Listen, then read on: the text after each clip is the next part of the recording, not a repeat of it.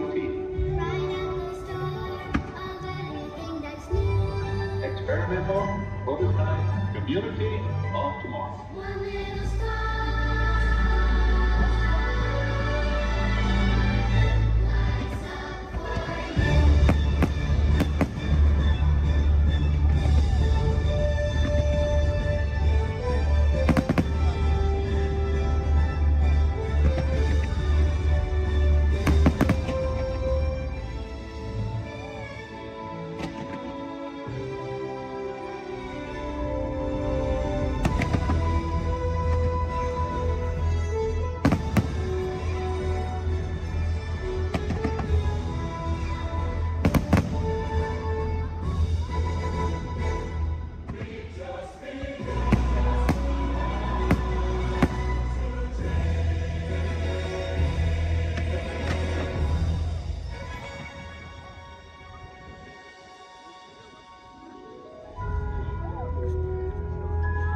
Welcome to the future, or should I say, your future.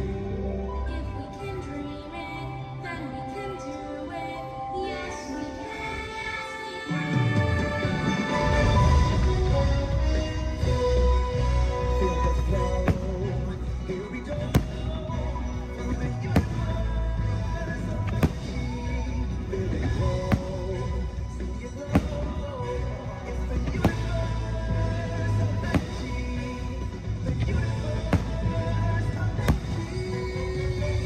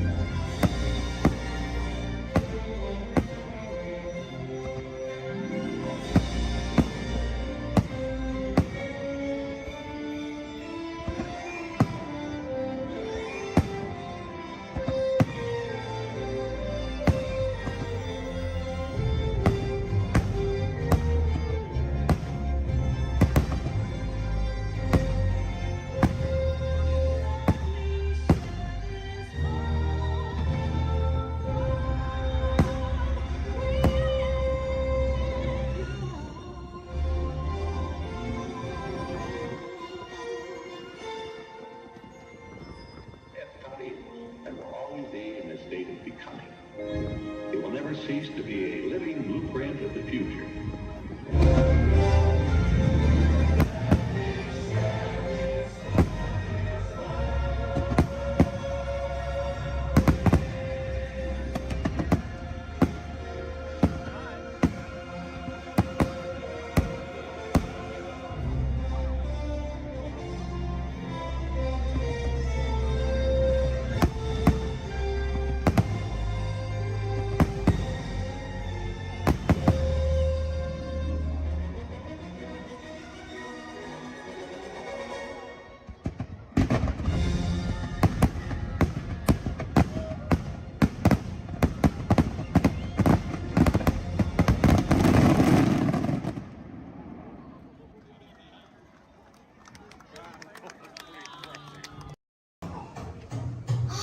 Where is it?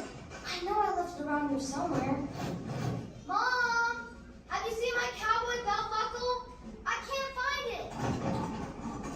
Never mind. Yeehaw! It's rodeo time. Well done, cowboy.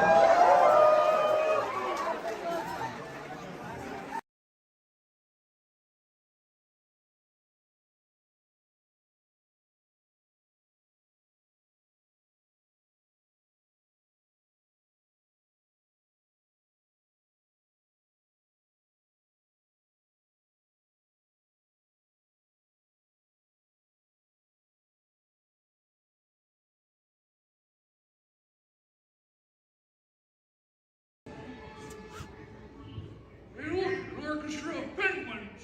Yeah, probably took the job for the hell of it.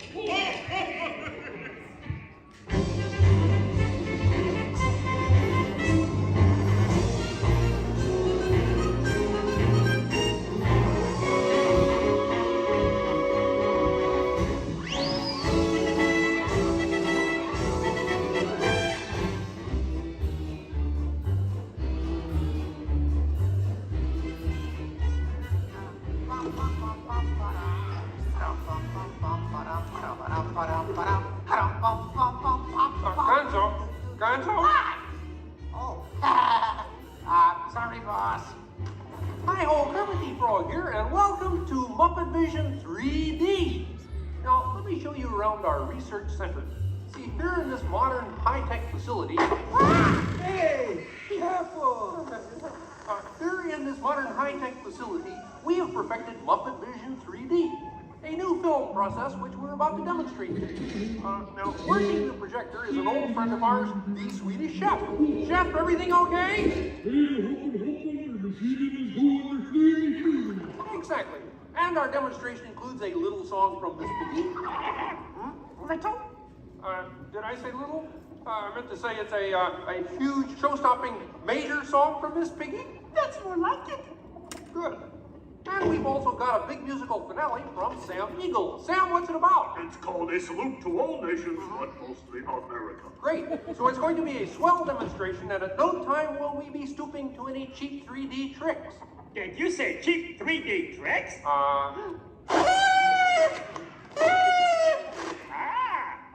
And here's something I wanted to spring on you. Walmart, it's that dumb bear again. Yeah. Hey, Bear, you're not even funny in 3D. Oh, not you guys. How did you get here? We entered a contest. Yeah, we lost. Oh, yeah? Well, my new 3DX gonna shower you all with humor.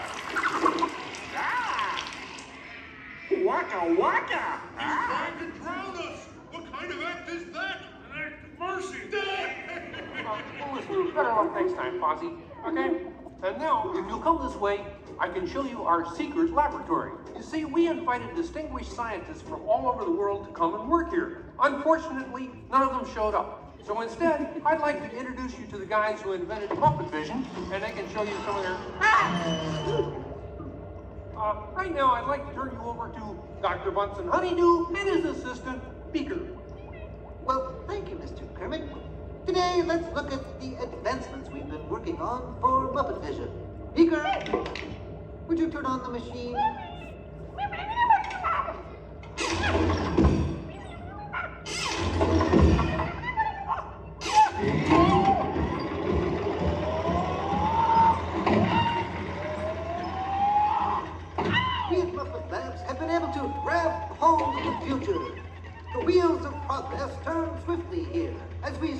look upon ways to bring science safely to you.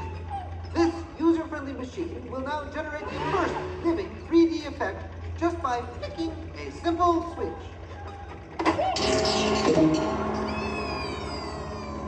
I'm Waldo, the spirit of 3D.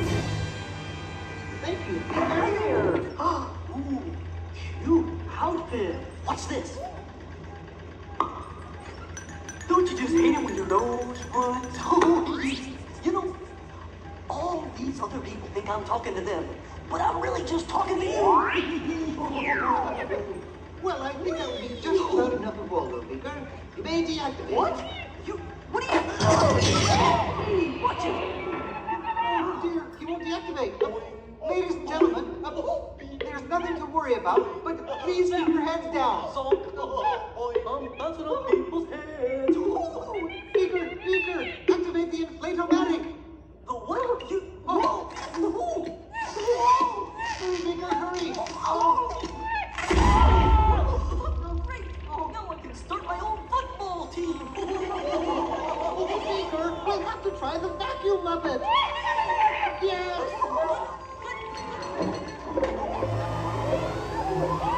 Ladies and gentlemen, for your own safety, please, Mr. Armist firmly.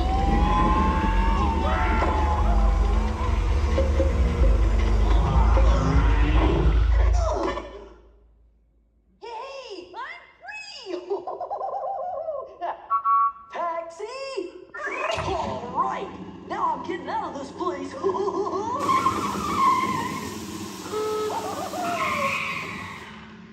This way, folks.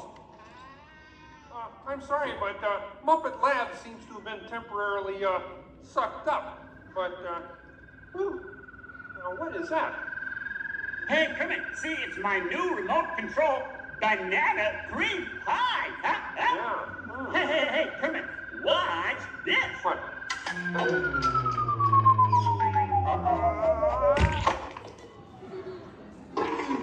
Ozzy, that's terrible. You're right.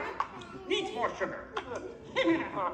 And now, ladies and gentlemen, for the first musical portion of our demonstration, we have Miss Piggy in a wonderful 3D number. That's you, penguins.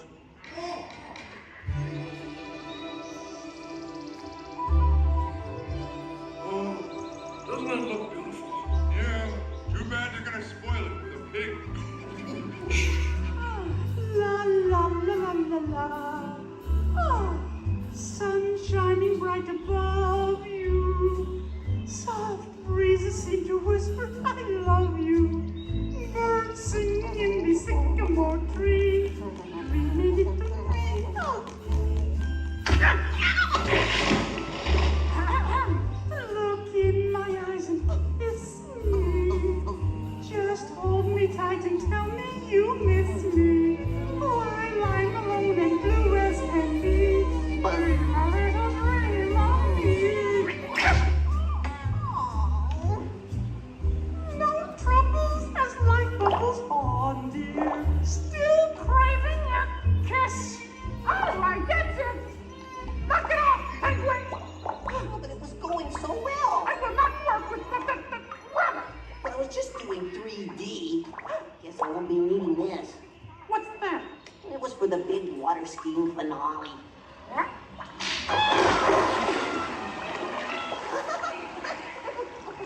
Hey, buddy, what are you doing? What do you mean? You are ruining this film. Well, I was Get just out. trying to Get help. out. I didn't mean anything. Go away. Aw. Go away. Does anybody know the way out of this film? Hey, you got a map down there? Well, you come with me if you like. I just got fired and I'm running away. Terrific! Let's go. Okay. Hey, Bean, what's up? I'm going away. Forever. Oh, great. Could you give me a sandwich? Would any of you people like anything? I mean, since he's going out, he could forever? Bean? Bean? Oh, Kermit! Kermit!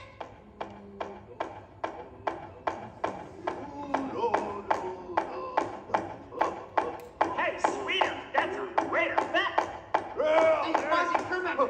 What is it? Bean Bunny ran away! Oh, no. Yes, our ribbons! Hey, we gotta find him. I know! All right, everybody spread out and look look for Bean. Right, I'll go this way. Ladies and gentlemen, we'll continue the show in just a moment. But in the meantime, if you see a rabbit, holler. Bean! Bean?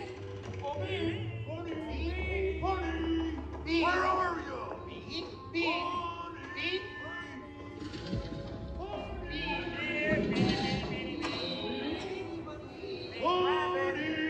Hey, what's all the commotion about? Bunny ran away. Well, you know what that makes him? Smarter than us. Anybody seen a bunny? I don't see a bunny. Where? Where? Oh, nothing up there but a bunny. A bunny? Me! Hi, sweetie. Hey, Kermit, look! What? Bean, what are you doing out there? I'm running away. Nobody would let me help in the movie. Oh. This is a very moving moment. Yeah, I wish they'd move it to Pittsburgh. Hey, Bean! What are we doing sticking around here? Let's burn rubber! Who's that? He's Walt, 3D friend, and we're both leaving the movie. Right. Look at Bean. If you leave, you'll miss all the fireworks. Right, yeah! Fireworks? Ooh. Okay, I'll stay, but I want to help. Gee, is there anything Bean can do in the final number? Oh, gosh, maybe Bean could set off the fireworks. That sounds great! Yeah, and I'll stay and help. I love fireworks! Well, okay. Sam, are you about ready? Yes, it's a glorious 3-hour finale. You got a minute and a half. Okay, everybody, get ready. Right. Ladies and gentlemen, the Muppets proudly present the final demonstration of Muppet Vision 3D.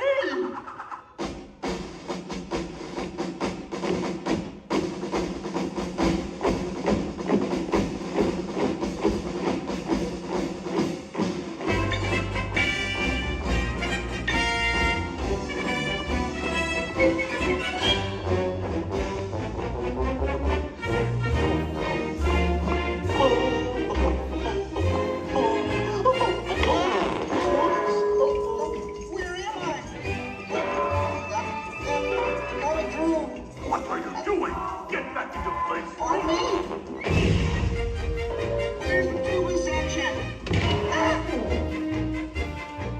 Oh boy. Whoa! Is it over yet? Can we start again? Sorry. The fireworks!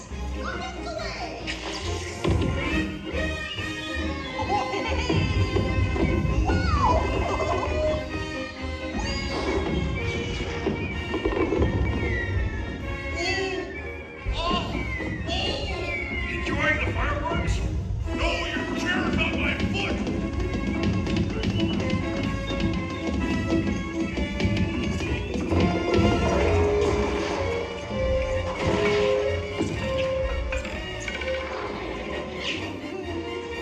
What's this?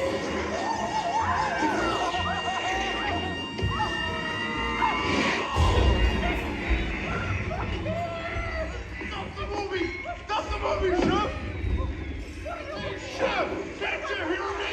Stop the projector! You will hear from my lawyer! Hey, I'll save you, penguin!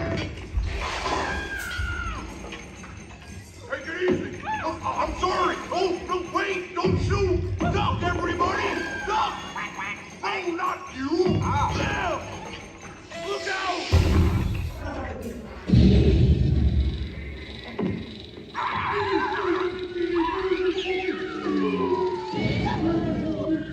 At last, I'm out of this silly film! Hey, what are you shooting at me for? It was the penguin! Hey, watch it, will ya?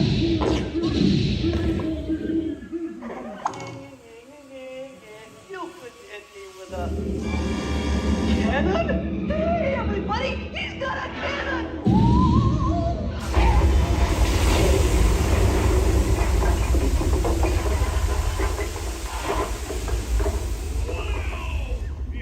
Everyone okay in here?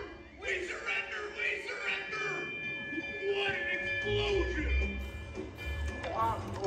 Ladies and gentlemen, I'd like to apologize for our slight technical difficulties, but I do wish to assure you that no one was hurt his theater suffered only minor damage. So thank you very much for coming to see this demonstration of Muppet Vision technology, and enjoy the rest of your stay, and come see us again sometime.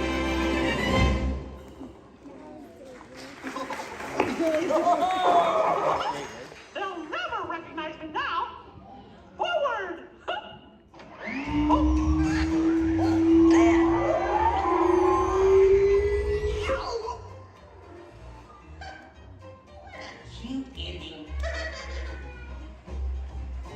Well, what do you think?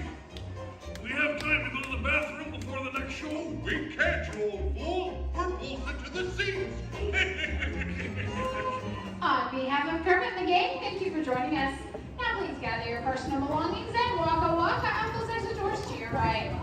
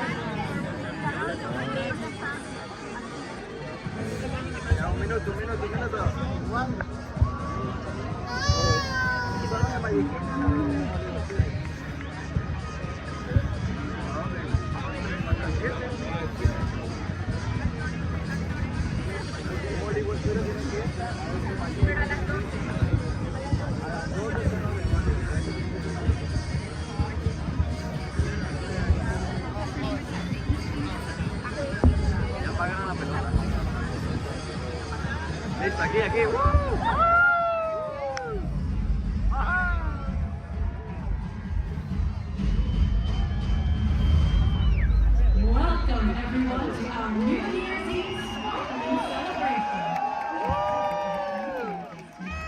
As we await the event here in the United States, Canada, and Mexico, we should note that many of our World Showcase friends are already greeted the New Year.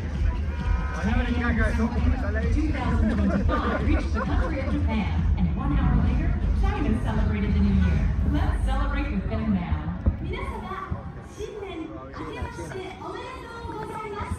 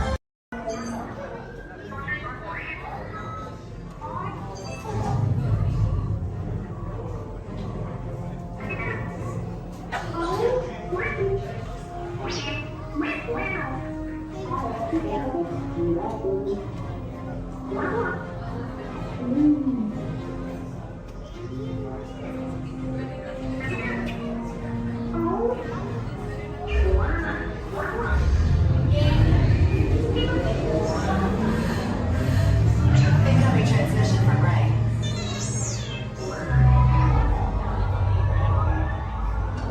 BB-8, is everyone assembled? Good. Should we be in flight prep? Recruits, thank you for joining the cause. A covert resistance team led by my friend Finn has infiltrated a First Order Star Destroyer that is now headed to this system. Your outpost on Batu is no longer safe. We have transports waiting to take you to General Organa's secret base on Pucara. I'll regroup with you there. The Resistance desperately needs your help in our fight against Kylo Ren and the First Order. Remember, it is vital that you keep the location of the Pucara base secret. Lieutenant Beck, one of our top commanders, will lead you. Affirmative. Transport is ready. 9-9 and I shall personally see them delivered. Thank you, Lieutenant. Welcome to the Crawlers. May the Force be with us. Commander Poltam and a squadron of X-Wings shall escort us to the rendezvous point on Pucara. Roger, this is Black Leader. I hear you're a fine-looking group of recruits. Well, no time to waste. Let's get you on your way to the General. Stand clear. Deck doors opening now. Hurry, all recruits to transport. No need for safety gear, it'll be a smooth ride. Ground crews, deck is in motion. Recruits crossing to transport. Initiate pre-flight sequence on Deck 3 for Pucara.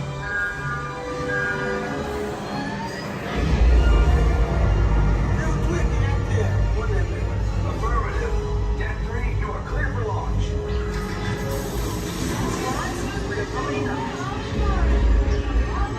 Pucara personnel, this is your final call on board.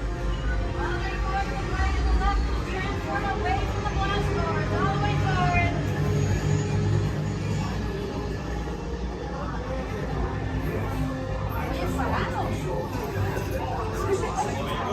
Transport is away in 30 seconds.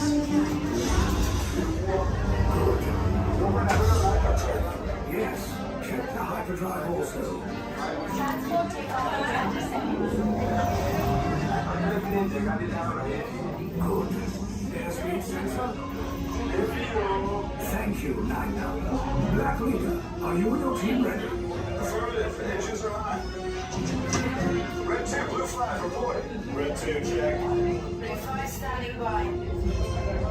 Engage repulsors and hold on, recruits. More ships. Launch.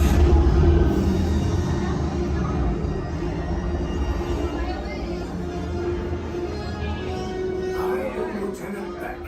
As you heard from Ray, I have been tasked with getting you to Pucara. Red 2, Blue 5, keep tight now. Let's get ready to make that jump to light speed on mark.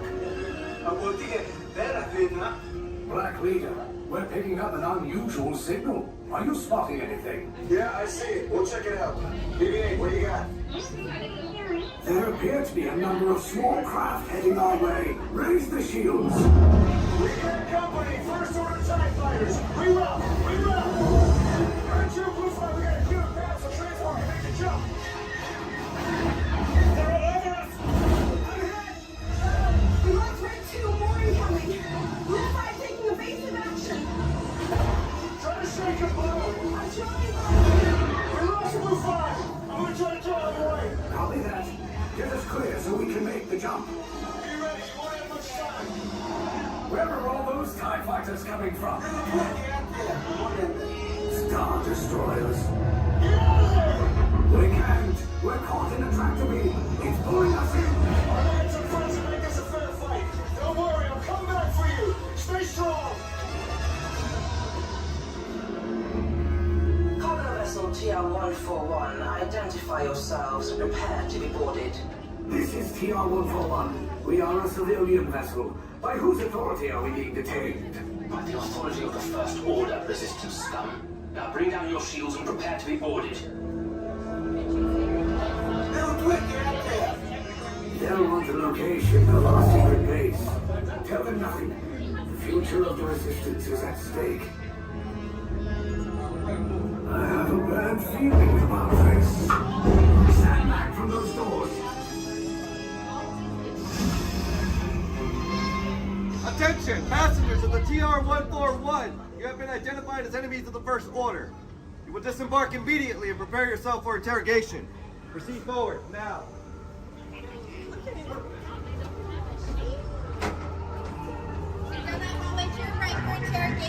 Keep your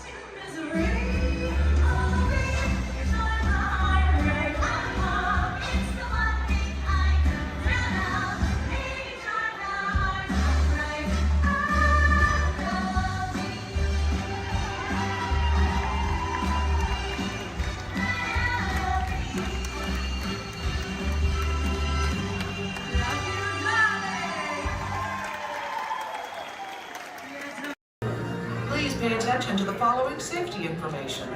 When the automatic doors have opened, please proceed directly across the ramp into the cabin. Continue to move all the way across your aisle, filling in every available seat. Galactic regulations require that all carry-on items be safely stowed beneath your seats. To fasten your restraint, use the yellow strap to pull the belt out from the right side of the seat and snap the belt into the buckle on your left. For your safety, remain seated throughout your flight with your restraints securely fastened, and please watch your children. Para su seguridad, permanezcan sentados, con el cinturón de seguridad ajustado, y cuiden a los pequeñitos. Do not put on your flight glasses until instructed to do so by a crew member. One final reminder, smoking and photography are never permitted on any Star Tours flight. If you have any questions, don't hesitate to ask a Star Tours agent. You'll be boarding in just a few moments. Thank you.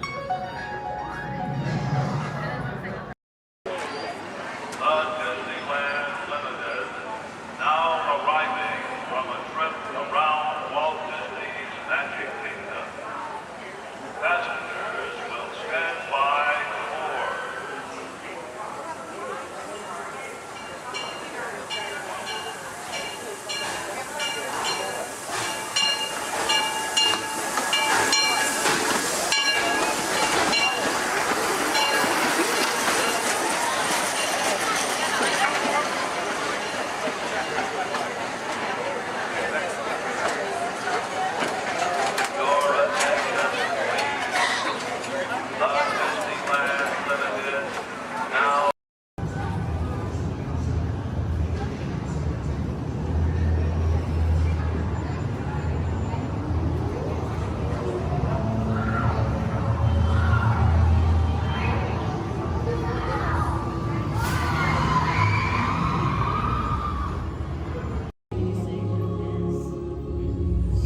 1923, a young man from the American Midwest, along with his older brother Roy, started a cartoon studio in the back rooms of a small real estate office in Hollywood, California.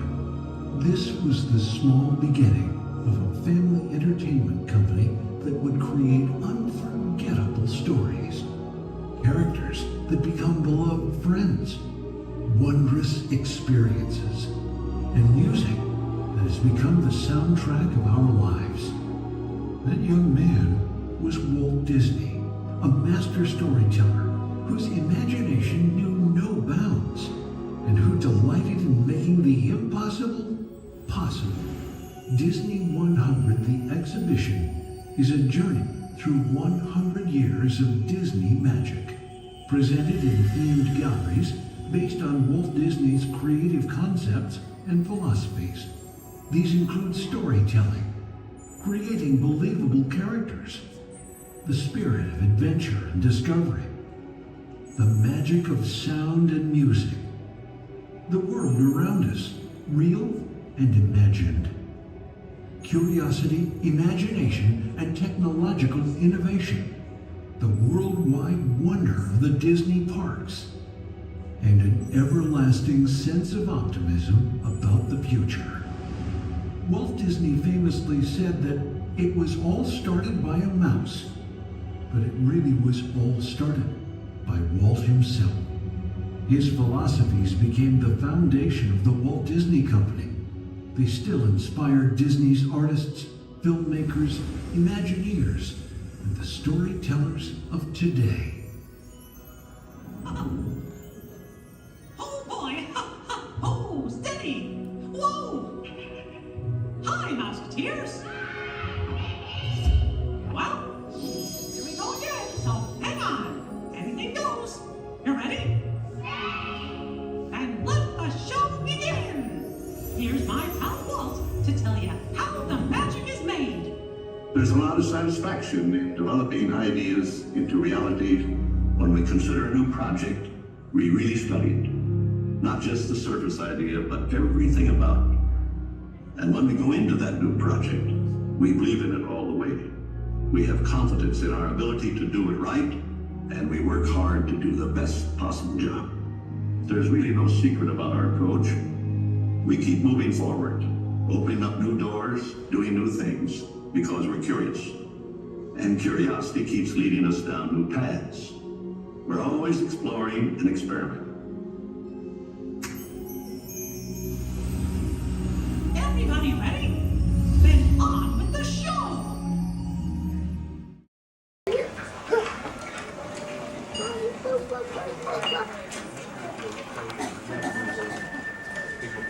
Sorry. Mommy, you wanted me to ride with you? Only if you want to. 'Cause otherwise, nobody's gonna be there to hold your hand. You want to be able to hold my hand? Yeah. The next group's ready. I put my hands up in the car. You gotta get it. Hi, everybody. Welcome to the test track. My name is Bill McHale. I'm up here in the control center. In just a couple of minutes, you're going to be out there on that track. But first, let's put together your test schedule. These are the same kinds of tests that are run at GM test facilities all over the world. Let's put up the 26-8 grade. You got it. Okay, we're going to start you off on an accelerated hill climb. Now, these steep grades give us a chance to evaluate the effects of heat and stress on your engine and on the transmission. Twisted germ locks. Let's put up the blocks, German and Belgian. Next, your vehicle is going to go over a variety of rough road surfaces. These are designed to test the integrity of the suspension and the chassis. It's gonna get a bit bumpy. Yeah. Next, you're going to see and feel what it's like when your brakes lock up and you lose control of the steering. Hang in there because we're going to do the test one more time, this time with the ABS or the anti-lock brakes. Okay. What's next? Let's do some environmental tests. Put up 2, 5, and 7. 7? Yeah, 7. Okay. After that, we're going to subject your vehicle to some extremes in temperature, as well as corrosive conditions to see how it handles nature's worst. And finally, we'll take you out for some handling runs. Let's do the corner. I'm going to send you through some hairpin turns, and then we'll take you out and do the high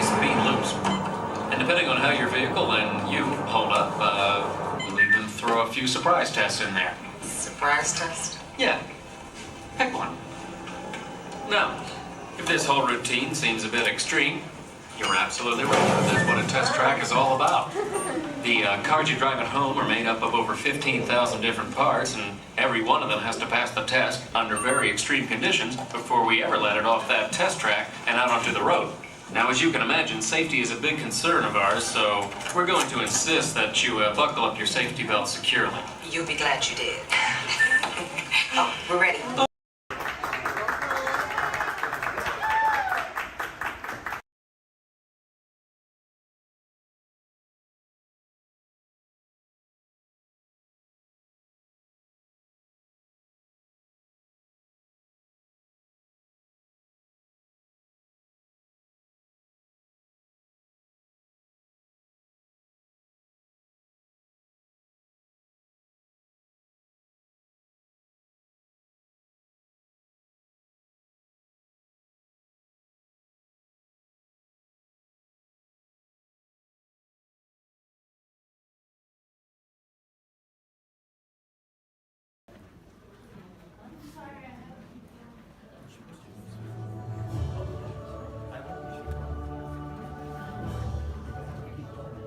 Hello.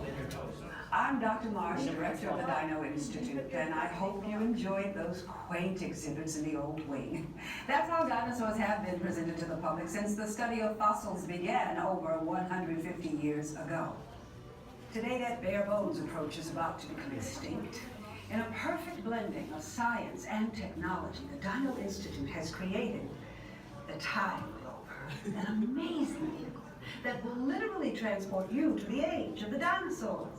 How? That's proprietary. But the result is a breathtaking journey through a prehistoric world where you will witness the most spectacular creatures to ever walk the earth. In a moment, you'll be going live to our control center for a comprehensive safety briefing, and then it's on to the tour that will convince you forever that the future is truly in the past.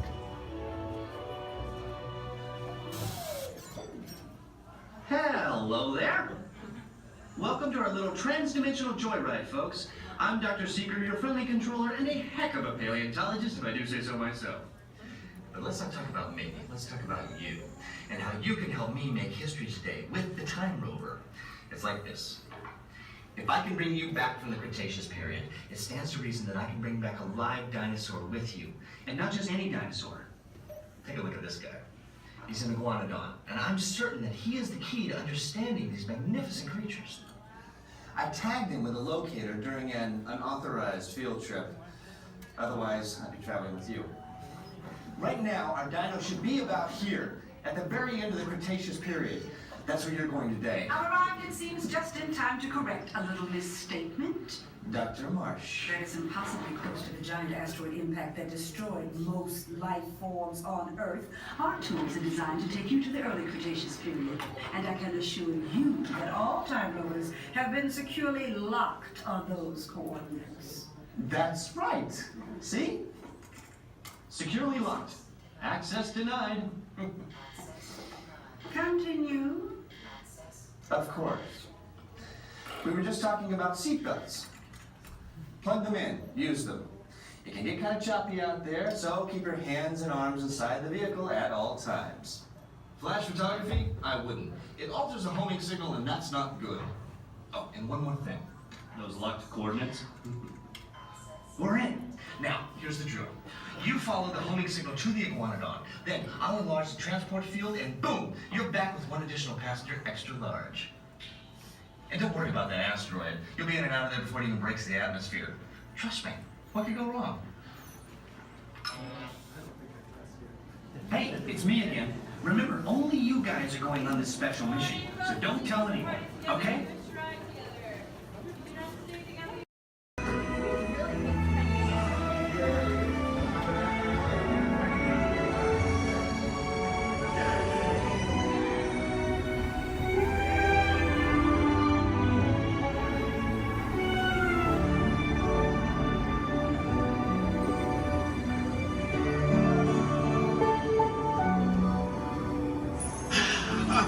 Voilà, vos Venez, venez, venez. Suivez-moi, je vous prie.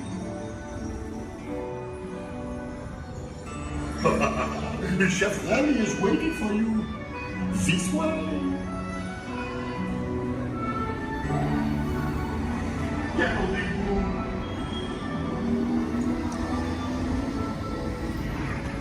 Oh, les erreurs, les invités pour le dîner. Here! Hein? On aurait pas idée à convaincre? Non. Simple omelet? Too simple. What? Mais oui, that's it!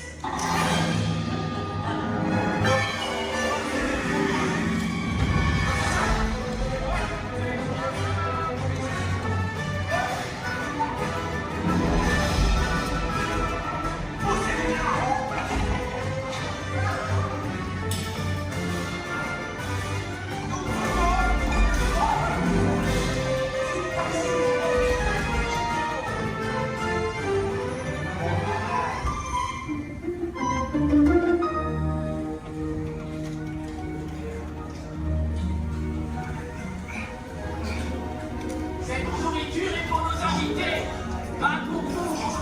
Hey guys, the food is for them, not you.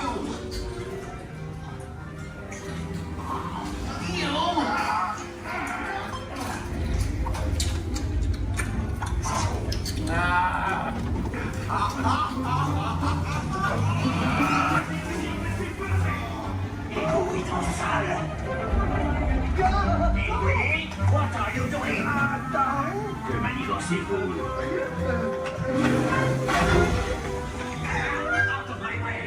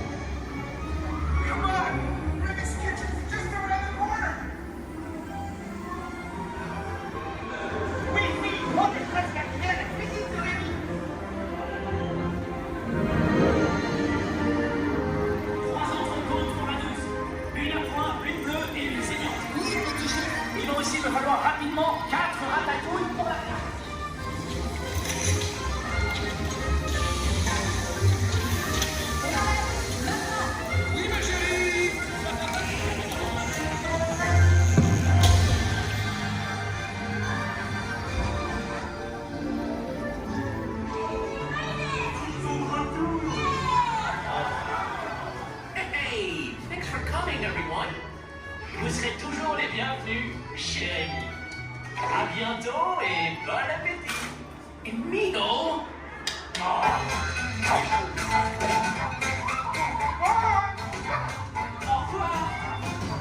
And for you, and this way, you are always welcome at Bistro Shade.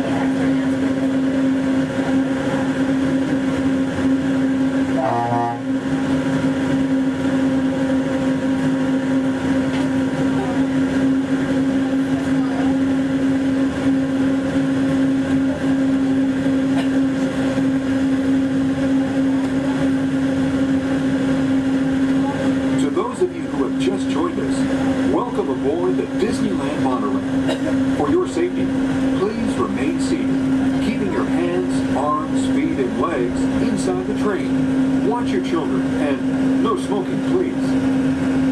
Bienvenidos a bordo.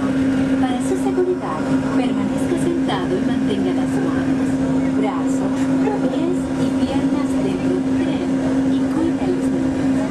Por favor, se detenga no. Gracias. We're now en route to our final stop, the Tomorrowland monorail station.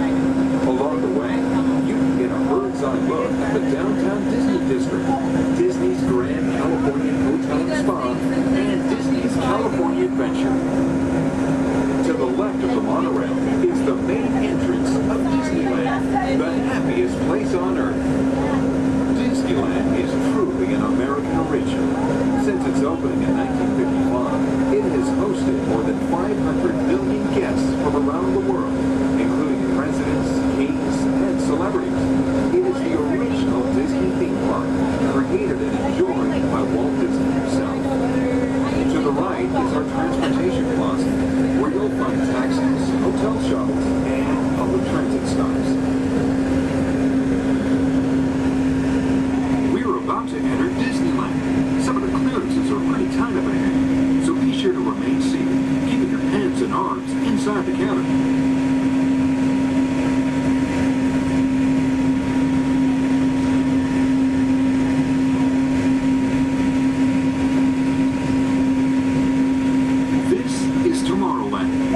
Inspired by science fact and fantasy. Directly below us is the Submarine Lagoon, where you can dive into an exciting underwater adventure aboard the Finding Nemo submarine voyage. Across the way are the icy peaks of Matterhorn Mountain, home of the world's most famous bobsled run. And beneath us are the roadways of the Utopia, where drivers of all ages can ride the road to tomorrow. As we cruise over Tomorrowland, our pilot would like to share a few program reminders. Hello everyone, welcome aboard Monorail Red. For your enjoyment, this land park will remain open until 9 p.m. tonight. The park's hours has been extended to 9 p.m. Our last monorail tonight will be at 9 p.m.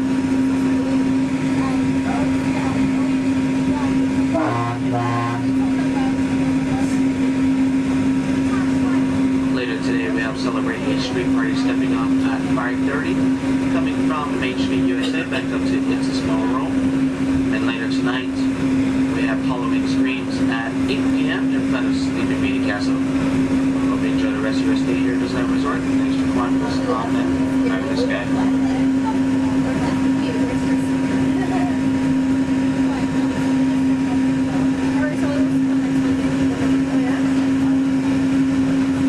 Just ahead and to the right of the train are the sparkling gold spires of one of Disney's most beloved attractions, It's a Small World. Beyond it is the wacky world of Disney's classic cartoon characters, Mickey's Toontown. We're now riding alongside the happiest kingdom of them all, Fantasyland, home to Pinocchio, Snow White, Peter Pan, and other storybook characters. Last time I went, one of the guys got really close to the little boys right here. It freaked me out, and I hit him, and I was like over it. I'm never like, no. I don't think go back. I haven't gone to my.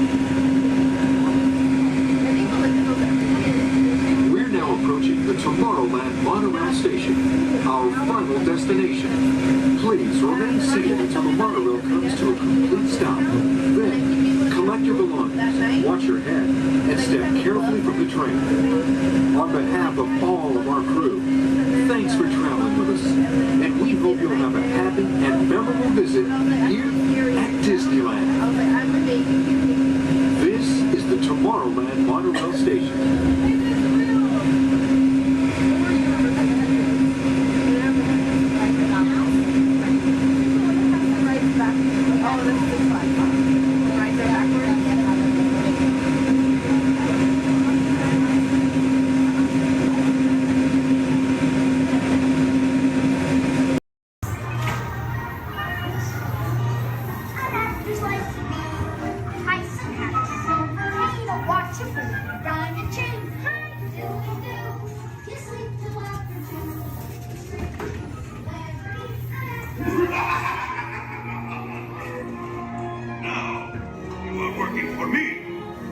Be careful.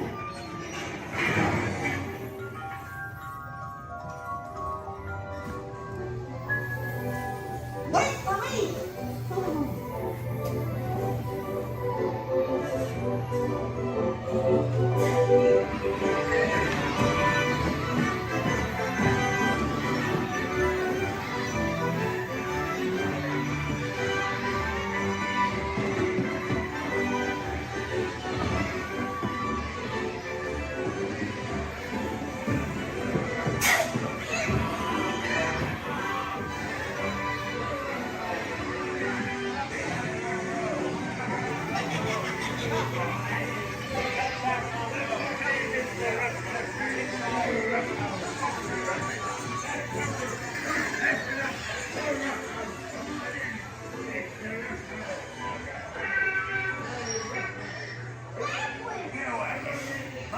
Jackass out of yourself.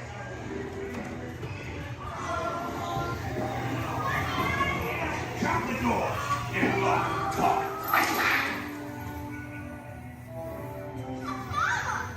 Please let me go. Please.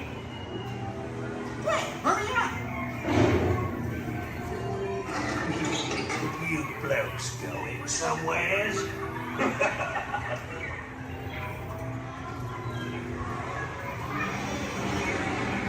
Look out, the monster!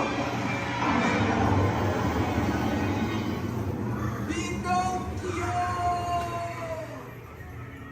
You're almost there.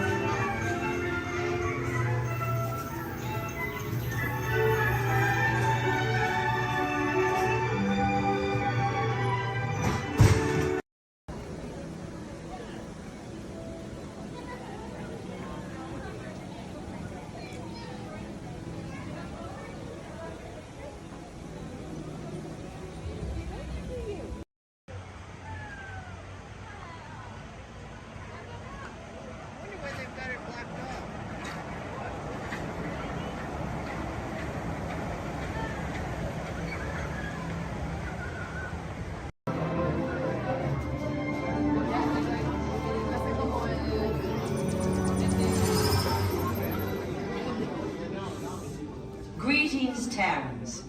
I am Nova Prime Irani Rayan, Commander of the Nova Corps.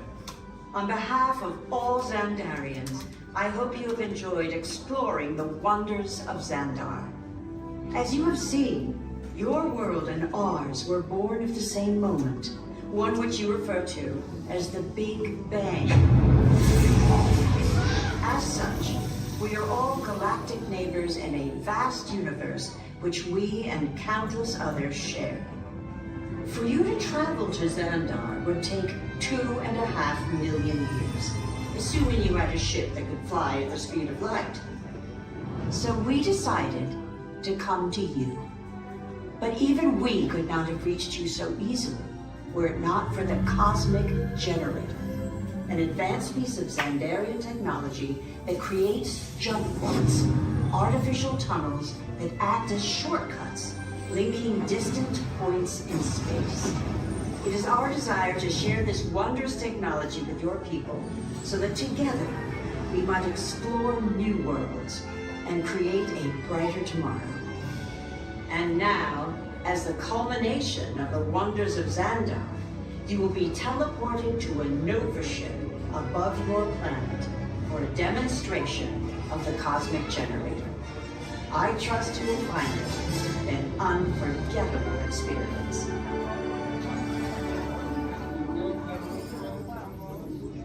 Welcome, people of Epcot, Epcoters, Epcotians, citizens of Epcot. Does anyone know what they call themselves? What? Someone needs to tell me when I'm on. Welcome, Epcot Terrans. I am Centurion Tal Merrick, and we're just about ready to teleport you up to the ship for the demonstration. As you're about to enter a secure Nova area, I must ask you to put away your Terran communication devices at this time. Recording of any type is strictly prohibited. I am very serious about this.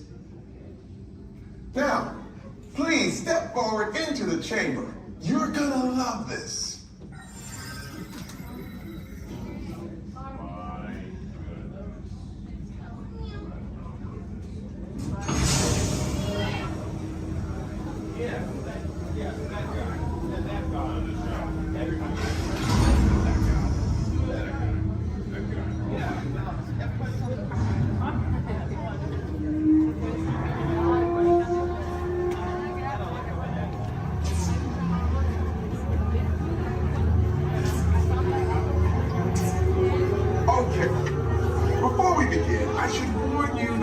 Never teleported Terrans before, but since your molecular structure is very similar to Xandarian's ancient Earth, it'll work. So long as you are standing inside the lighted ring. You do not want to know what happened last time someone did not stand where I told them to, okay? Please make sure you're all the way inside that lighted ring on the floor. We must teleport you till you're all the way inside that lighted ring.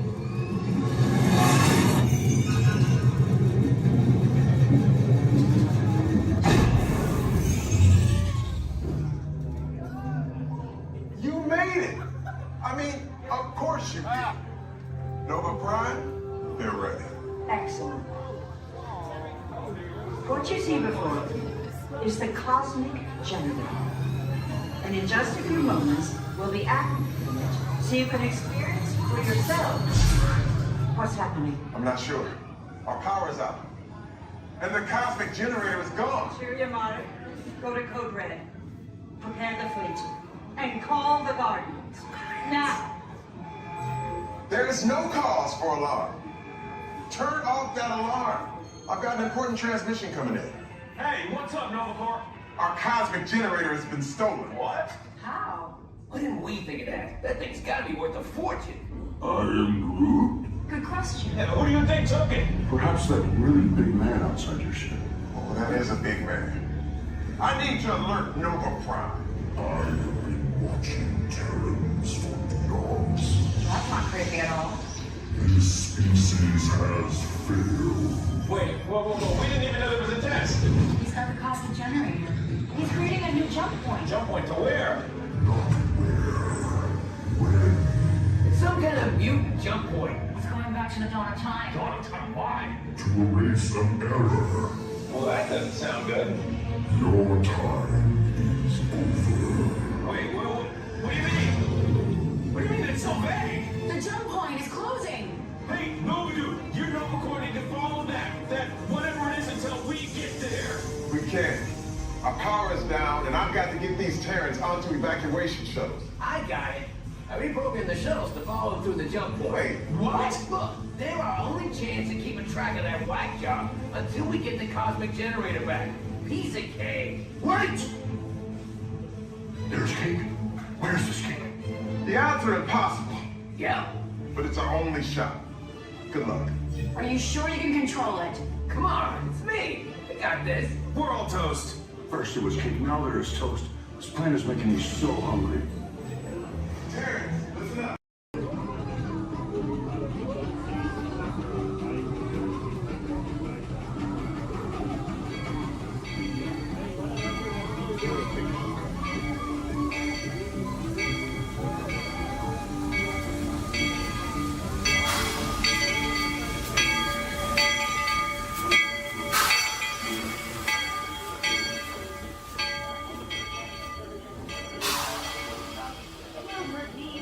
Magical words all clear.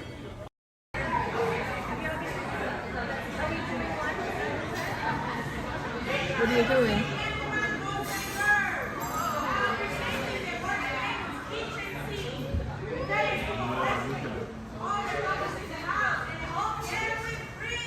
The whole can?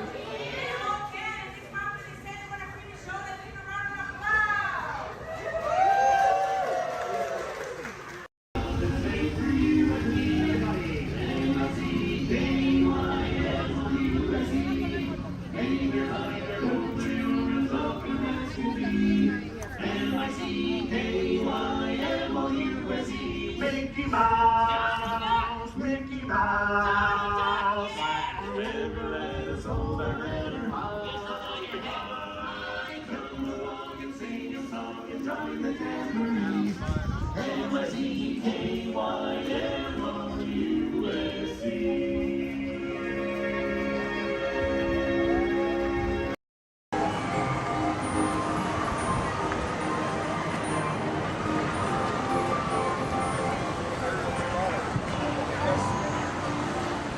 Rest all the rest them all up.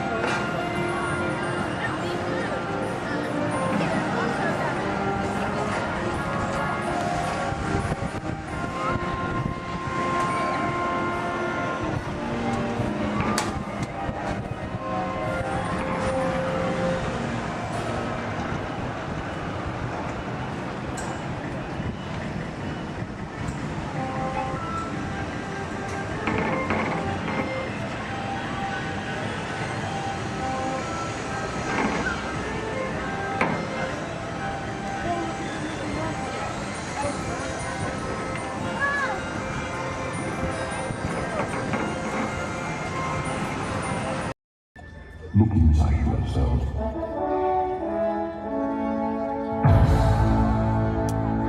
You are more than what you have become.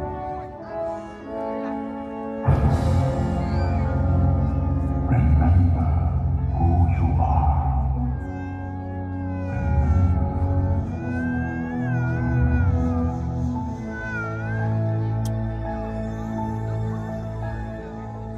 I have often dreamed of a far place where a hero's welcome would be waiting for me. Where the crowds would cheer when they see my face, And the voice keeps saying, this is where I'm meant to be.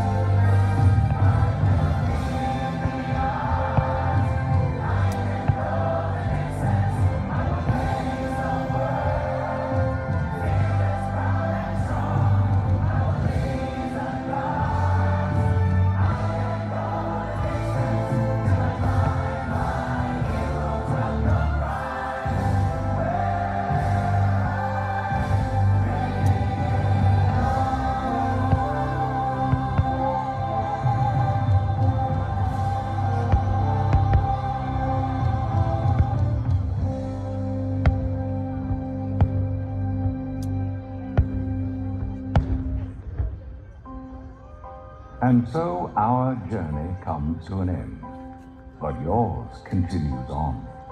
Grab hold of your dreams and make them come true. For you are the key to unlocking your own magic. Now go, let your dreams guide you. Reach out and find your happily ever after. The battles, the stories, the losses, and all the glory were changed by the way we live every day. Just look up and reach to the sky. We all have the courage to fly.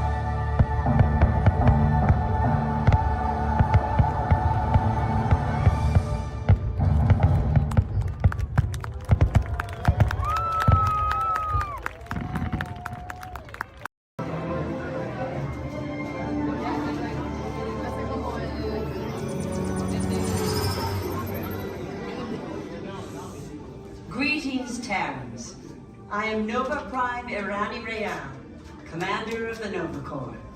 On behalf of all Xandarians, I hope you have enjoyed exploring the wonders of Xandar. As you have seen, your world and ours were born of the same moment, one which you refer to as the Big Bang. As such, we are all galactic neighbors in a vast universe which we and countless others share. For you to travel to Xandar would take 2.5 million years, assuming you had a ship that could fly at the speed of light. So we decided to come to you. But even we could not have reached you so easily were it not for the Cosmic Generator, an advanced piece of Xandarian technology that creates jump points, artificial tunnels that act as shortcuts, linking distant points in space. It is our desire to share this wondrous technology with your people so that together we might explore new worlds and create a brighter tomorrow. And now, as the culmination of the wonders of Xandar, you will be teleported to a Nova ship above your planet for a demonstration of the Cosmic Generator. I trust you will find it an unforgettable experience.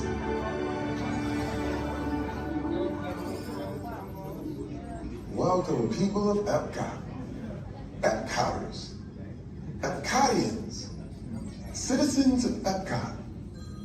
Does anyone know what they call themselves? What? I'm on? Someone needs to tell me when I'm on. Welcome, Epcotarians.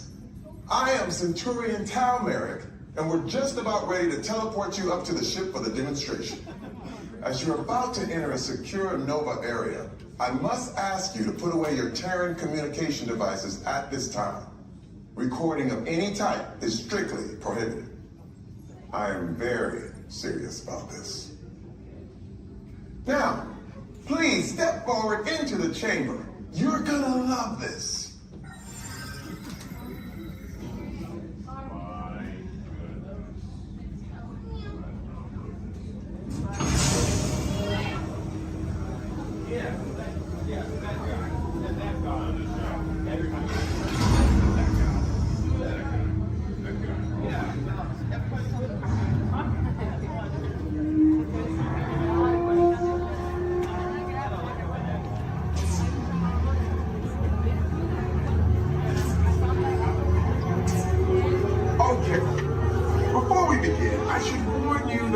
Never teleported Terrans before, but since your molecular structure is very similar to Xandarians, it should work.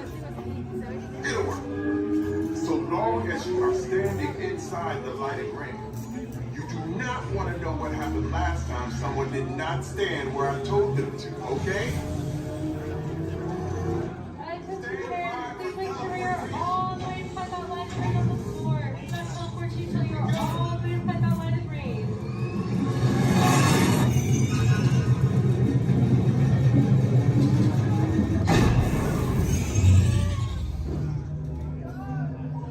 You made it! I mean, of course you did.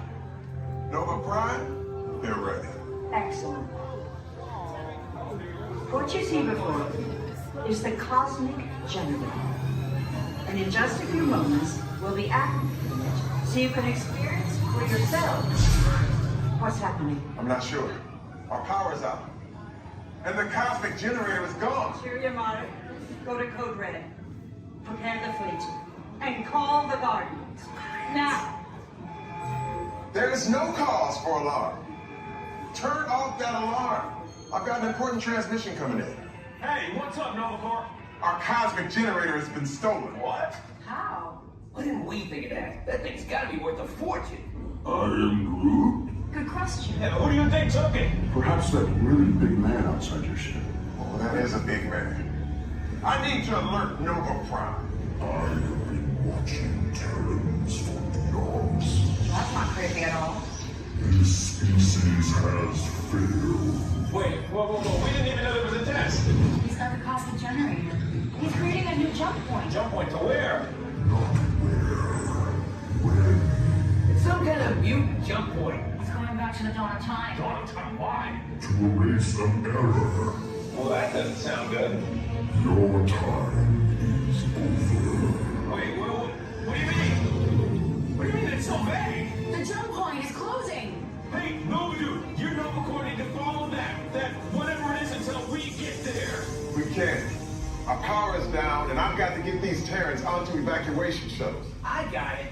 We broken the shuttles to follow them through the jump point. Wait, what? Look, they're our only chance of keeping track of that whack job until we get the cosmic generator back. Piece of cake. wait! There's cake. Where's this cake? The odds are impossible, Yeah. but it's our only shot. Good luck. Are you sure you can control it? Come on, it's me. I got this. We're all toast. First it was cake, now there is toast. This plan is making me so hungry.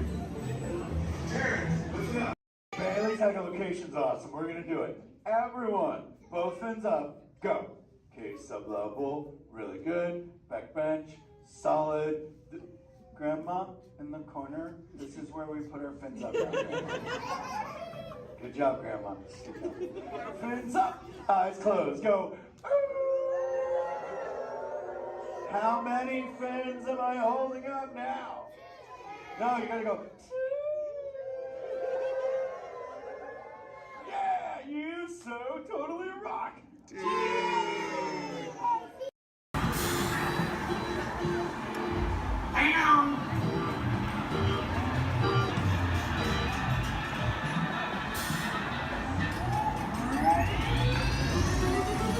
Here we go.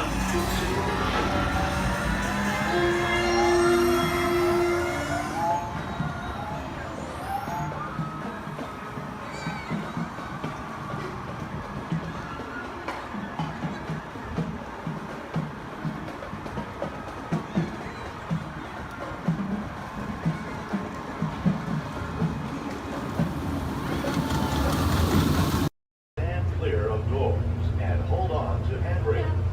The shuttle will be departing momentarily for gates 100 through 129. Orlando and Central Florida have so much to offer. There's a good chance you didn't see and do it all. So please come back and visit us again very soon. This is Orlando Mayor Buddy Dyer, and we hope you enjoyed your Orlando experience.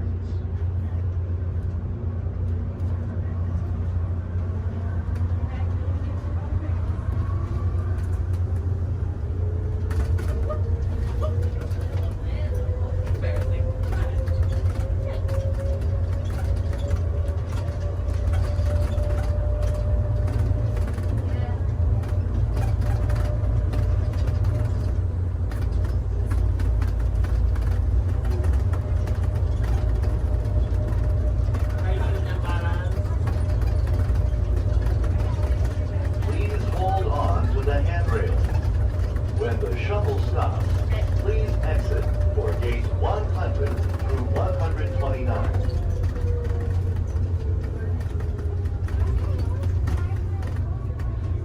Unless you want to take a picture of your ticket.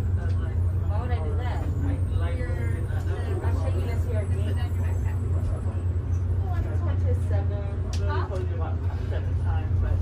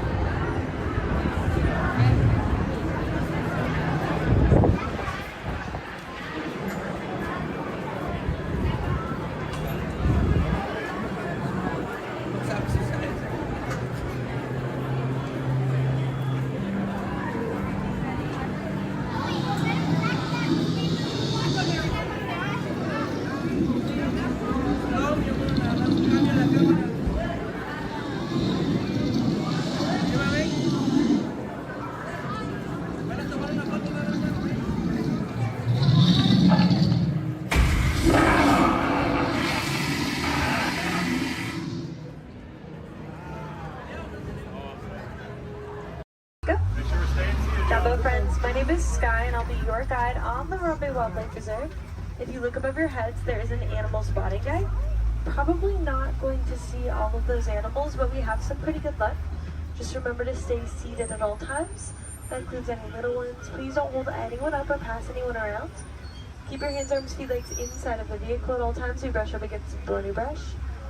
And these are going to be real wild animals. They are going to be moving around, so you may want to have your cameras out ready. Hold on tight. I recommend a sport or an action mode if you have it.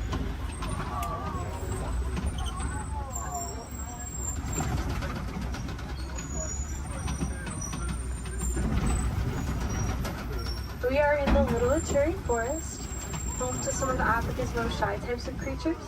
They're usually very good at hiding, and their markings will help them to blend in. Like that okapi up on the right. They have white stripes on their legs, kind of like zebra stripes.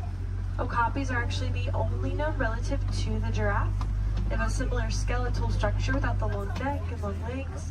They were believed to be mythical creatures until 1901. People thought they were too good to be true, but they're true. I think they're pretty great.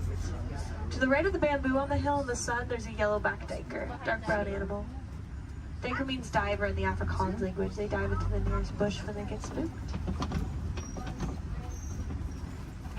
There are some saddle-billed storks a little further up to the right. They're walking up this hill. There's one on the top of the hill. Looks like they were collecting things to build a nest, but big black and white birds. Stand about 5 feet tall, have a 9-foot wingspan, and they're made for life.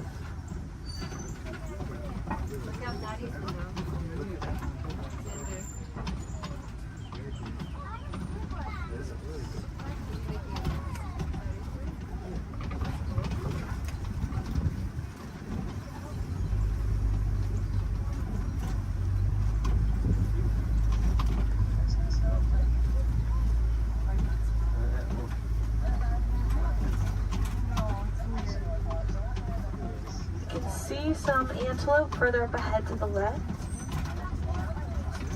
There's going to be some tan ones called greater kudu. They can leap up 8 feet in the air to jump over obstacles, which is super helpful if they need to get away from a predator. And there's some reddish ones called bongos. Their beautiful coloring is also a greasy substance like marked leaves as they're passing through the forest, potentially making it easier for them to come back and find each other.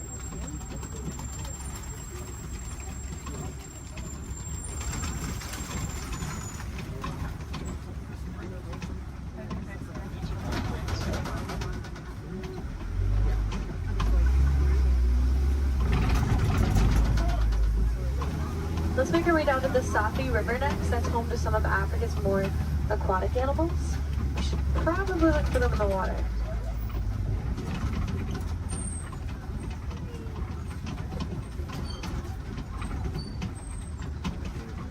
There are some big whitish gray birds on the land called pink-backed pelicans. Get a pink coloring on their backs during mating season to help them attract the mates. And there's also some Nile hippopotamus. Hippos spend most of their time in the water. They can swim, but they often choose not to. Instead, they sink down to the bottom and tiptoe at the bottom of the water. And they'll often come out to find food or relax on a cool day.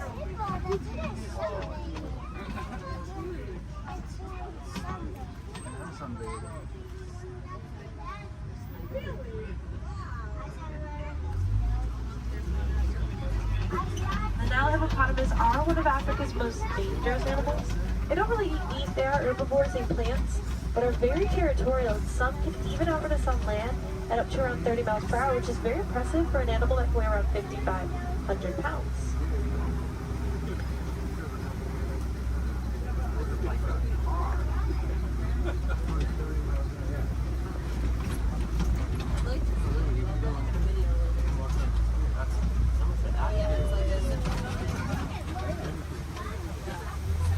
Underneath this bridge, there are some Nile crocodiles.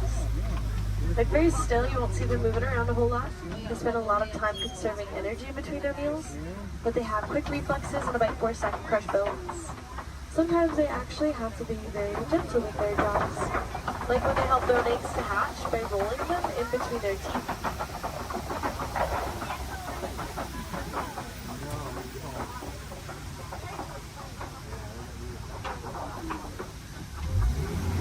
Let's make our way towards the savannah next. That's where we will be spending the most of our time. It's known to have vast open grasslands, and it's a really great place to find some more animals.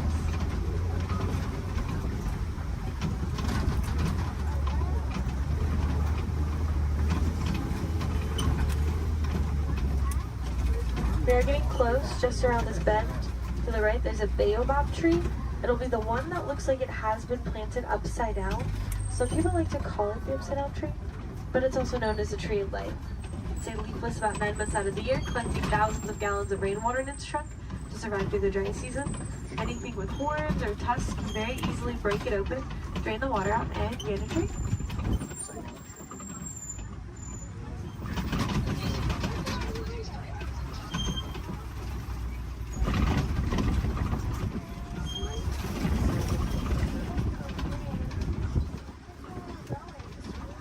There's some wildebeests at the bottom to the right.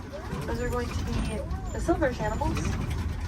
They can migrate in large herds of up to 1.5 million of them and also run around 50 miles per hour. So they line up in rows, group up and face different directions to avoid running into each other and if they have to run away from something.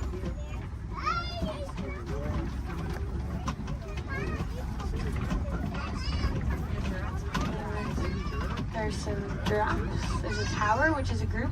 Makes sense, they tower over everything at about 20 feet tall. Giraffes are born at about 6 feet tall after a 15-month pregnancy. And the large tan antelope are the elands.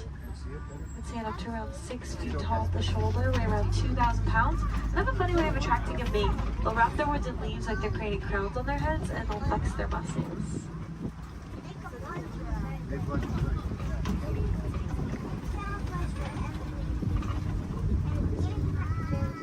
To the right of this den, on our left, there are some African painted dogs.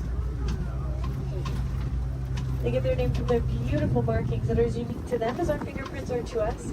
They are not like your pups at home. The African painted dogs are the most successful hunters on the savannah. They hunt in packs and chase their prey to the point that it drops of exhaustion. So very dangerous, also very cute.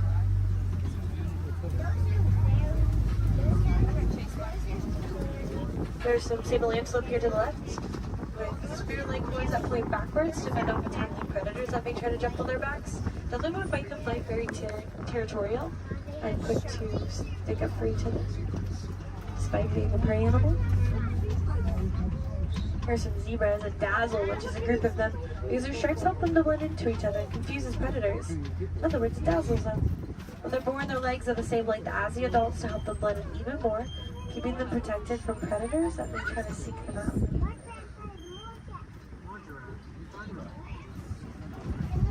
Large mounds at the side of the road are termite mounds, made up of animal dung, dirt, and termite saliva. They get as hard as concrete in the sun, so animals like elephants, giraffes, like to use them as a scratching post, weighing them down. Antelope can stand right on top of the worn down ones to use them as a lookout, looking out for predators.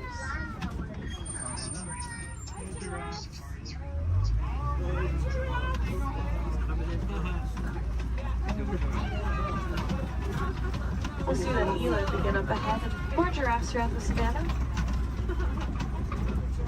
So we keep on going. See some wildebeest not too far away from us.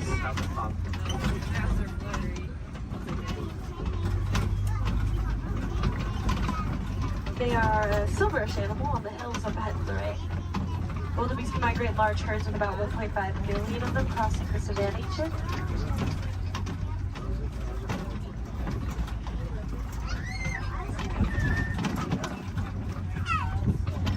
They also run around 50 miles per hour, so wildebeest face a pretty big challenge of trying to avoid running right into each other if they have to run away from something. So they often line up in rows, group up, and face different directions. Keep themselves from running into each other.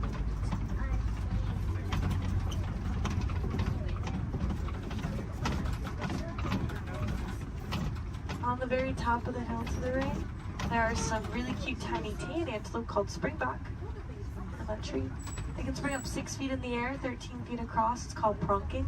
Sometimes they do it to show off to predators because they can also run up to about 60 miles per hour, making them one of the fastest land mammals.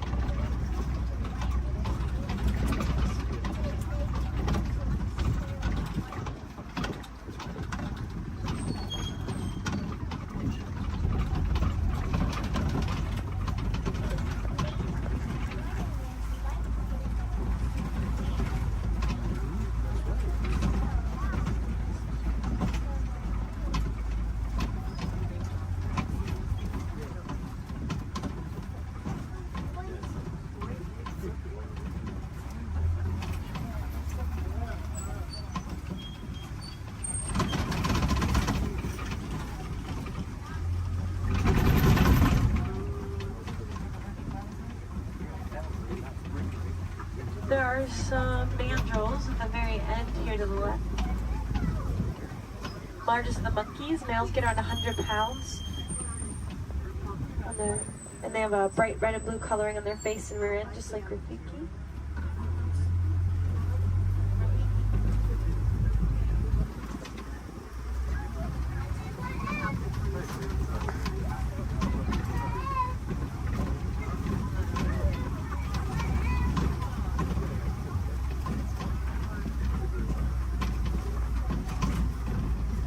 Next up, we'll head towards some red clay pits. Some animals really like to eat red clay. It's really good for them. Kind of like taking a vitamin. Although, unfortunately, red clay pits are also often a set of coltan mining, which can cause some problems like habitat destruction, limited food source, more poaching. It's actually very easy to help out with those issues if you are interested. All you have to do is recycle any of your old and used broken electronics or appliances. They contain that coltan. You might be able to find some recycle bins in places like your local grocery stores or electronic stores. Or you can check out Grace Gorillas. They're working to help gorillas in the Congo, and they cover the cost of shipping if you recycle with them. We're pretty big fans too. We named one of the gorillas Grace on Gorilla Falls Exploration Trail.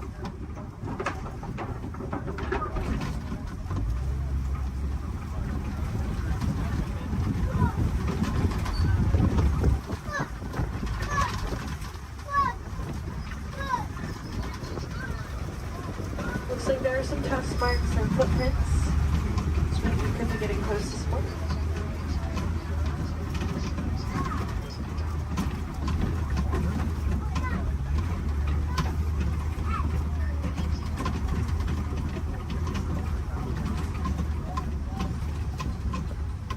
It's pretty quiet here. We'll try to check out around the watering hole up ahead. Sometimes we have a little bit better luck because these animals really like to stay close to their source of water, especially in a place where there is a 3-month drought every year. The savanna dry season does cause animals to have to migrate across the savanna in search of better sources of food and water. When they find them, they stay close to them for as long as possible.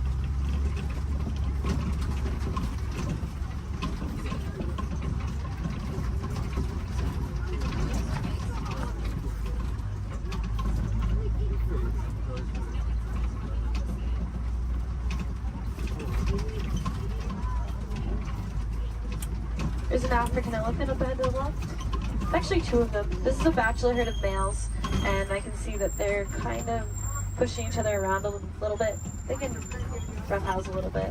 It's pretty normal. African elephants are the largest land mammals. They can weigh up to around 14,000 pounds. Elephants are born at around 300 pounds after a 22-month pregnancy. And they're a matriarchal society, so females are in charge. They actually kick these males out of the herds once they reach maturity of around 13 to 15 years old. Some males migrate alone, some band together and create their own herds called bachelor herds. Here's a flamboyant of graded flamingos here. These ones are a very light shade of pink, and it can take up to 2 years for them to get their coloring from beta-carotene found in the bread shrimp that they eat. There are a few different theories to why a flamingo might stand on one leg. It's mostly believed to help regulate body temperature, kind of like sticking one leg outside of the covers at night to cool yourself off. A flamingo might just put one leg up.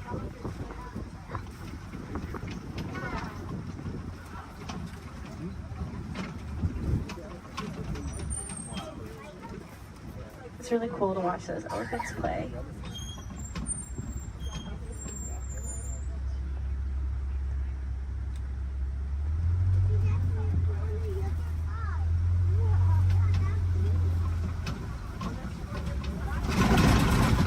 Looks like something may have been rolling in the mud up ahead. Some animals like to use mud as a sunscreen, a bug repellent. It's also just good for their skin, especially these white rhinoceros. They do that. They're almost always covered in mud. Rhinoceros can get up to around 5,000 pounds and are very social, love to hang out in crashes, their groups. Unfortunately, they are poached for their horns made out of keratin, which is hair and fingernails. People believe that it has medicinal purposes. It is really just hair and fingernails, so awareness is a big part of rhino conservation. Rhinos here in this reserve are helping us to spread that awareness. There's an ostrich to the right. Largest birds, flightless. They run around 40 miles per hour. Their wings help them to keep their balance and quickly change directions while they run.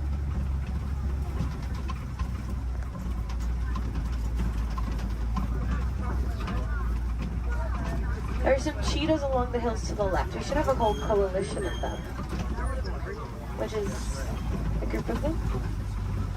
Fastest land mammals, they have a top speed of up to 70 miles per hour, which we'll get to in just a couple of seconds. Cheetahs really only run for about 30 seconds at a time. Not long distance runners. And they are most active during the day. They do their hunting during the day to avoid the competition that they would have if they were to hunt at night, especially alongside big cats.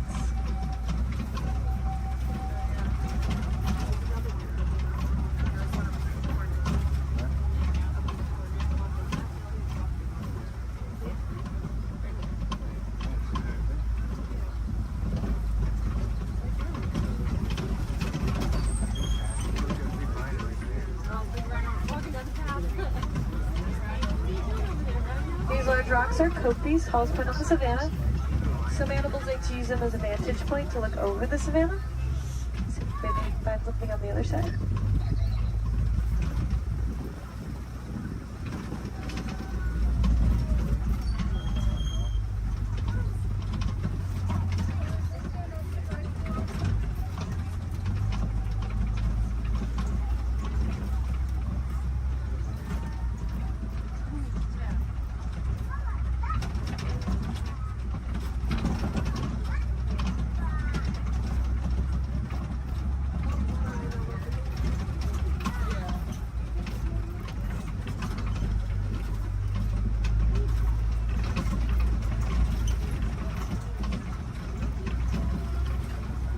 There's some lions here to the left.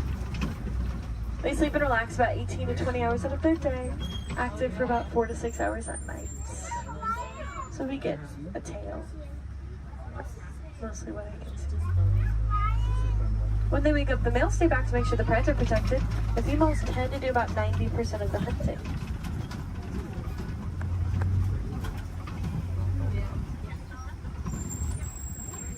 There's some warthogs in the back left. They just look like hairy rocks in the break of that bush. Pumba, that means foolish one in Swahili. Actually very intelligent. They'll back up into those burrows with their tusks out to ward off predators. Also use them to dig too, but they work smarter, not harder. They will find them abandoned or steal them from other animals if they can.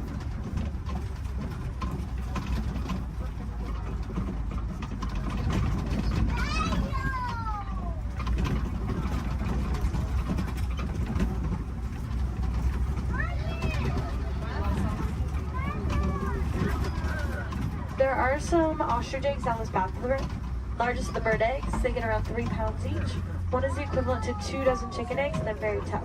Probably wouldn't crack if you were to sample one, but I don't think that ostrich we saw earlier would like that very much. And now we are heading into the final area of the reserve. Mostly farmland. We'll see if we can find some farm animals before we head back to our warden's post.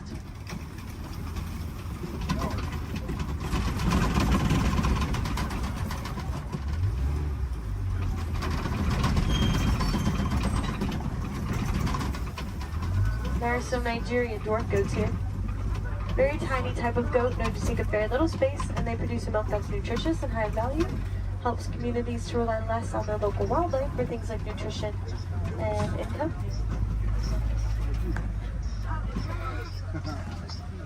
The yellow box and the yellow post here to the left is a beehive fence from our Elephants and Bees project, which is personally one of my favorite projects that we've ever worked on. Basically, elephants don't like bees. They can hear the buzzing over a mile away and stay away from it.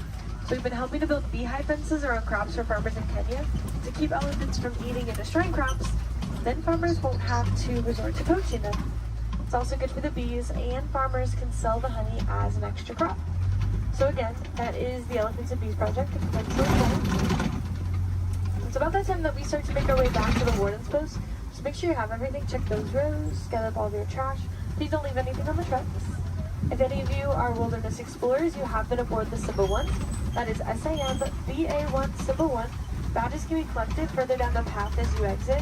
And if you want to help out these amazing creatures, then I definitely recommend checking out the Disney Conservation Fund. You can learn more about the cool projects that we work on. You can donate to it if you'd like.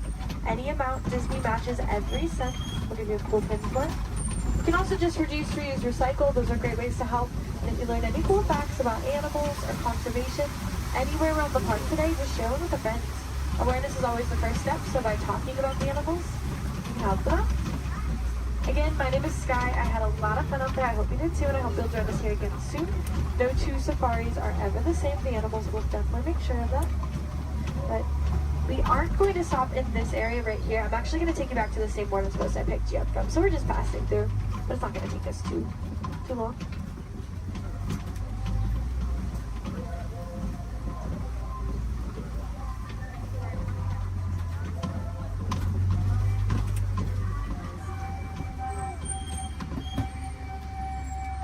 Asante Sana, thank you.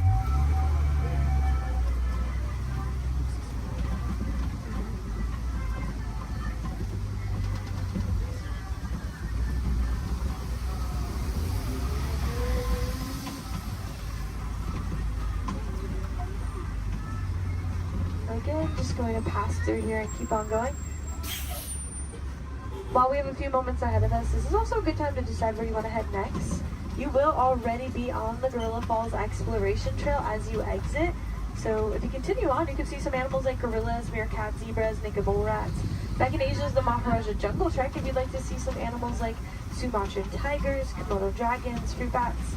There's also a trail called the Garden of the Tree of Life around the big tree in Discovery Island. You can get a closer look at the carvings. There's a lot of really cool picture opportunities over there and more animals along the trail as well. And of course, if you love those goats as much as I did, you probably want to pet one. There's a petting zoo at Burger Fiki's Planet Watch. Just take the Wildlife Express train in Harambe to get up there. Let's try to make this a little less awkward and hang out here while they load this truck ahead of us. In a moment, we will be passing by this guest who are probably a little confused right now to why you're on the truck and they're not. So personally, I like to wave to them, say Jumbo, get them excited for their adventure. You don't have to do that if you don't want to. You can completely ignore them. We'll never see them again anyways. You can awkwardly stare at them as we roll by. That's fine too. Or look at the beautiful plant life on our left. Totally up to you.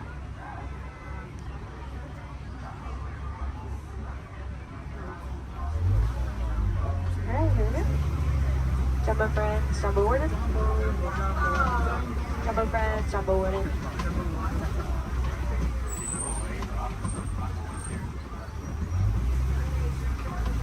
Here in Harambe we say Kwaherini, which means to go well. So Kwaherini, enjoy the rest of your day out there in the wilds.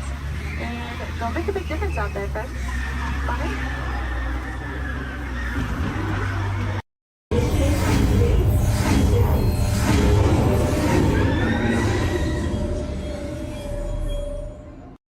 Up to the castle. And you all gotta stay seated because we're gonna be hitting speeds upwards of 5 miles an hour. Please stay seated. No eating on the bus, no drinking on the bus, and no dancing on the bus. Now feel free to wave to the folks as we go up the street. A little elbow, wrist, touch your lips, and blow a kiss. Here we go. We're going by the Opera House on the right-hand side there. They have great moments with Mr. Lincoln. That's a great show. You need to catch it before you go home. It's really good. Where are you off from? Camarilla, all right.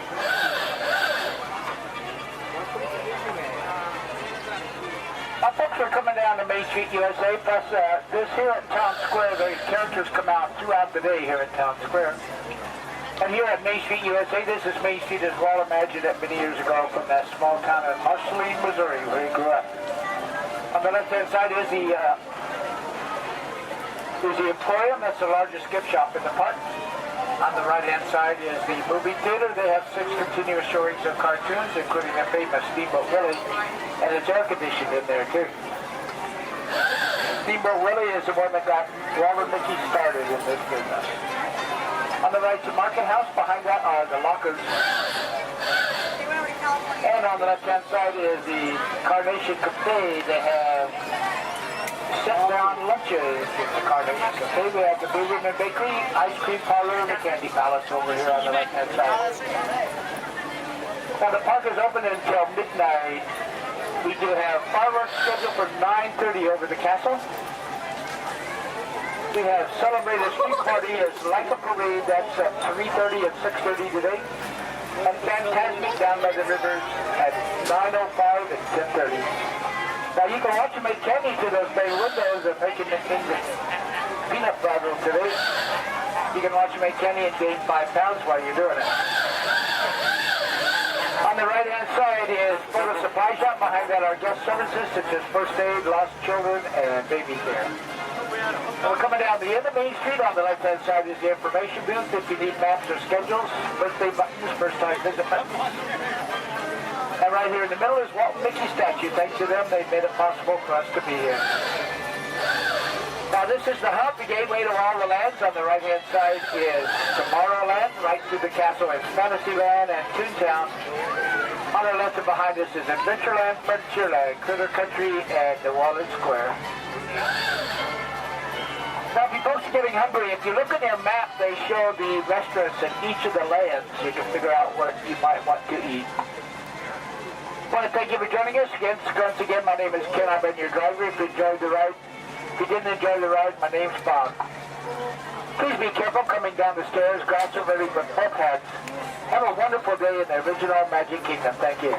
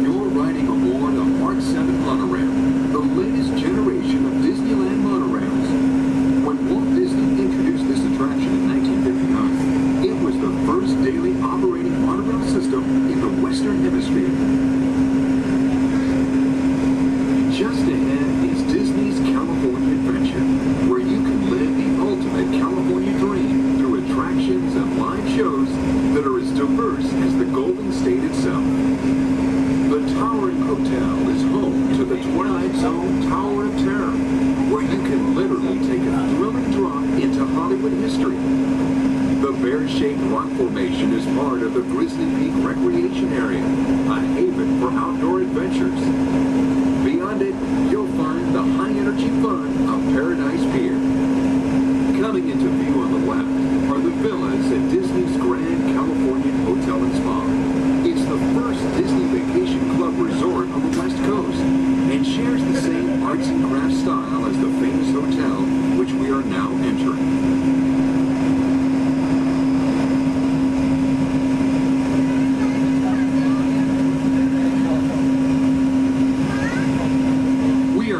Arriving at Downtown Disney Station, gateway to the Downtown Disney District and the Disneyland Resort Hotels.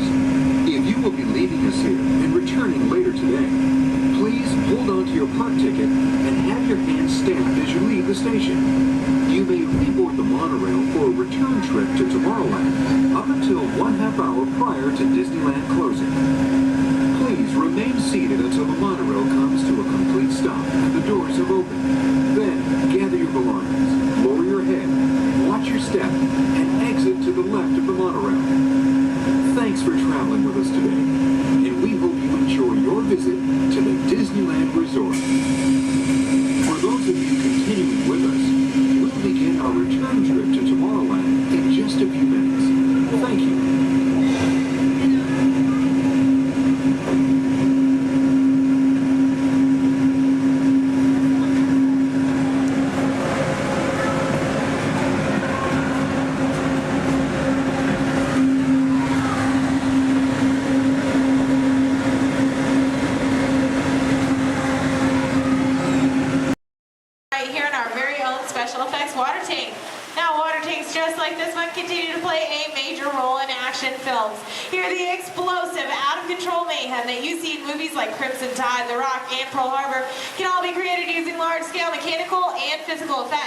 The action is then filmed as a carefully planned sequence of events, and today you guys are in luck because we are in pre-production for our very own action sequence that we like to call Harbor Attack. We're going to be using some of the same special effects that directors like Michael Bay use in their films. Now, if you'll turn your attention to those overhead monitors, here's Michael to set the scene. In this scene, Provo is on a surveillance mission, searching the skies for enemy aircraft. Crew is caught off guard when the real danger surfaces from beneath the sea. This is going to require a full range of physical effects, split-second timing, and careful direction. We have the lights, we have the cameras. All we need now is the action. And if anybody knows about serious action, it's certainly Michael Bay. Some of the effects that we'll be using in this scene include water cannons, which have been pressurized up to 100 pounds per square inch. We also have bullet hits, which have to be carefully timed and programmed to match the sequence of the visuals as well as the pattern of our sound effects. And the last but probably the most important physical effect in a scene like this is fire, which must be ignited at a precise moment, because it takes a lot of timing and work to reset the charges for an explosion. Of course, the number one consideration in the timing of all these effects is the safety of our actors here on the set, and that's where you come in. Everyone, please give Mitchell a big round of applause! Yay! Mitchell, you have been cast as the mechanic in our scene today. Your scene is going to take place way down here in the engine room of our PT boat. Now, you don't have to swim. You can follow Stephanie and she'll show you right where to go. Alright, we're going to be filming 2 scenes today, but not in the order in which they appear in the script. Many movies today are shot out of sequence, which means that actors have to react to a situation which may not have yet been filmed. This can be difficult, so it's up to the director to provide the motivation for the scene. Alright, Mitchell, here's the setup. The phone next to you is going to buzz as 800 gallons of water are going to dump out of those tanks, fly down that chute, and slam into you like a freight train. Are you feeling motivated to hang on? Good. It's actually 1,000 gallons of water, but we find there's a fine line between motivation and fear. Alright, roll, playback, and action! Pick up the phone and talk to your captain. Let him know you just lost your engine. Keep talking. Keep talking.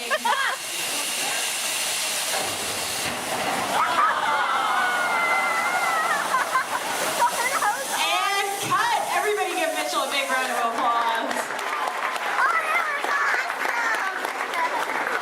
All right, Mitchell, you were fantastic in that last scene. Now I have one more acting task for you to do. I need you to sit there in that blue chair, stare dramatically out at the audience, and act dry. We're going to give you a couple minutes to to work on that. Well, let's add that shot into our next scene, see how it all ties together in the final sequence. Our next scene takes place on the deck of our PT boat, and here's Stephanie to introduce the rest of our brave crew. Hello, ladies and gentlemen. Can I get a big round of applause for our Captain Jeffrey and his wild and wacky deck crew, Julie and Brandon, the cast Sunset and the crew of 75. Well, thank you so much, Stephanie. All right, roll playback. Remember, you guys are on a surveillance mission. And action. All right, Captain, pick up those binoculars. Start scanning the skies for enemy fighters.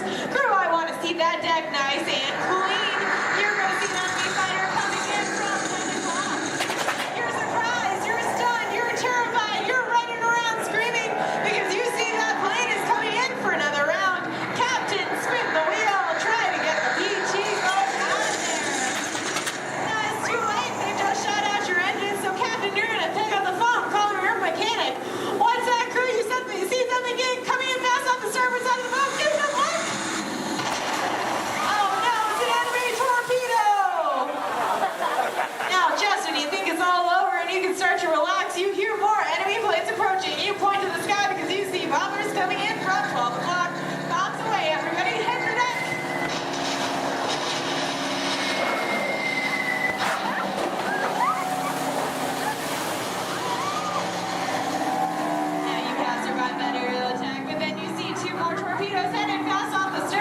Lucky for you, they pass right underneath the boat, but unfortunately that means they're headed straight for our audience. Point to the audience and yell, look out! And that's a wrap. What'd you guys think? Give them a big round of applause. All right, now we're gonna see what that whole sequence looks like when we have some computer-generated images, a couple of lines of pre-recorded dialogue, and an exciting musical score. Ladies and gentlemen, I'm proud to present Harbor Attack.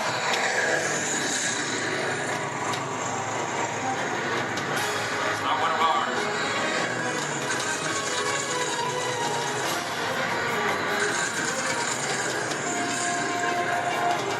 Skipper, he's coming around for another run.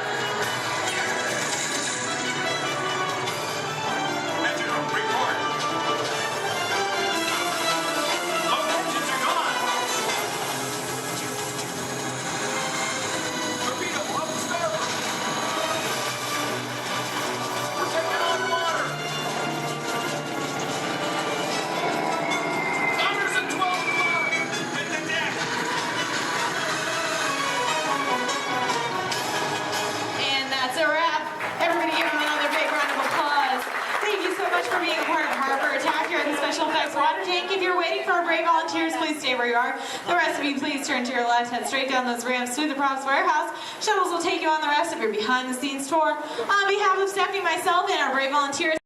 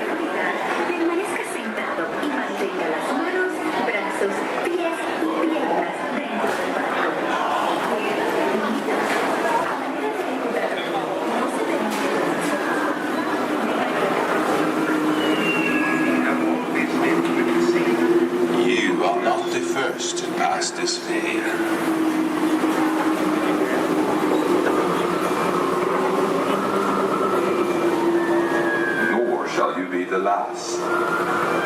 Those who seek the spirit of Norway face peril and adventure,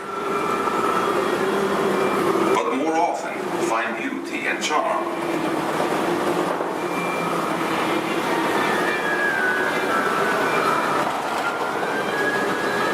We have always lived with the sea, so look first to the spirit of the seafarer.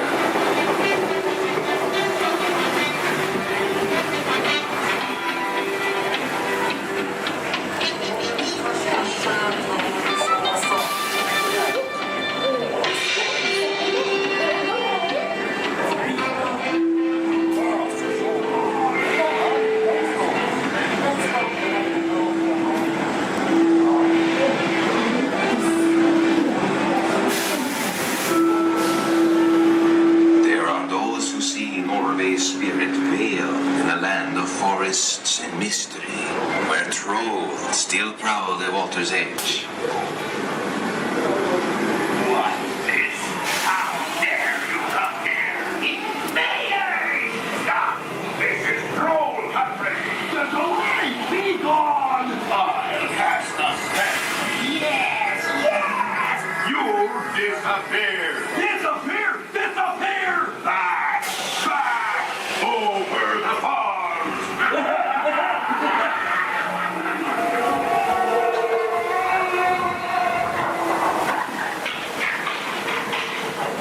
Before recorded time, Norway's spirit roamed the seas of the far north and beyond.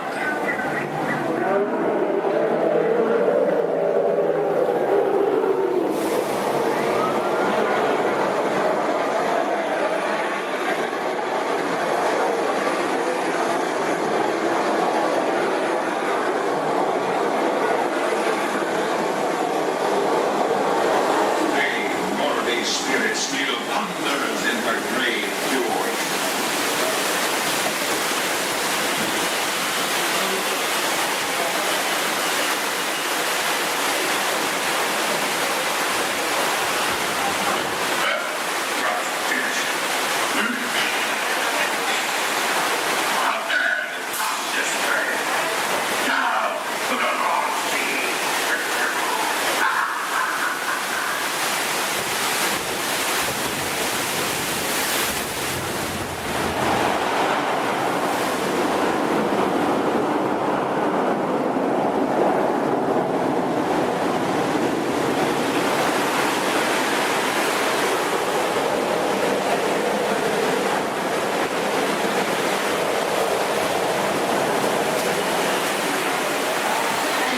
Norway's spirit has always been, will always be adventure.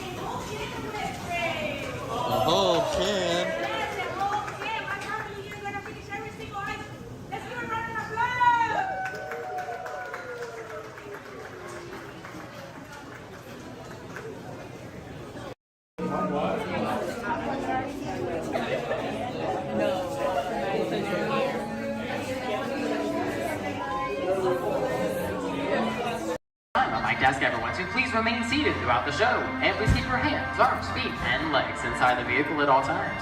Oh, don't forget to supervise your children. And for the safety of our cast, we ask that you please refrain from the use of flash photography and external video lighting. Now that we've taken care of business, let's talk about me. My name is Travis, and I'll be your guide for this magical journey into the movies. It's the perfect job for me because, well, I love movies. Is everybody ready? Great, the cameras are ready to roll. Ready when you are, Stevie.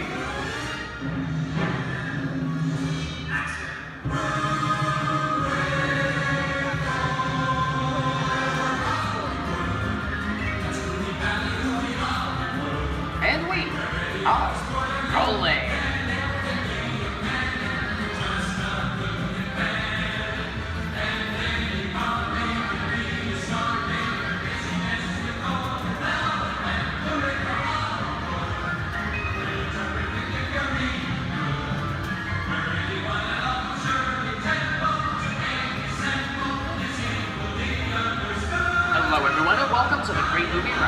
again, my name is Travis, and on behalf of Disney's Hollywood Studios and Turner Classic Movies, please welcome our host for this one-of-a-kind tour, Robert Osborne. Thank you. Hooray for Hollywood indeed. What better way to start our journey? From the Old West to the rooftops of London and along the yellow brick road, there really is no place like the movies. One of Hollywood's significant contributions to the world of film were great musicals. This scene is from one of my favorites, the 1933 Busby Berkeley spectacular, Footlight Parade.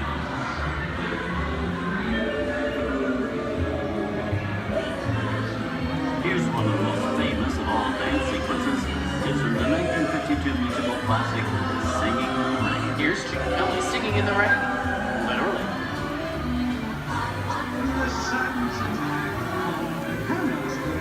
Here's one of the quintessential Disney musicals, Mary Poppins, starring Julie Andrews and Dick Van Dyke. This classic earned 13 Academy Award nominations. I love this song. Sing along.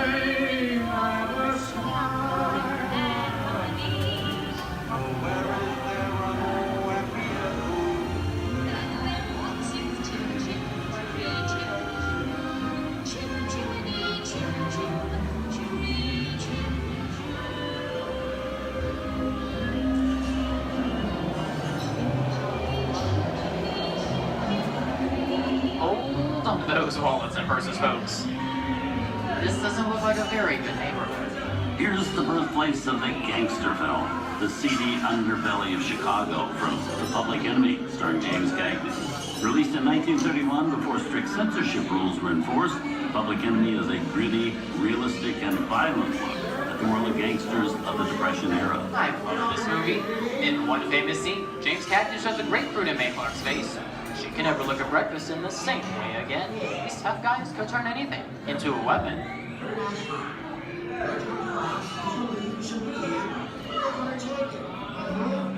want to kick in with the dog. If you don't, somebody's going to drop by here and kick your teeth out one at a time.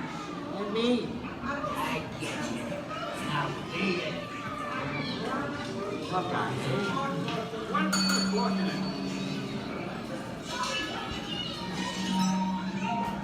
Sorry about the delay, folks. I don't want to run a red light, even in the movies. I'm not allowed to leave my vehicle. I think it's time for a visit to a concession stand. Bye. So I was born waiting. Okay, Lexi, whatever you say. Hey, I you know my name anyways.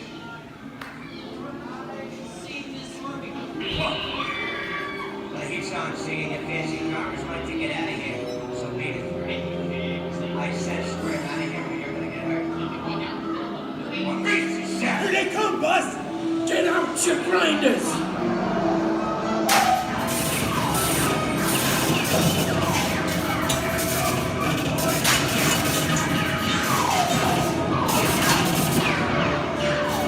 I'm hit! I'm hit! Moxie! They got spin! Moxie! Moxie! Where's his head? His head!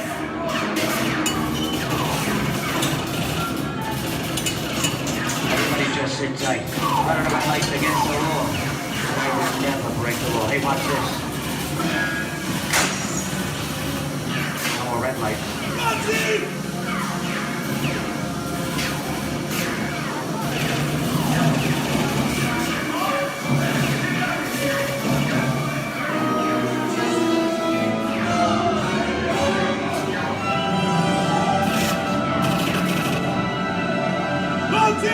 Come back, you rat! Sorry, boys, I'm making my getaway. Give my regards to the warden, suckers. What are you looking at? Everybody just mind your P's and Q's, and, maybe you won't get hurt. Oh. This must be the west side of town, huh? Western films depict the legendary American wild frontier, where cowboys and their loyal steeds maintain order in towns against the untamable wilderness. John Wayne and Clint Eastwood are two of the iconic stars who epitomize this ideal of the stoic gunslinger.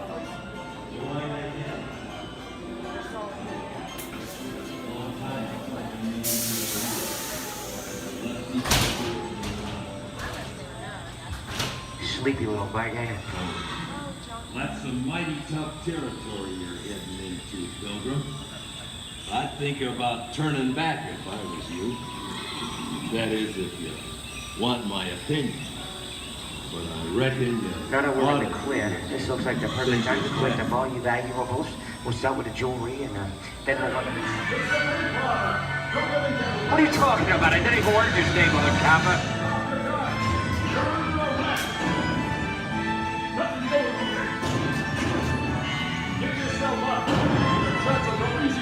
This is nuts.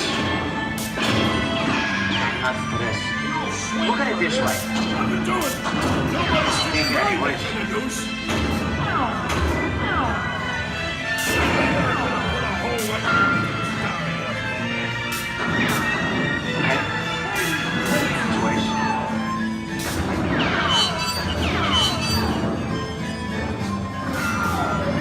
I don't know about you guys, but this is starting to get kind of creepy. Where are we? JC? Science fiction has been a staple of classic movies, from George Méliès's Trip to the Moon to George Lucas's Star Wars. In 1979, director Ridley Scott and Sigourney Weaver made audiences believe that in space, no one can hear you scream. This is Alien. Hey, you get down, face. How do we get out of here? Warning. Remain in your vehicle. The area you are entering is extremely dangerous. Proceed with caution.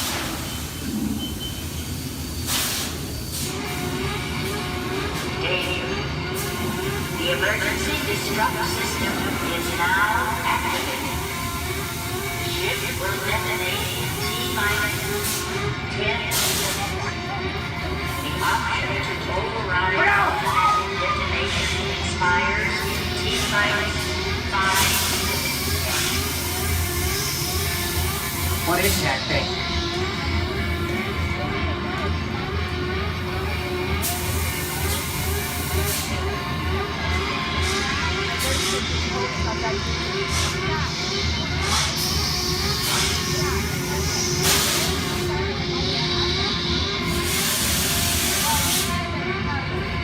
Get it together. I'm getting out of here. That's enough creepy crawly things for one day, right? Wrong.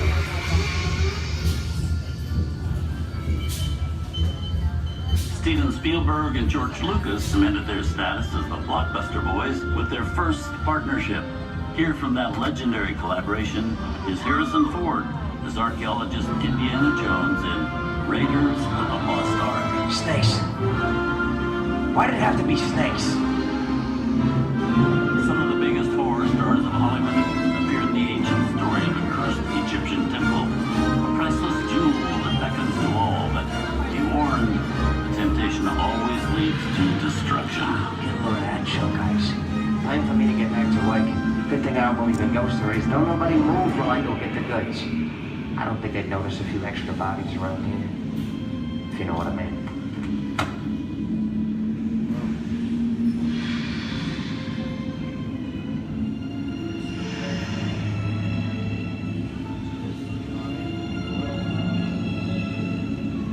I've seen enough movies to know that you really shouldn't even think about trying to steal a jewel.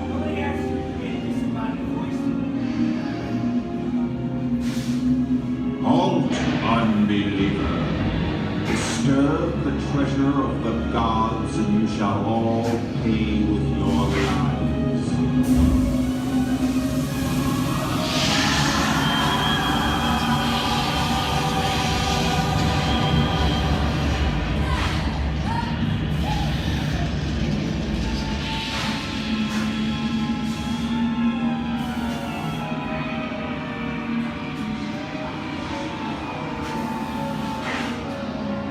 Not bad for my first movie, huh? The twist ending. That just goes to show you anything can happen in the movies. Now, let's get on with the show. I see dead people. Things like a bump in the night have always been a staple of movies. One of the first horror films was a silent short featuring a dancing skeleton, written by the Lumiere brothers in 1897. Both audiences then told Mike felt really interested in the cop, but no more was they used to describe a film until the 1930s. Wow, it's really a jungle out there. Where are we? This is the jungle home of one of the most famous movie characters of them all, Tarzan. The movie's most popular Tarzan is undoubtedly Johnny Weissmuller, who's run through 12 films as the King of the Jungle. Over there is Reno Sullivan as Jay, and Tarzan sidekick Cheetah, who was portrayed by over a dozen chimpanzee actors over the years.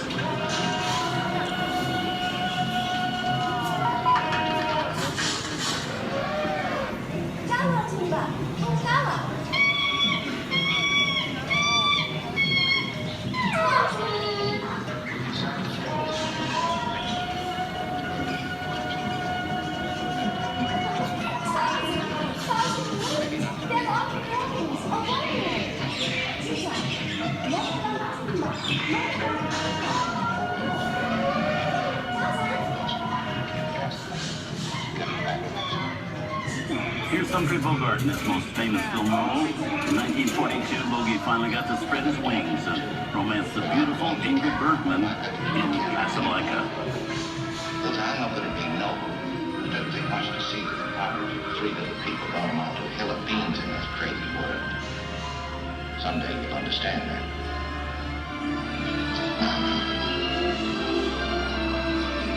He's looking at you, kid.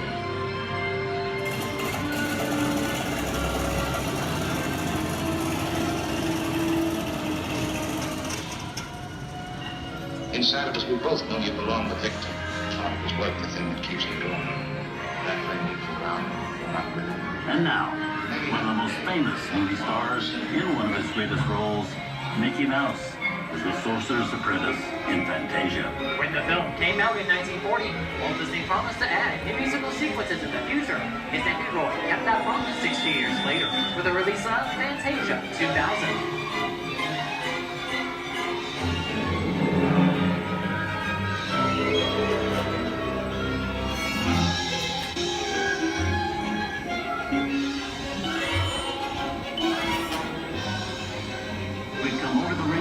And into one of the most beloved and most watched films in movie history, The Wizard of Oz. Toto, I have a feeling we're not in Kansas anymore.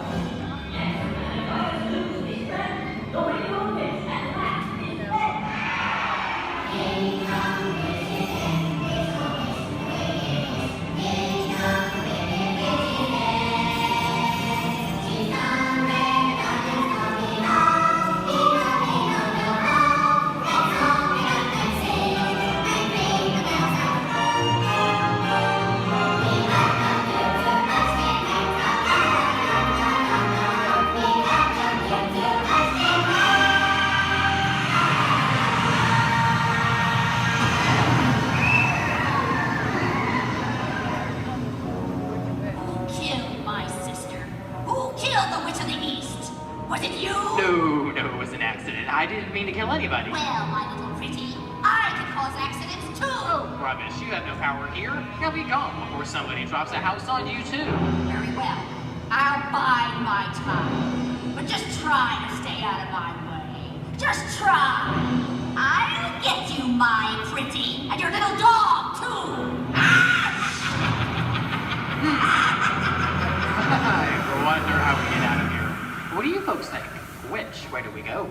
Follow the yellow brick road. Follow the yellow brick road. Follow the yellow brick road. Oh, what did I think of that? Sing along, folks. You know the words.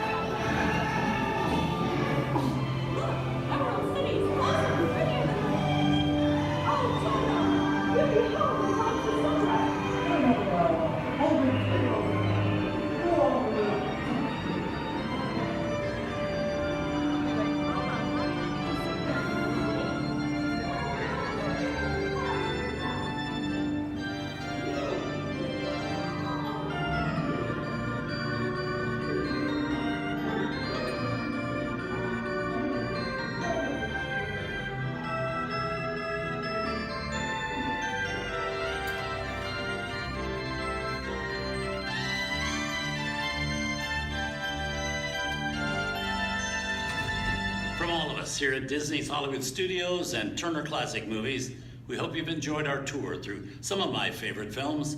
But remember, there are many more adventures waiting for you every day on TCM.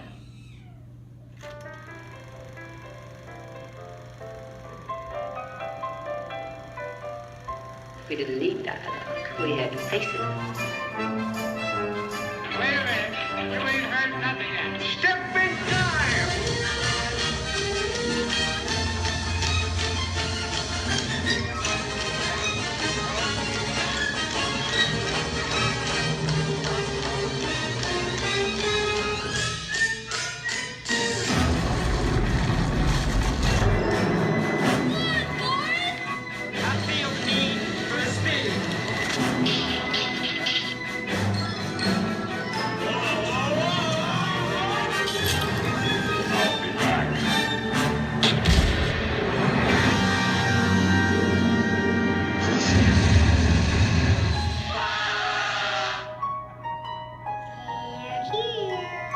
You best start believing in ghost stories, Miss Turner. Is it safe? No, you not! I have a feeling we're not in Kansas anymore. I'm a man. Well, nobody's perfect.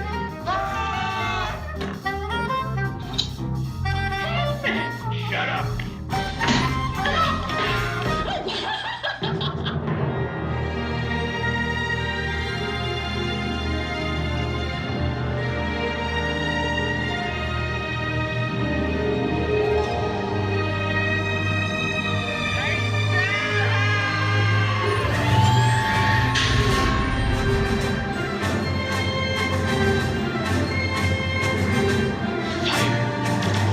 Force will be with you always.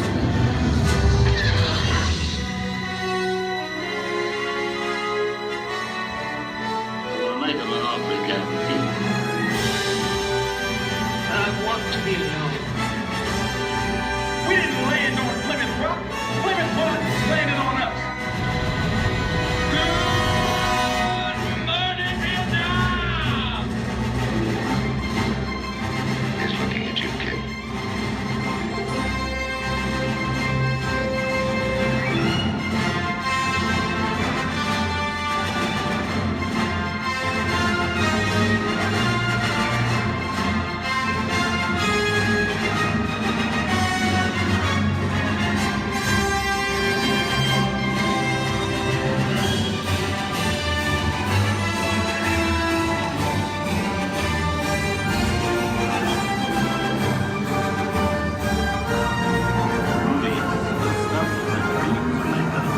I hope you've enjoyed our ultimate celebration of classic movies. And remember, you can find many more beloved stories and legendary stars on Turner Classic Movies. On behalf of Disney's Hollywood Studios and Turner Classic Movies, we'd like to thank you for joining us on The Great Movie Ride. Now please remain seated until the vehicle comes to a complete stop. Please take small children by the hand and gather your personal belongings. And once these doors have opened, rise dramatically to your feet and make a straight exit towards the rear of the vehicle. Oh, and one more thing. When I yell action, don't forget the thunder is the law for yours truly. Okay, clicks everybody, and action! Thank you. Have a wonderful afternoon at Disney's Hollywood Studios.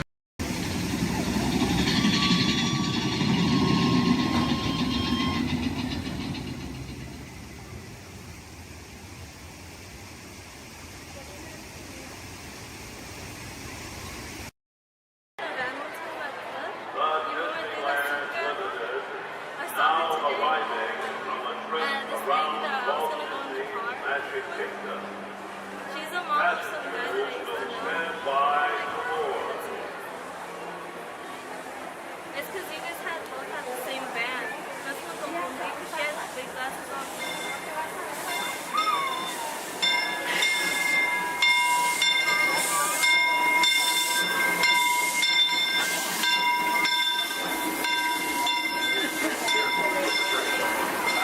We'd like to thank those of you who've been listening to the Grand Circle Tour of Disneyland.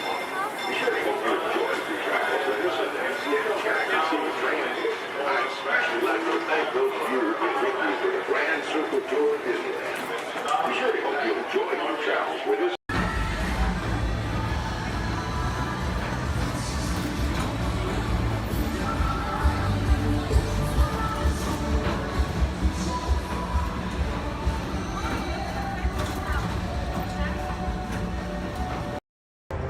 Speaking of glass, would you hand me that last window pane over there?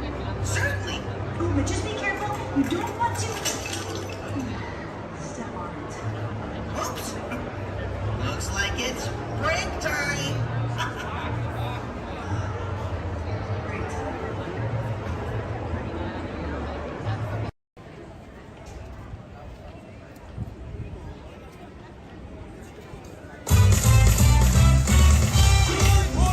Everybody, welcome to the Magic Kingdom.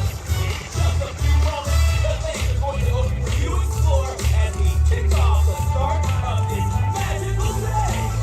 For 50 years, the magic of Walt Disney World has called out to people all around the world, and we are so excited to have you party with us during the world's most magical celebration. All right, everyone, we hope you're ready to celebrate because the magic is calling. And now, we will welcome all of you today, our favorite pals, Mickey and Minnie.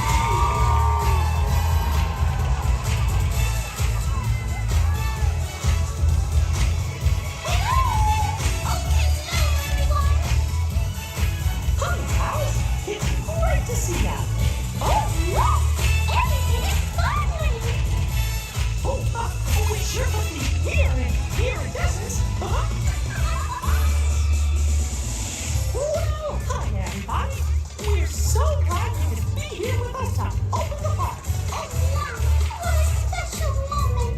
We're so happy you could join us for this magical celebration. And now that we're all together, we've got a surprise for you. You see, when folks from around the kingdom heard you were going to be here, they decided to come and celebrate with you all day long. Come on, hey!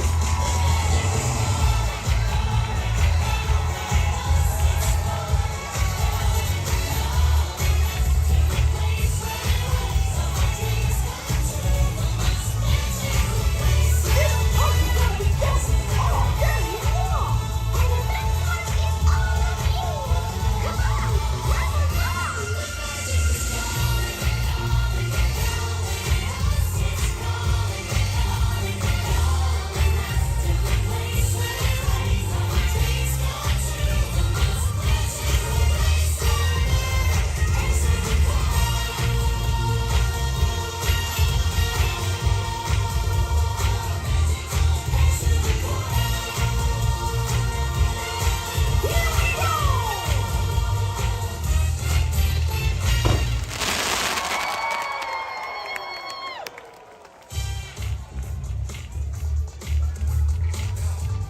Bye-bye, everyone. See you real soon. Have a magical day.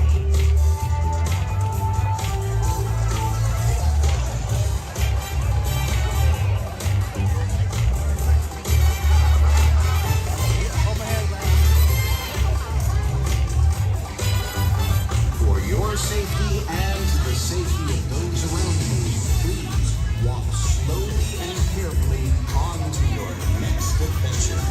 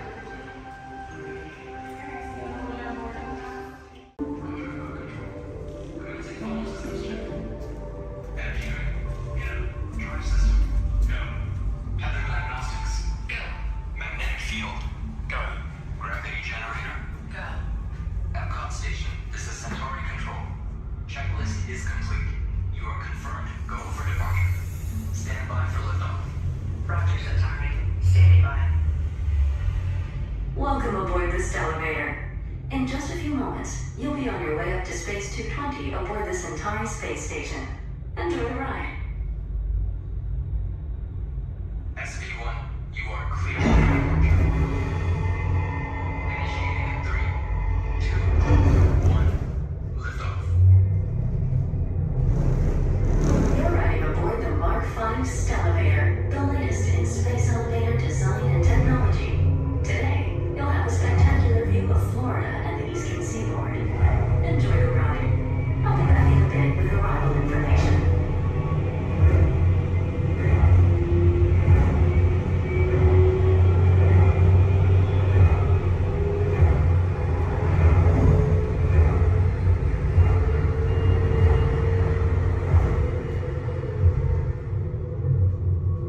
SV1, we are on our final approach. Roger that.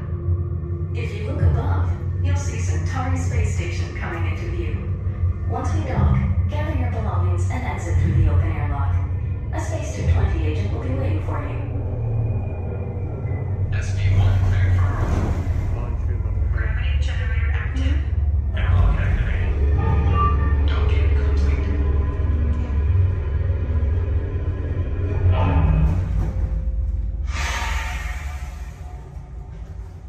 Welcome aboard. Is where we go down? Yeah. Give me one moment. You guys gonna head right down this way. Somebody should meet you there. If there's nobody, oh, there is somebody. Okay. Head on down. Thank you. All right, guys. Is it okay? We good. We're safe.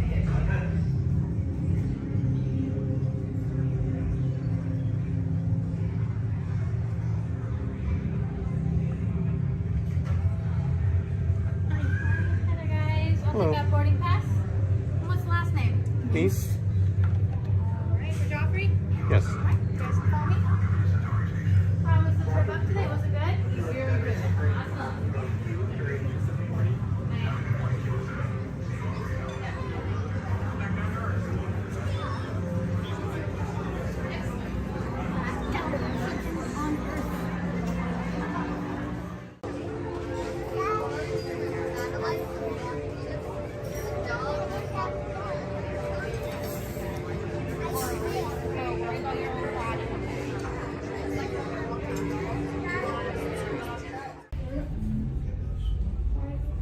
SV2, you are cleared for departure.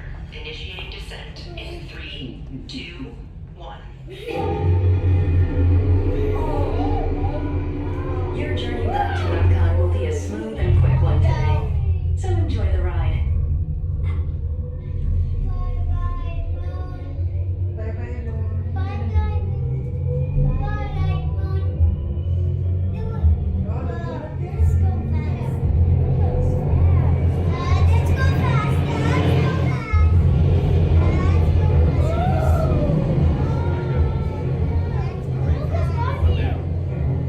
Epcot is now coming into winter. Gather your belongings, exit through the open airlock, and watch your younger travelers. Yeah, it's way back. SV2, cleared.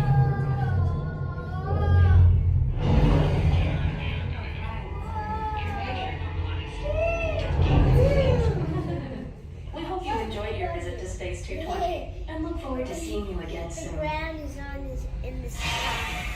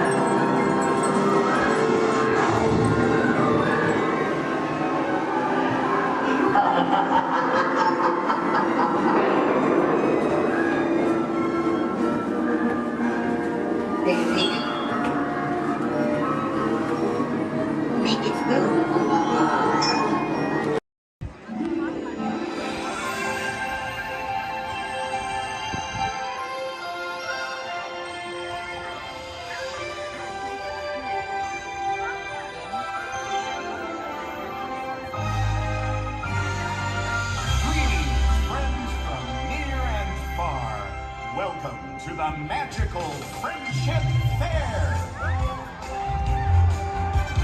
Hi, everybody. We're so glad you're here. Oh, what a great day. This is wonderful.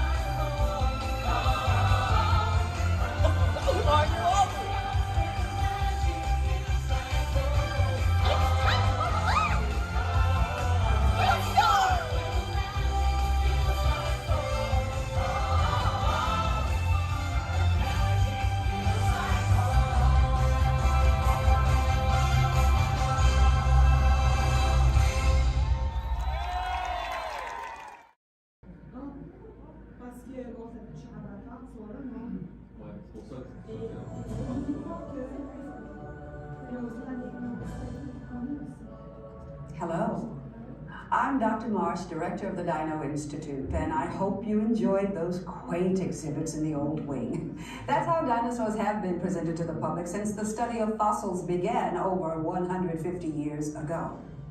Today, that bare bones approach is about to become extinct. In a perfect blending of science and technology, the Dino Institute has created the Time Rover, an amazing vehicle that will literally transport you to the age of the dinosaurs. How? That's proprietary. But the result is a breathtaking journey through a prehistoric world where you will witness the most spectacular creatures to ever walk the earth. In a moment, you'll be going live to our control center for a comprehensive safety briefing, and then it's on to the tour that will convince you forever that the future is truly in the past.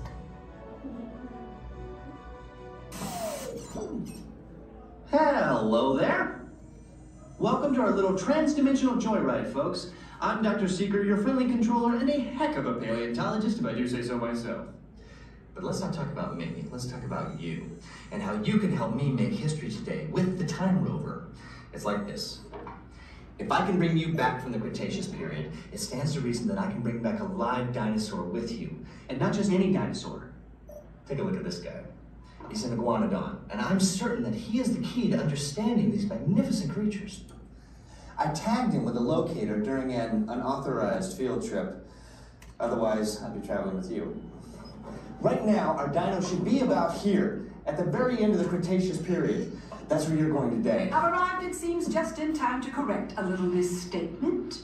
Dr. Marsh. That is impossibly close to the giant asteroid impact that destroyed most life forms on Earth. Our tours are designed to take you to the early Cretaceous period, and I can assure you that all Time Rovers have been securely locked on those coordinates. That's right.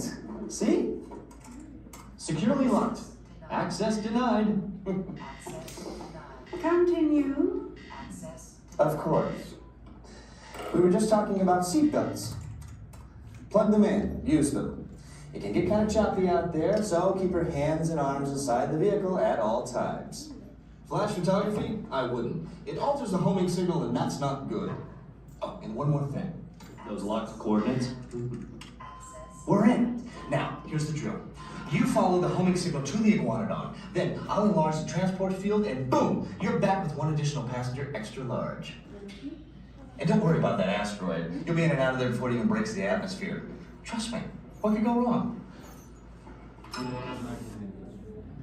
Hey, it's me again. Remember, only you guys are going on this special mission, so don't tell anyone, okay?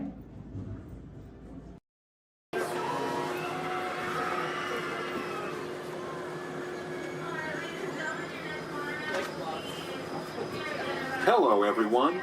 Welcome aboard the Disneyland monorail. We are now beginning a 2.5-mile journey to downtown Disney Station and back. For a safe trip, remain seated, keeping your hands, arms, feet, and legs inside the cabin. Be sure to watch your children, and no smoking, please. Bienvenidos. Para su seguridad, permanezca sentado y mantenga las manos, brazos, pies y piernas dentro del tren y cuide a los niños. Por favor, se ruega no fumar. You're riding aboard a Mark 7 monorail, the latest generation of Disneyland monorails.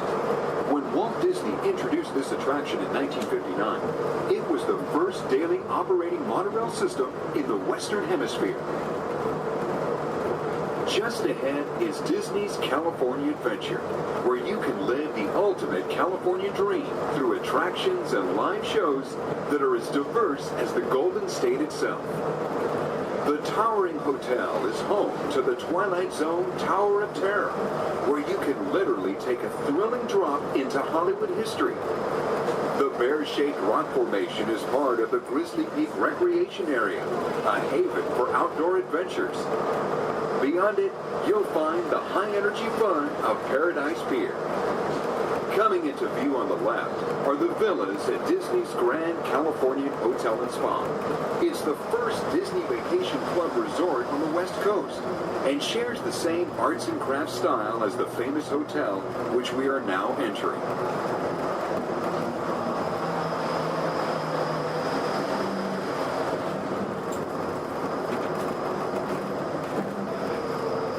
We are now arriving at Downtown Disney Station, gateway to the Downtown Disney District and the Disneyland Resort Hotels. If you will be leaving us here and returning later today, Please hold on to your park ticket and have your hand stamped as you leave the station. You may reboard the monorail for a return trip to Tomorrowland up until 1/2 hour prior to Disneyland closing. Please remain seated until the monorail comes to a complete stop and the doors have opened. Then gather your belongings, lower your head, watch your step, and exit to the left of the monorail. Thanks for traveling with us today, and we hope you enjoy your visit to the Disneyland Resort.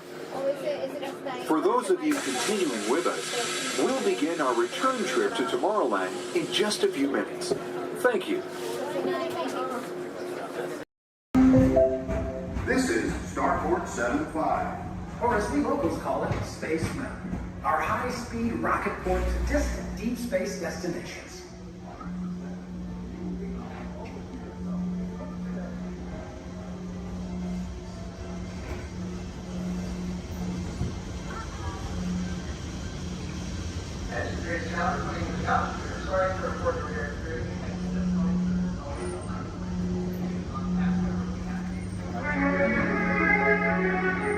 Let relaxation wash over you at the most refreshing retreat in the galaxy, the coral rooms of Pisces 7. You H2O it to yourself. Book today.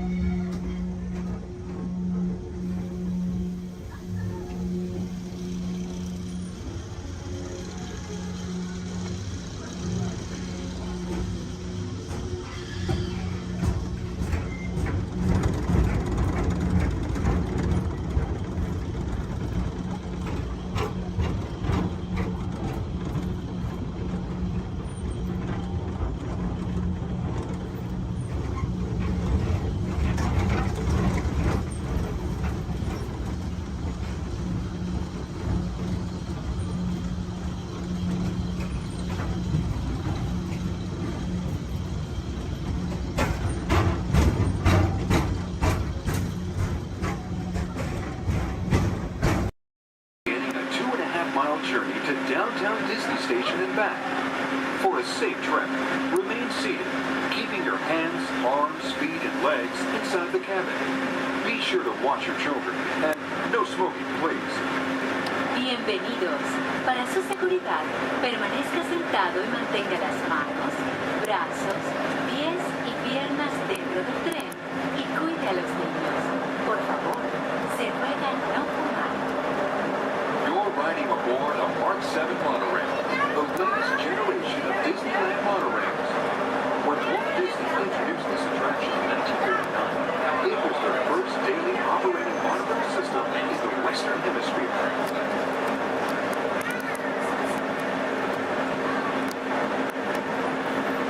Just ahead is Disney's California Adventure, where you can live the ultimate California dream through attractions and live shows that are as diverse as the Golden State itself.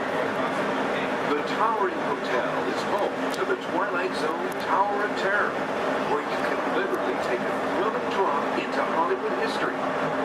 The bear-shaped rock formation is part of the Grizzly Peak Recreation Area, a haven for outdoor adventures. Beyond it, you'll find the high-energy fun of Paradise Pier. Coming into view on the left are the villas at Disney's Grand California Hotel and Spa. It's the first Disney Vacation Club resort on the West Coast and shares the same arts and crafts style as the famous hotel, which we are now entering.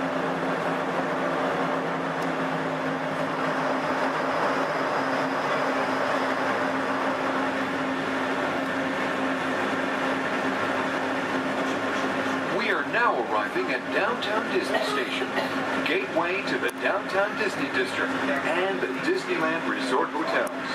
If you will be leaving us here and returning later today, please hold on to your park ticket and have your hand stamped as you leave the station. You may reboard the monorail for a return trip to Tomorrowland up until 1/2 hour prior to Disneyland closing. Please remain seated until the monorail comes to a complete stop and the doors have opened. Then gather your belongings, lower your head, watch your step and exit to the left of the monorail. Thanks for traveling with us today, and we hope you enjoy your visit to the Disneyland Resort.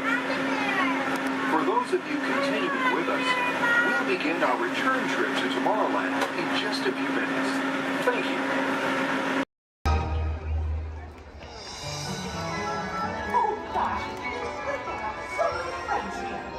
Now we can all dance together.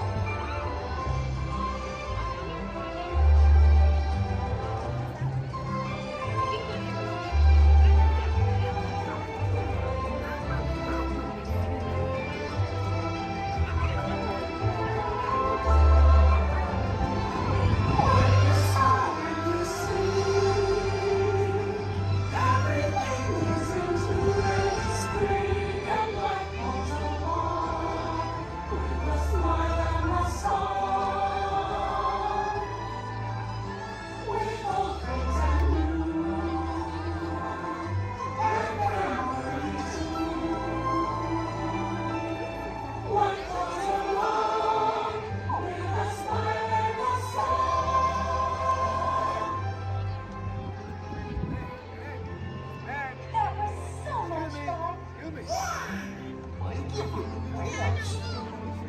Oh, this really has been the best day ever. Discovering new dreams. That's an adventure for sure. Trying something new. And having a swinging good time. You win. Finding the confidence to be true to yourself. That's right. Here's to all of us, old friends and new. Warm hugs for everyone. Oh, this is what I love about the Friendship Fair.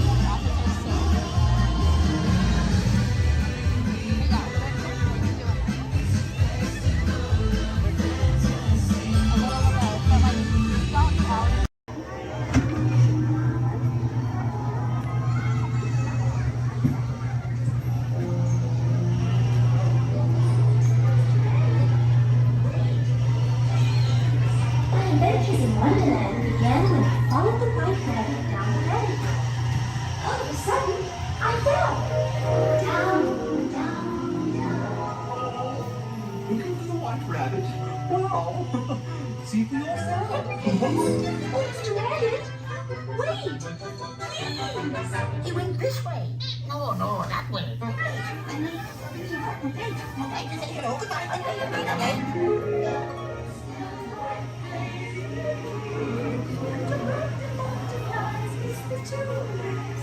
And the sun is like a toy.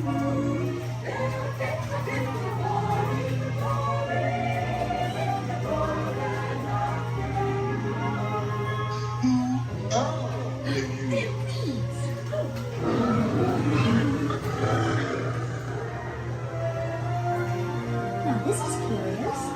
I wonder if the rabbit came in here. I'm not sure. Well, I am. But wait, don't go, please.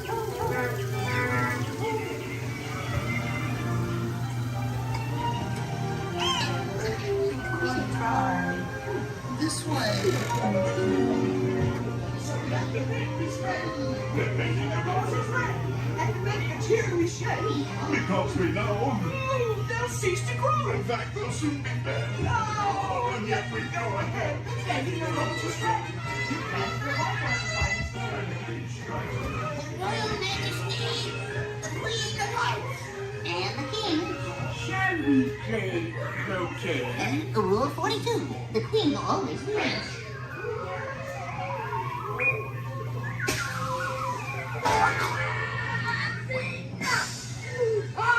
With their heads! Oh, their heads!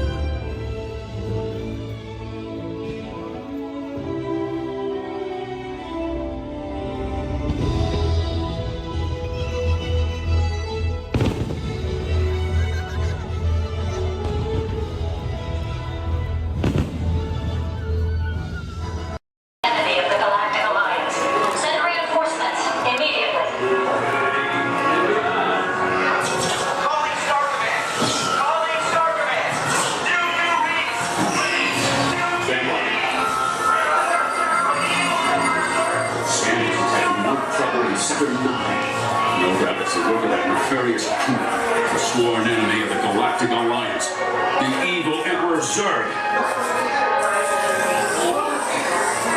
His robotic army is stealing crystallic fusion power cells. Without those cells, we'll all be powerless and at the mercy of Zurg. Star Command picked a fine time to send the new recruits. All right, you Junior Space Rangers, listen up. Zurg is using the stolen battery cells to energize his secret weapon. Our mission is to find his robots and his secret weapon and blast them. Green Squadron will retrieve the power cells, while the rest of you concentrate on those robots. You'll rendezvous at Planet Z. I will remain here at Star Command to coordinate the mission. Battle stations, report to the flight deck for immediate launch. To infinity and beyond.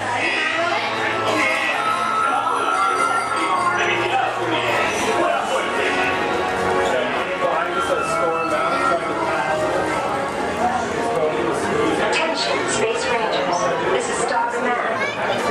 immediate launch. Flight safety requires that you remain seated in your cabin belongings facing away.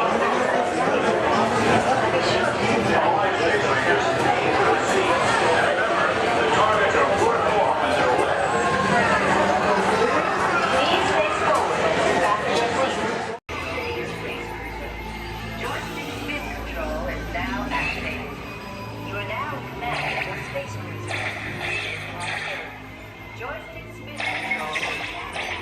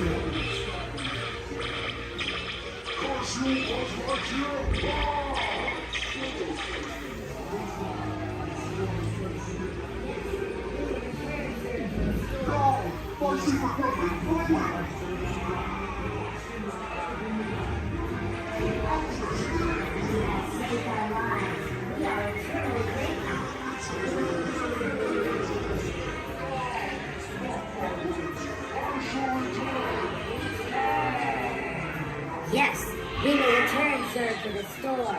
He is a bad toy.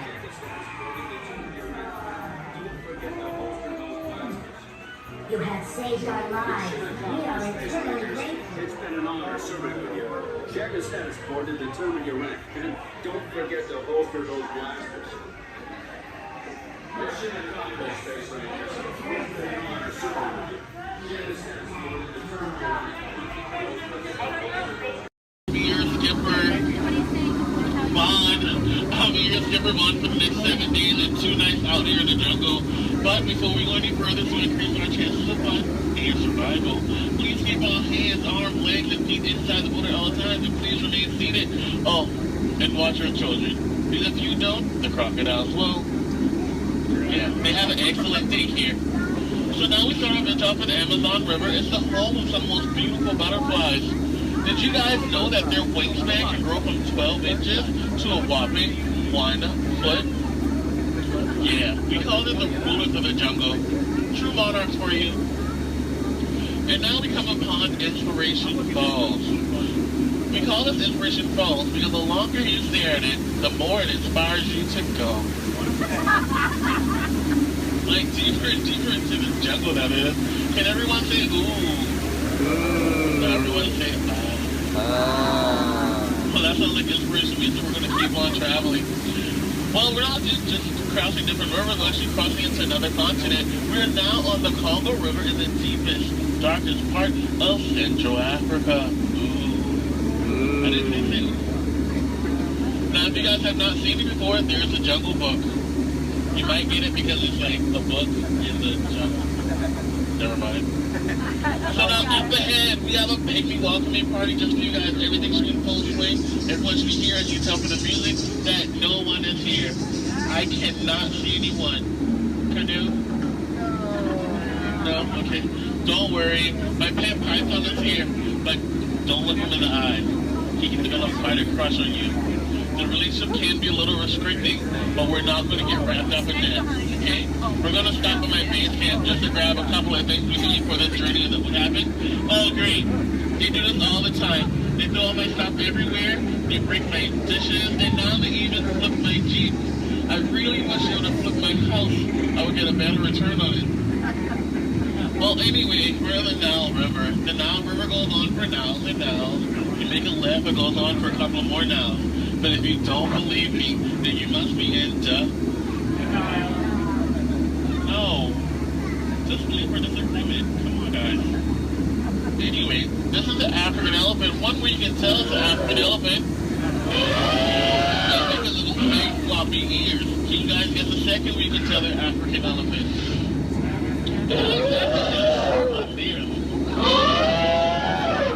Well, anyway, now those African elephants actually trod down the path here on the African Belt for all these beautiful animals to come play together on the Nile River. Yeah, some babies, some wildebeest, some tall cheetahs.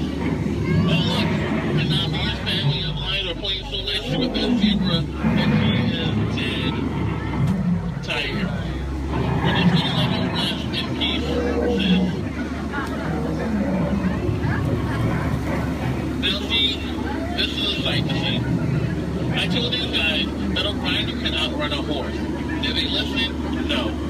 Well, I guess they'll get the point in the end. Oh look, that's my friend Ina. Everyone say hi, Ina. Alright, bye, Ina. So now we're going into crocodile country. Please hold your favorite child close. You know who they are. Here we have Smiley and his girlfriend Ginger. Be careful, Ginger Snap. Yeah, she is one tough cookie.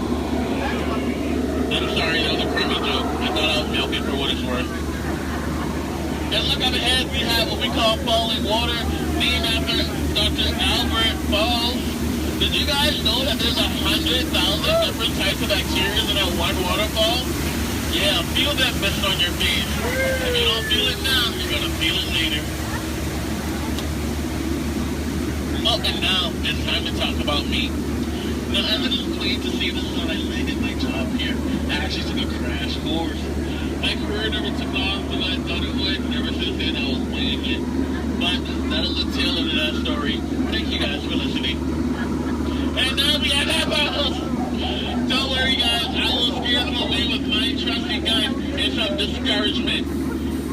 apple. Bad apple. What would your mother think? Thank you. Yay, I'll see you later.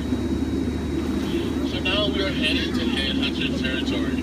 This is a terrible place to be headed. Yeah. Now up ahead, this is my last group.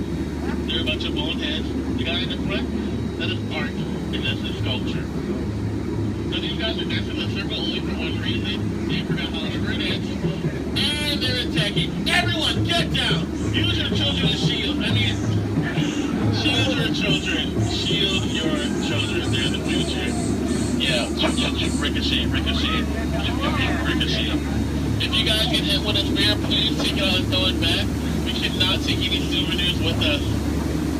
And now this is awkward. We're going behind a waterfall. Please, nobody move, okay? I don't want to get my hair wet.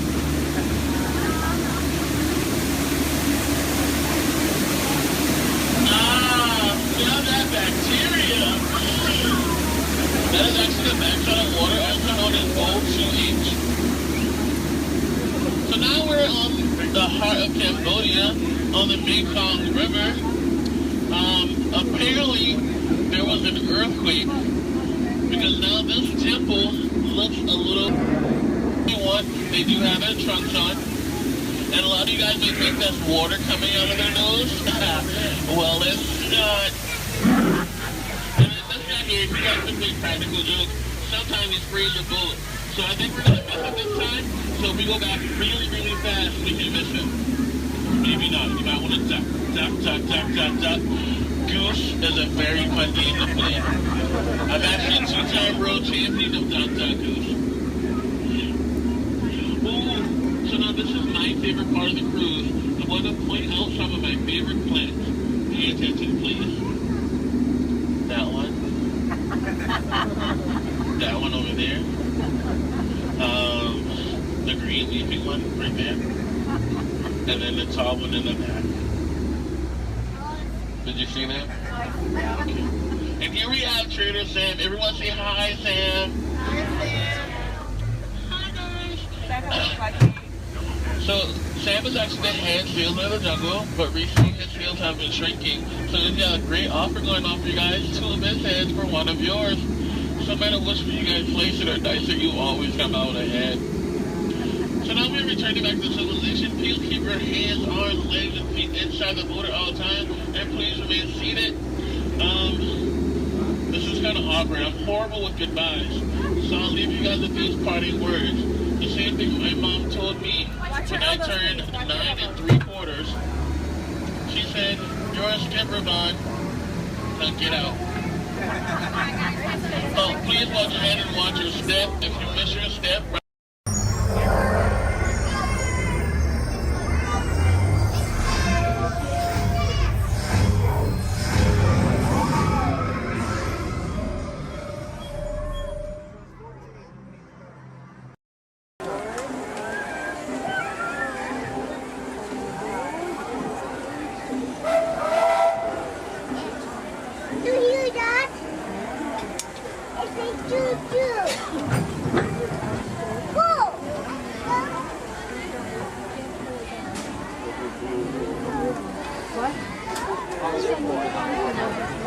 We're almost back. We're almost back and we want to get from the trains to Montreal. Hello, everyone. Thanks for joining us on the Disneyland Railroad. For a safe ride, remember to stay seated with your hands, feet, and legs inside the train. And please, watch your kids. ¿Qué tal, amigos? Y bienvenidos a bordo. Para su seguridad, permanezca sentado y mantenga las manos, brazos, pies y piernas dentro del tren. Y cuide a los pequeños. Gracias. Es un estímulo, friend. One more look at the majestic Matterhorn Mountain and the happiest cruise that ever sailed. It's a small world.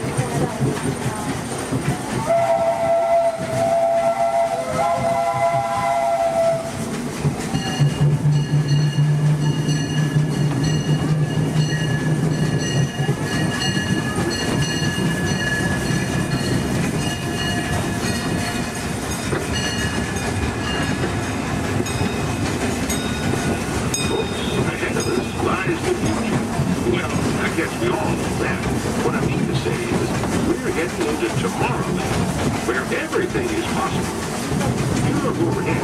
You might catch a glimpse of a monorail. When Disneyland introduced the monorail back in 1959, it was the first daily operating monorail system in the entire Western Hemisphere. Winding below us on the wheel, where drivers of all ages could get behind the wheel of a car, and no license is required. If you ever wanted to become an astronaut, then you might want to stop at Space Mountain and start with it. Really got some incredible flying spaceships that launch you into the deepest reaches of space. And you can ride them if you got the mind and the nerve.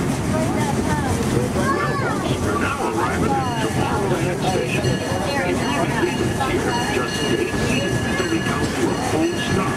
Gather your belongings and step carefully from the train. Thanks. Have fun in the future. For the rest of you, just sit tight. We'll be on our way again in just a minute.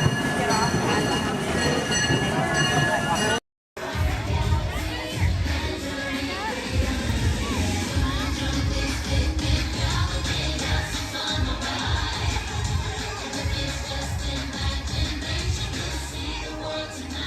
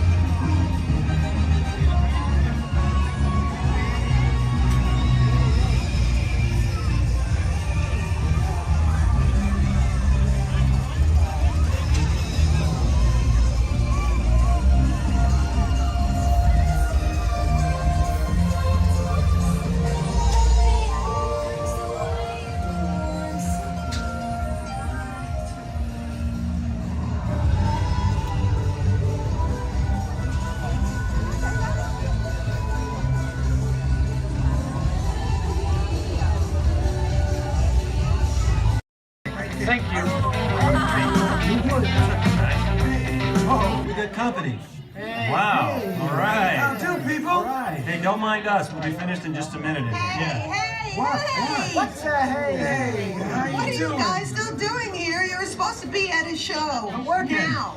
I'd like to introduce our lovely manager. She's usually not like this. Yeah, she's usually worse. I heard that. Where is my limo? Good. Okay, come on, guys. Please, get in the car. Sorry, folks. We gotta go. Make sure Come on. Chris, can you grab my black list, Paul? Hey, wait a minute. We can't leave these people here like this. We can't? No. Come on, you know how we feel about our fans. Yeah, that's right. Well, guys, what do you expect me to do? Send them all with you? Wait a minute. I love that idea. How about some backstage passes? Yeah. Come on. Make it happen. Give me something. Okay, I'll make it happen. Now get out of here. I need all of you. See ya. Have a nice ride. Hi, Sal, it's me. Listen, I'm gonna need a bigger car. Make it a stretch. In fact, make it a super stretch. Great. Excuse me. Okay, folks. Look, the show is all the way across town, but I got you a really fast car.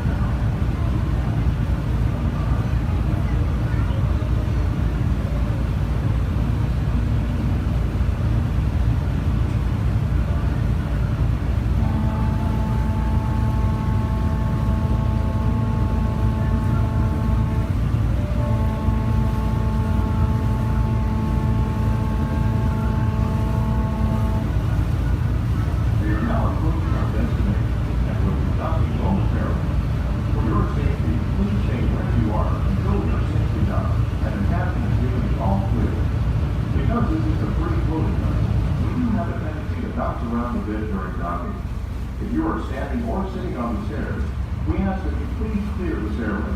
Everyone else, please remain where you are until we've completed our docking. Once again, please clear the stairway. You will be given an all clear when it is safe to travel stairs and go ashore. Por favor, manténganse alejados de las escaleras.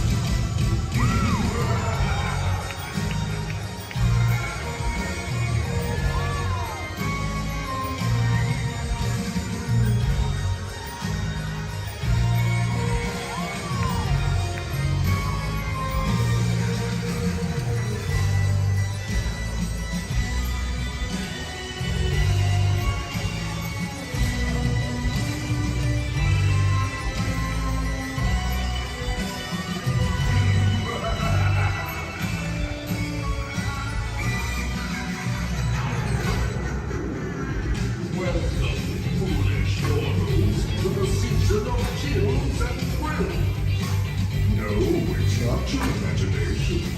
3D creeps are crept from their cribs to join the swinging wake. Aren't you dying to join them? Go scurry up here when the candles are flickering, you know. Do you sense a disquieting metamorphosis?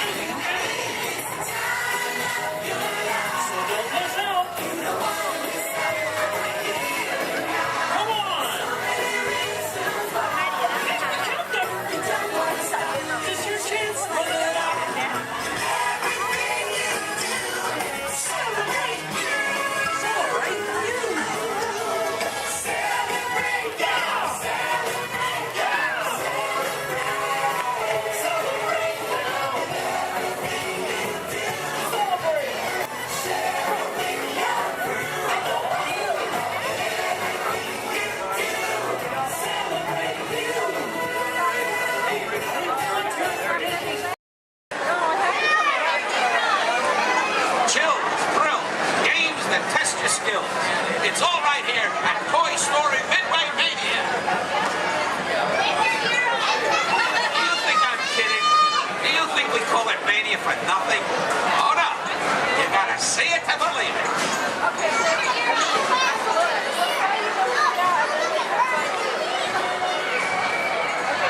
Who out there can hear me? Raise your hand. Good, good, good. Who out there can't hear me? Raise your hand. Look over here. We got a bunch of wise guys.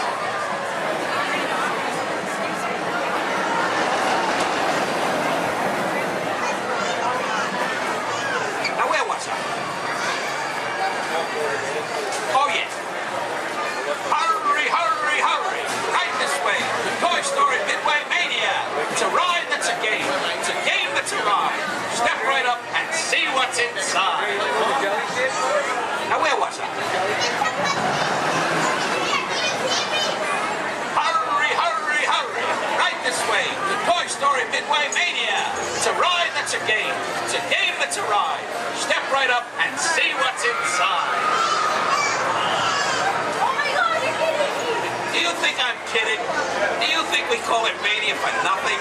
Oh no, you gotta see it to believe it.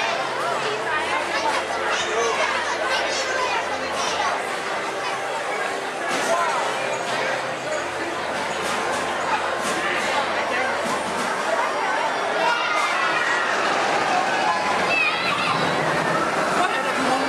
I think I hear Andy coming. Everybody, freeze.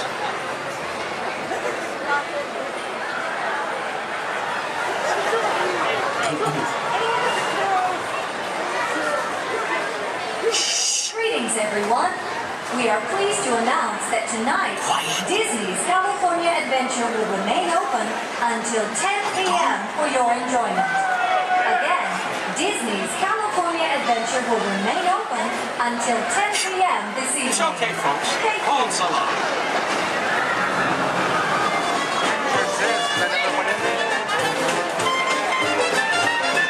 I'm saying you'll be playing, yes I am. With Woody, Buzz, Bo Peep, and Rex and Ann. My toy friends, they adore you, so they built the place in for you. Step right up, folks, I tell you, everybody can. Now I'm saying, we'll be playing, yes I am. Listen, pal, I'm saying, you'll be playing, oh what a treat, so sweet. Complete with Jesse, Mommy Ben, and Stinky Pete, me, you. Andy's room is humming, cause company's coming. You know everyone's a winner, that's the plan. I'm saying, you are playing, yes I am.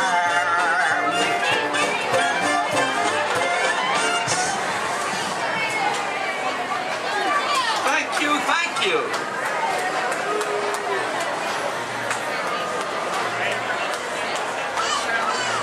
Last night, Mrs. Potato Head said, honey, there's a salesman at the door with a mustache. I said, tell him I've already got one.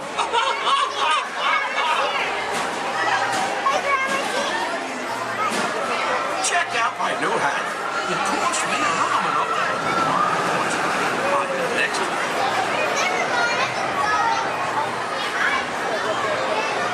Okay now, give me a D.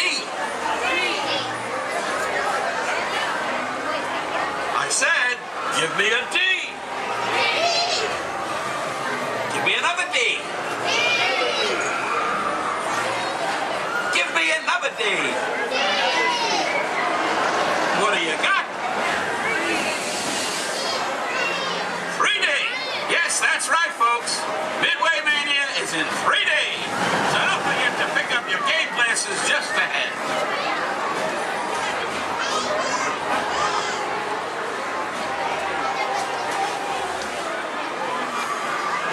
Hey, young man. Yes, you. What? Yes, I'm talking to you. Have you played Toy Story Midway Mania before? Well, you're in for a real treat. All the toys are inside, setting up the carnival playset. Even a couple of little green men that the missus insisted on adopting. Don't get me wrong. They're cute. I just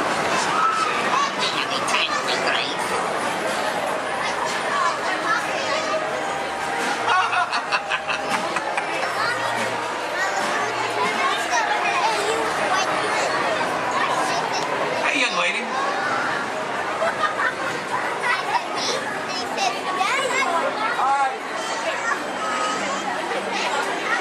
Who's your favorite?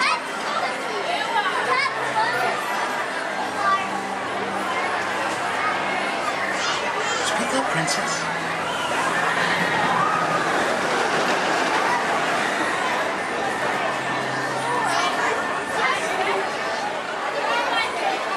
Take your time, kid.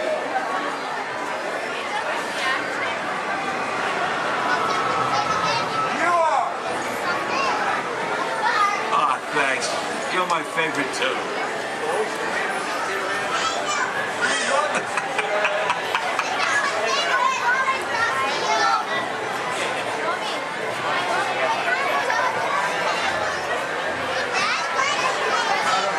Hurry, hurry, buddy.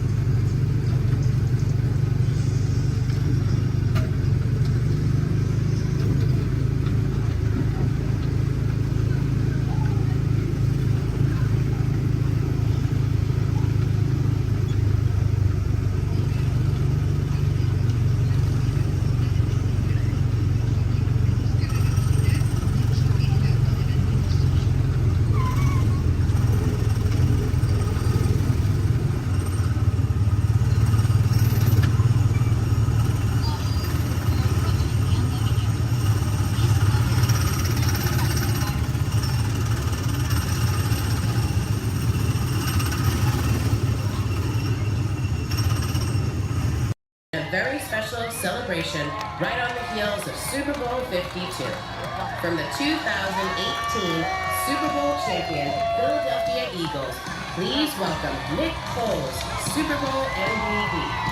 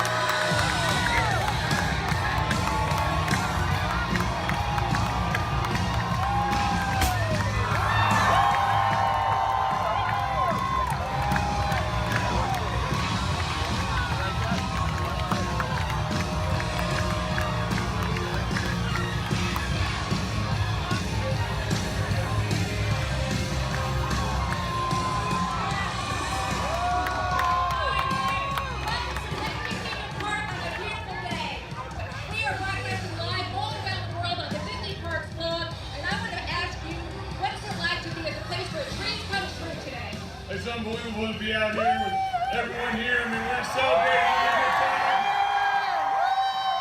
To be at Disney World, to be a part of this, it's unbelievable. Just to see everyone, to be here, unreal. So, tell me, your fans have lined the parade route from start to finish. What do you have to say to them? I mean, Philly fans are everywhere. I mean,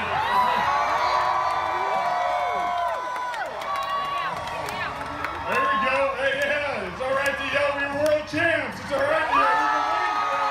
We're world champions.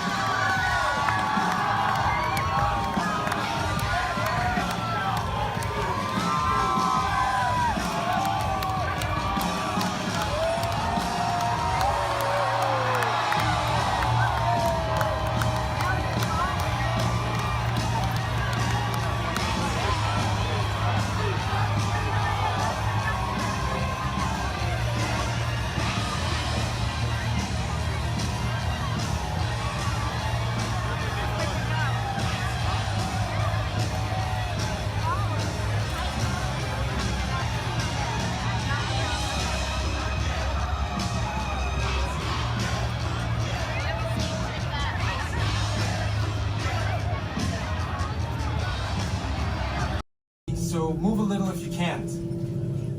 Before we send you to the link chamber, let's watch this piece by Dr. Ogden, who runs the program. Welcome, everyone. I'm Dr. Jackie Ogden from the Pandora Conservation Initiative. You're about to experience a ceremony that's very special to the Na'vi, flying on the back of an Ikran, or as we call it, a banshee. To the Na'vi, connecting to an Ikran and flying on its back is an incredibly important rite of passage they call Ikni Maya.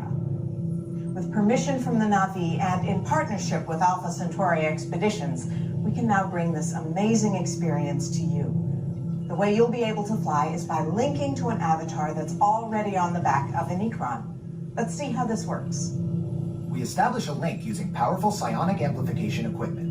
A human driver is connected to an avatar, which could be physically hundreds of kilometers away. When you follow our technician into the link chamber, you'll see a series of 16 link chairs. Please go to the number that matches the number you're standing on now. First, stow your gear in the storage containers on the back wall. This should include all bags, cameras, and other items, including cell phones.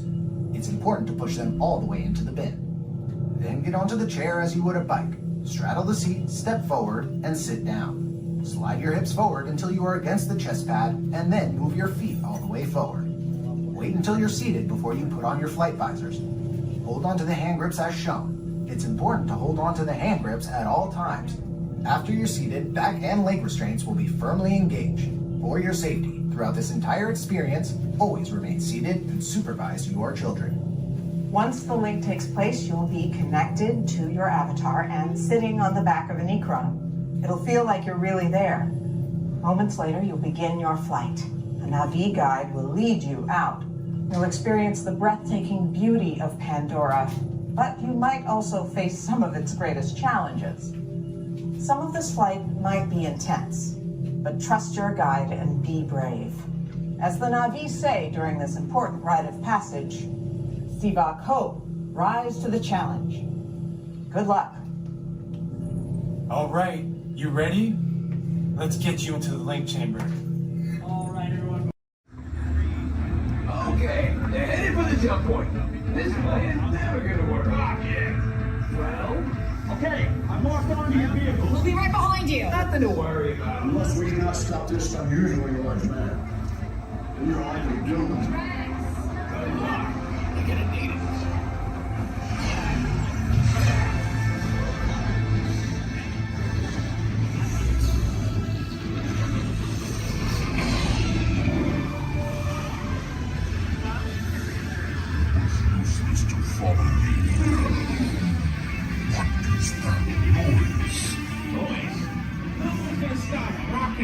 From existence.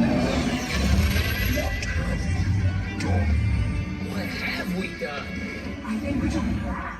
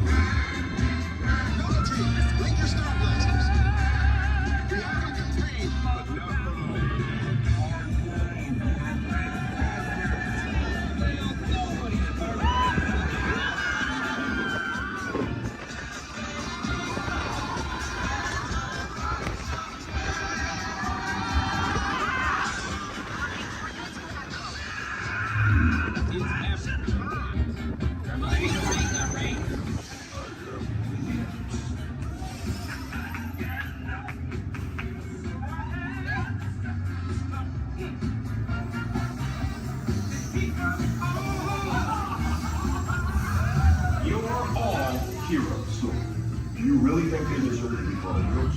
Do you see how they dress? It's just a figure of speech, Drax. You are lying to them. Now I understand. Welcome to the Guardians of the Galaxy.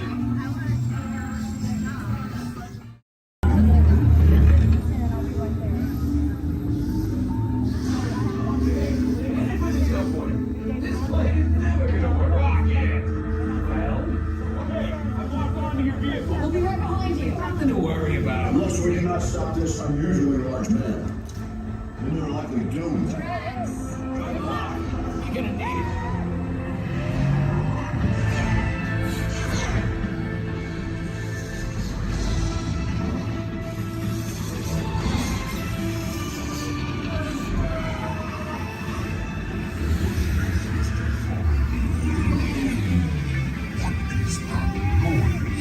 Boys, nothing's gonna stop rock and roll from existing. What have we done? I think we're jumping back. All the way. Oh, God. Is that the danger? The big bang! That's the bigger. We gotta get that generator. It's the only way back.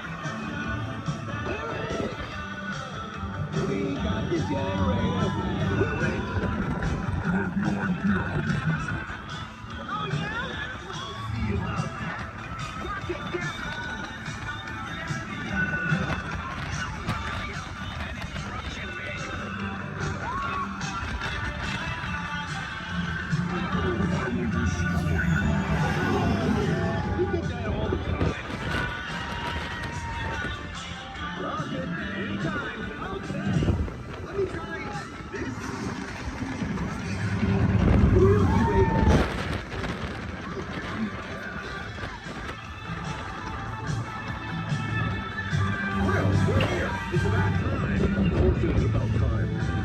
Got an important transmission coming in.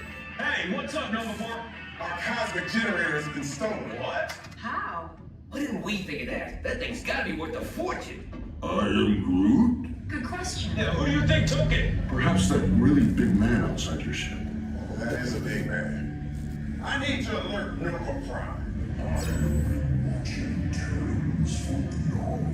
That's not creepy at all. This species has failed. Wait, whoa. We didn't even know there was a test. He's got the cosmic generator. And he's creating a new jump point. Jump point to where? It's some kind of mutant jump point. It's going back to the dawn of time. Dawn of time, why? To erase the error. Well, that doesn't sound good. Your time is over. Wait, what do you mean? What do you mean it's so vague? The jump point is closing. Hey, Nova Dude, your Nova Corps need to follow that whatever it is until we get there. We can't. Our power is down, and I've got to get these Terrans onto evacuation shuttles. I got it. I reprogrammed the shuttles to follow them through the jump point. Wait, What? Look, they're our only chance of keeping track of that whack job until we get the cosmic generator back. Piece of cake. Wait! there's cake. Where's this cake? The odds are impossible, Yep. but it's our only shot. Good luck. Are you sure you can control it? Come on, it's me. I got this. We're all toast. First there was cake, now there is toast. This plan is making me so hungry. Terrence, listen up. You need to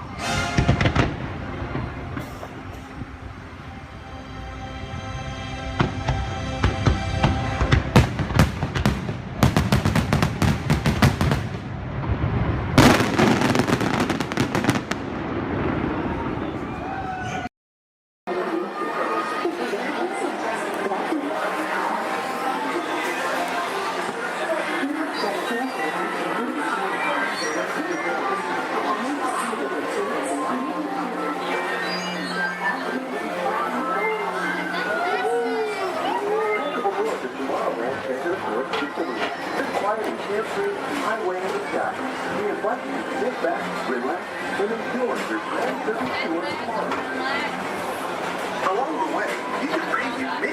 exciting places you'll want to be sure to enjoy today while visiting Disneyland of Tomorrow.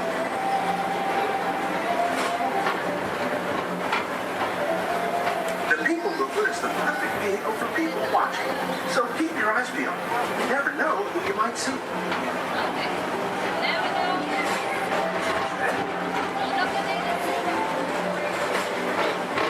Coming up, Stitch's Great Escape, where you can report for duty as a security agent to the Galactic Federation.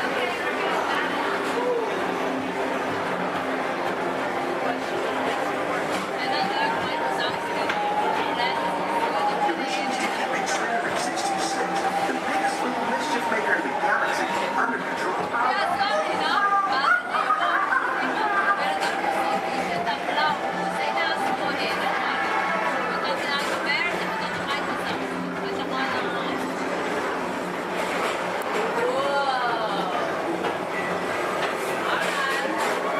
And now, Tomorrowland Transit Authority proudly presents Progress City, Walt Disney's dream for the experimental prototype community of tomorrow. Progress City was the inspiration for Epcot, and many of its forward-thinking ideas have been realized throughout Walt Disney World.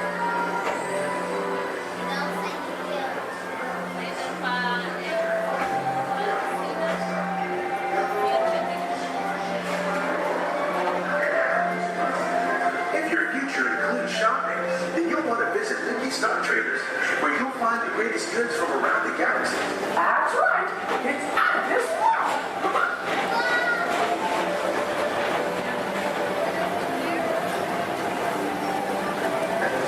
Speedway, put the pedal to the metal and speed towards the checkered flag in your very own race car. Young or old, this is your chance to drive in the fast lane without worrying about getting a speeding ticket.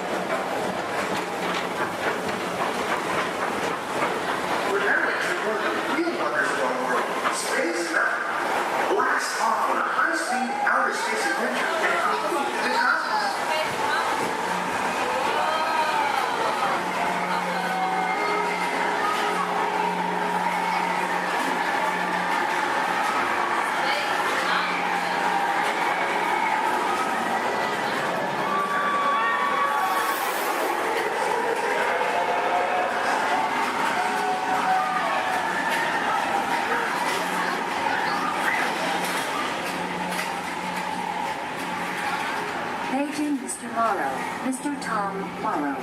Please contact Mr. Johnson in the control tower to confirm your flight to the moon.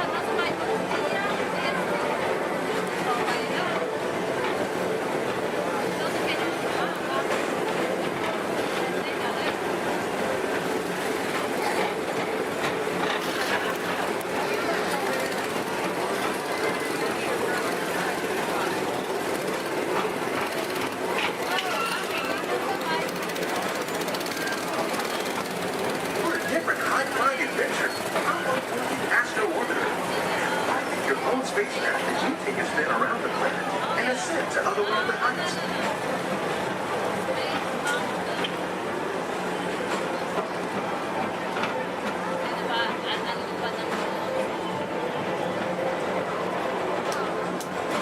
We're now approaching Walt Disney's Carousel Progress. Inside this rotating theater, 4 families welcome you into their homes of yesterday and today, starting way back at the turn of the 20th century. First presented at the New York World's Fair, this legendary circular theater celebrates the progress that has made our lives better. It's a perfect reminder that there's always a great, big, beautiful tomorrow shining at the end of every day.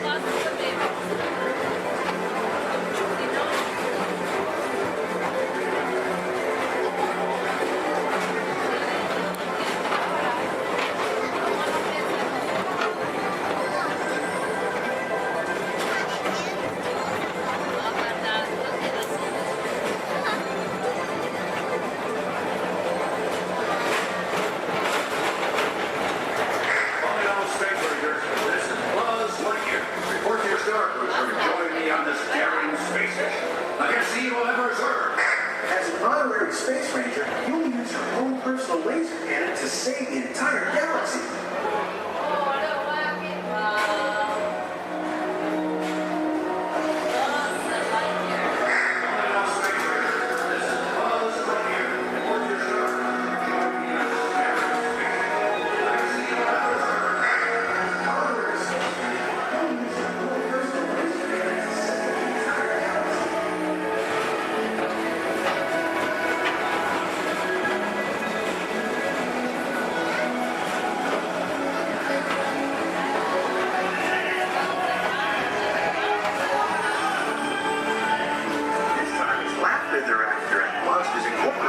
So drop in and join Mike Wazowski and all his pals at Monsters Incorporated platform. Share the fun.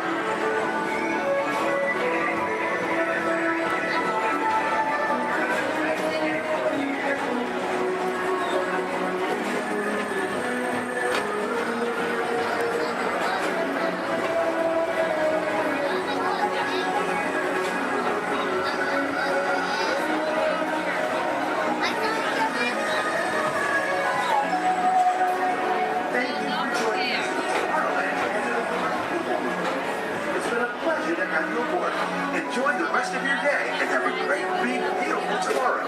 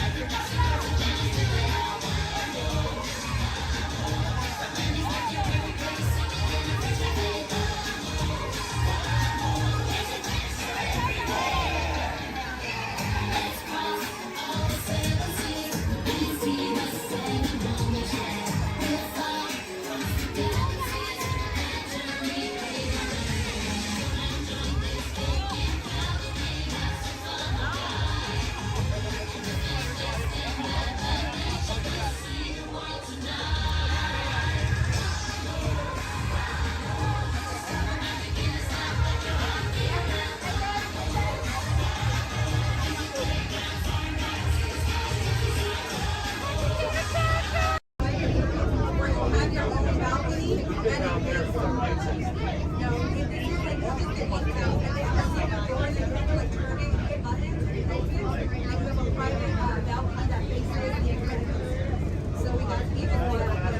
what they call it now, the Incredibles.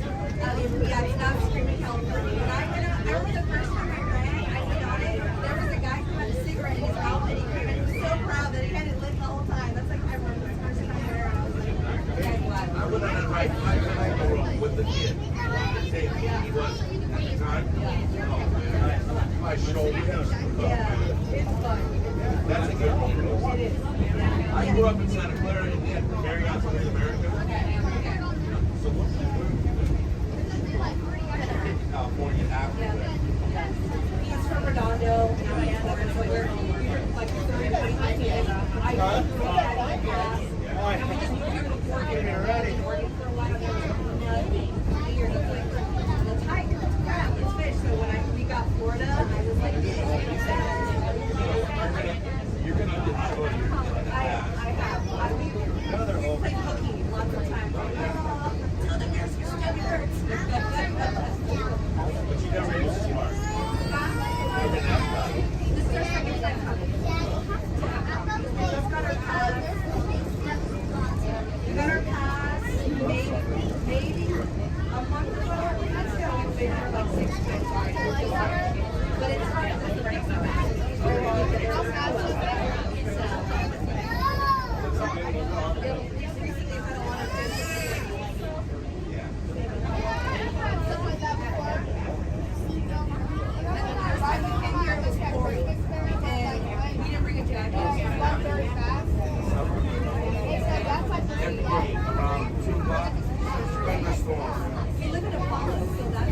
Any country you want, literally can make it.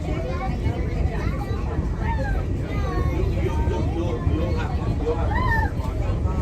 So you'll be like, it'll be like Italy, France, Moscow. Yeah, but that's the rate in order.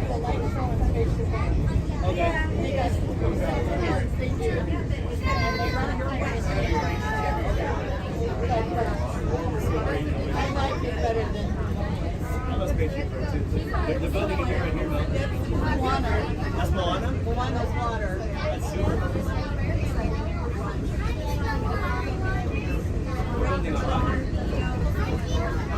They're building Moana, baby. Yeah, I mean, Shanghai Disney kind of.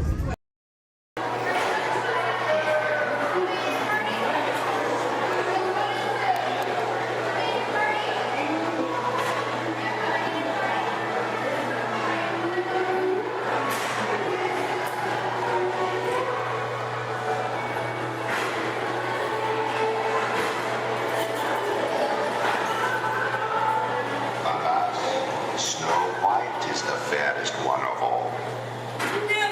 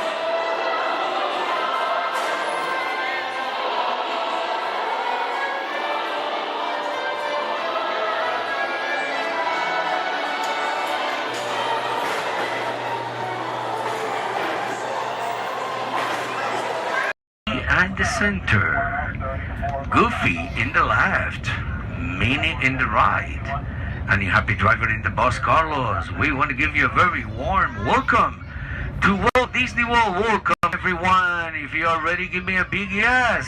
Yes! All right, you ready?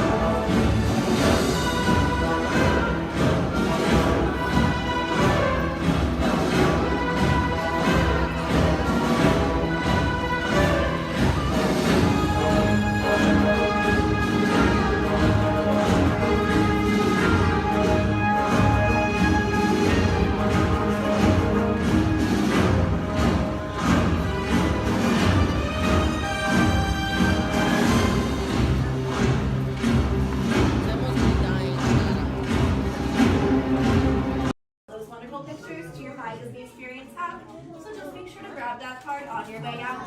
Now for all on the same page, can I get a great big wee? Wee! Awesome. All right, now my friends in here, how many of us are familiar with the story Beauty and the Beast? Awesome, most of us. Are we all ready for a Beauty and the Beast pop quiz? Yes, awesome. Do not worry, my friends. This is not work and this is not school, so you don't have to worry about raising your hands. If you know any of the answers, just feel free to shout them out. My first question is, which princess grew up here? Belle. Belle, that's right. And does Belle still live here? Yes. No. No? Yes? Well, if Belle doesn't live here, then where does Belle live? The castle. The castle, that's right. Are we all ready to go visit Belle in the castle? Yes. Yes, awesome. Now right behind me is an enchanted mirror, and this was a gift given to Papa Maurice by the Beast. It lets him visit Belle in the castle at any time he wants. And I know the perfect time we can go back to. So everyone, please repeat after me. Take me back to the day Belle and Beast fell in love. Take me back to the day Belle and Beast fell in love.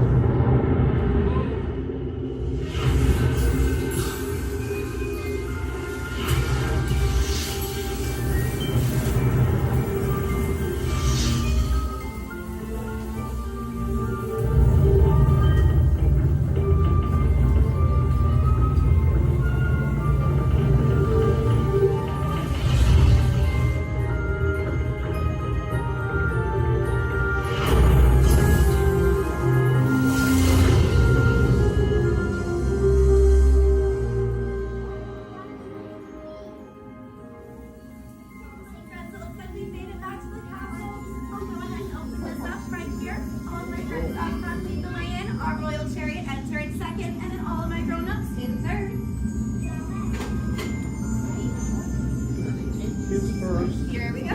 All right, all right. My kids get to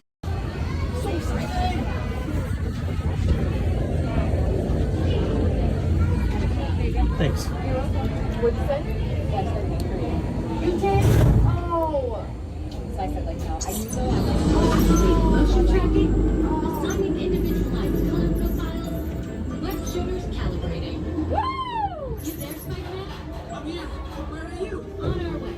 Okay, please sit back and enjoy your ride until we reach the epic disaster. Wait, I thought you were still an exponential major. Yeah, disaster sounds right. I'm not here today.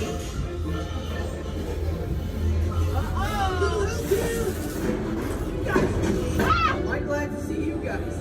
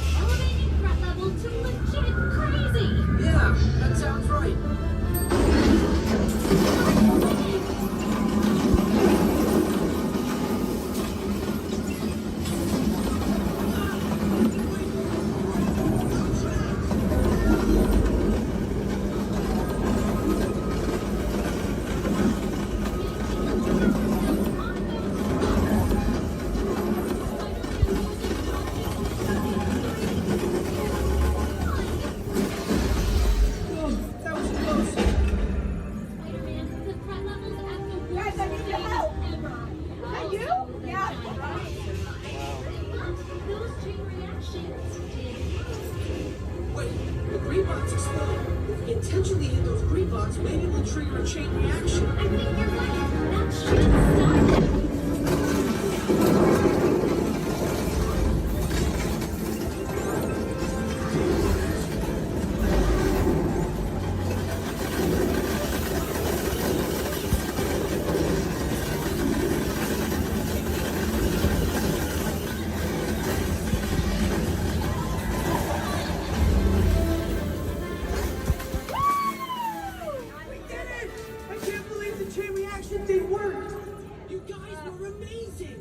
I'm very impressed, Spider-Man. You really solved the problem. Well, it's only done it without them. That was also your idea.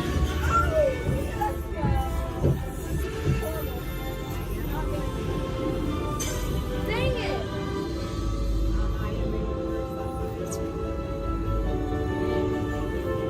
For your safety, please remain seated. We failed. I didn't know better this morning. Jackson's been so good. My arms are tired. Reinforcements, remain seated inside the transport.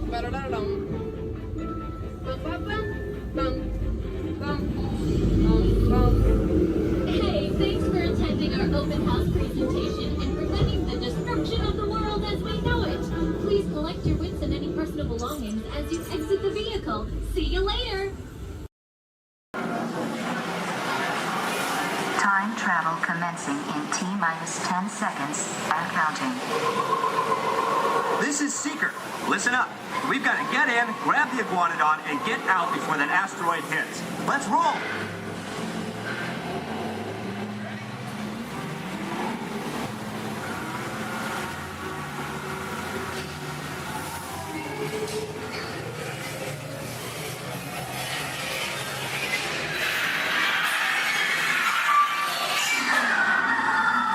Okay, now let's go get that dino. Computer, what are you tracking? Styracosaurus. Not our dino. Warning, meteor shower in range. Just little ones. Oleoramus.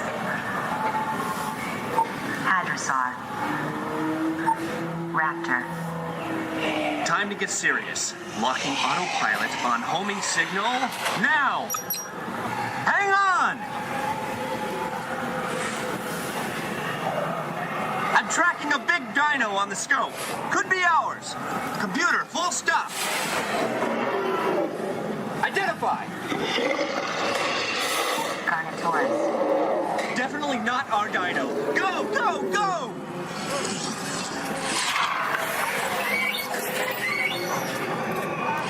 Another big guy coming up. Computer, slow and identify. Sauropod. Still not our dino, but at least this one's a vegetarian. Whoops. Asteroid impact in 90 seconds. We better move it. Pterodactyl. Incoming! Asteroid impact in 60 seconds. We can't stop now. Keep going, keep going. Compsognathus. Computer, what's happening?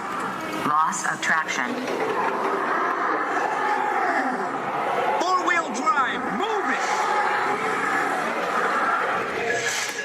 Warning, meteor strike. Evasive maneuver. Right, left, right, left. That was close. Computer, now what? Carnotaurus.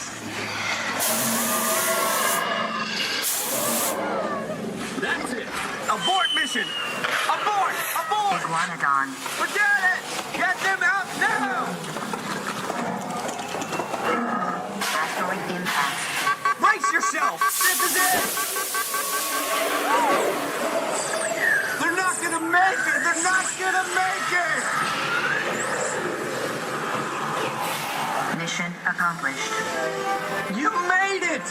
I knew you would, and guess who made it back with you? I better find it before security does. Thanks for everything!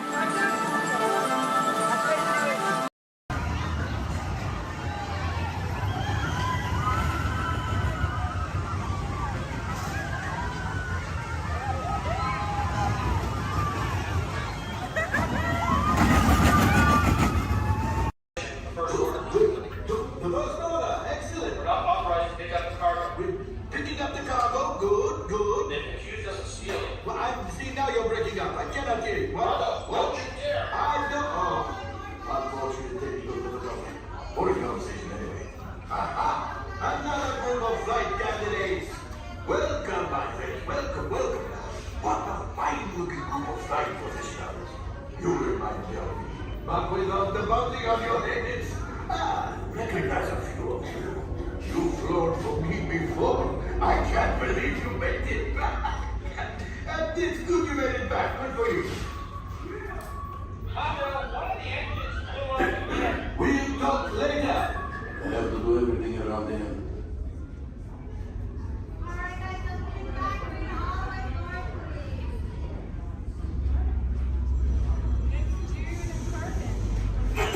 Yes. Hello, my friends. I am Hondo Onaka, and this is Onaka Transport Solutions. Today, I am offering the opportunity of a lifetime. I need flight crews to transport this valuable merchandise across the galaxy. Pilots to navigate, engineers to operate the ship, and gunners to defend the shipments. And that is where you come in.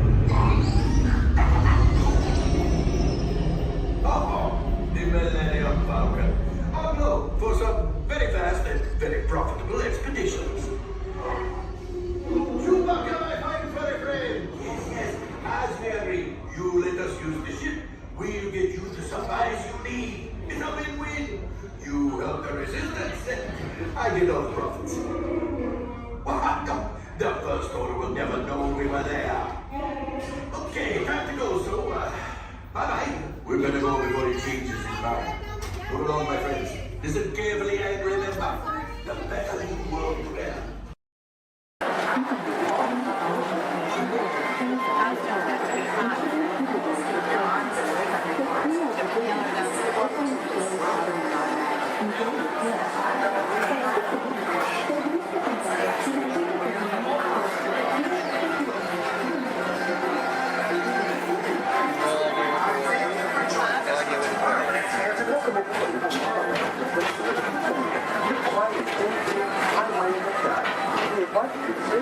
Relax and enjoy your collective tour tomorrow.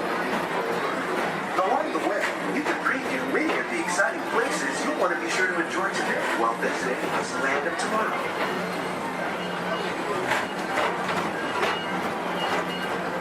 The People Mover is the perfect vehicle for people watching, so keep your eyes peeled. You never know who you might see.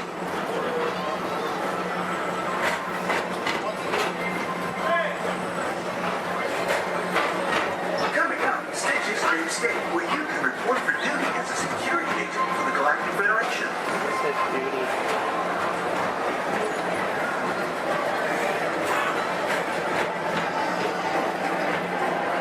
Your mission is to keep Experiment 626, the biggest little mischief maker in the galaxy, under control.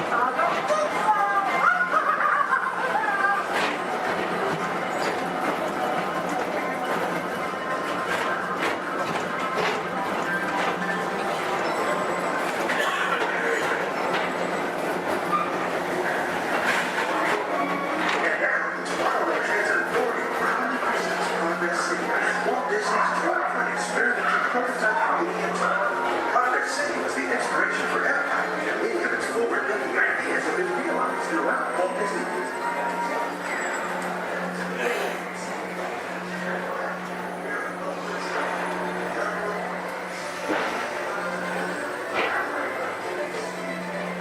If your future includes shopping, then you'll want to visit Mickey Stock Traders, where you'll find the greatest goods from around the galaxy.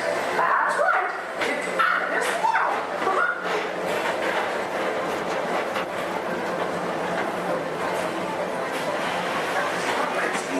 With the pedal to the metal and speed towards the checkered flag in your very own race car. Young or old, this is your chance to drive in the fast lane without worrying about getting a speeding ticket.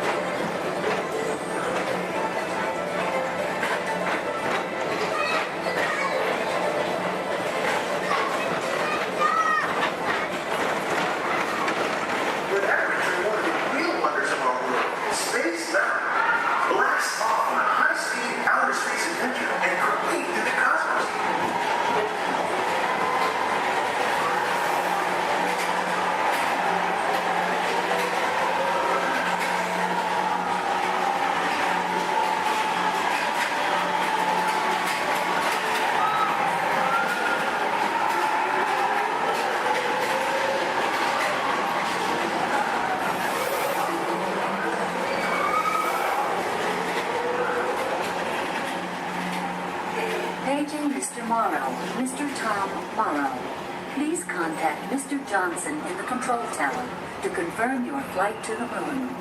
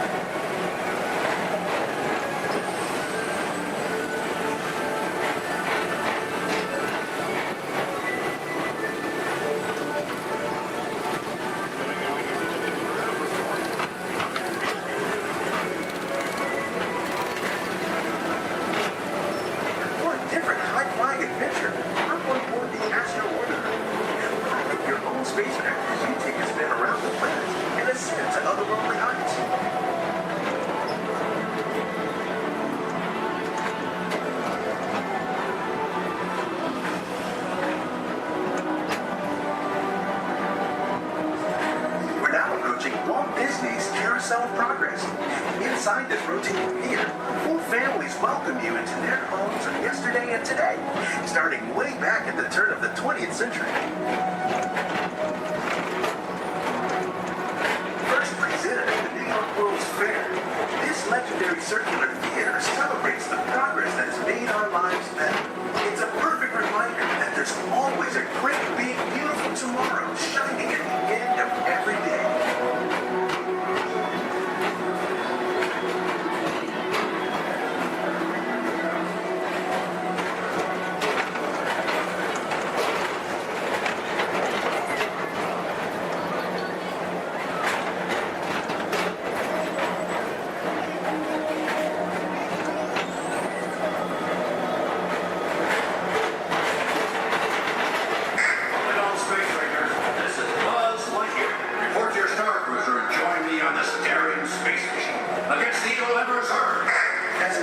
Space Ranger, you'll use your own personal laser cannon to save the entire galaxy.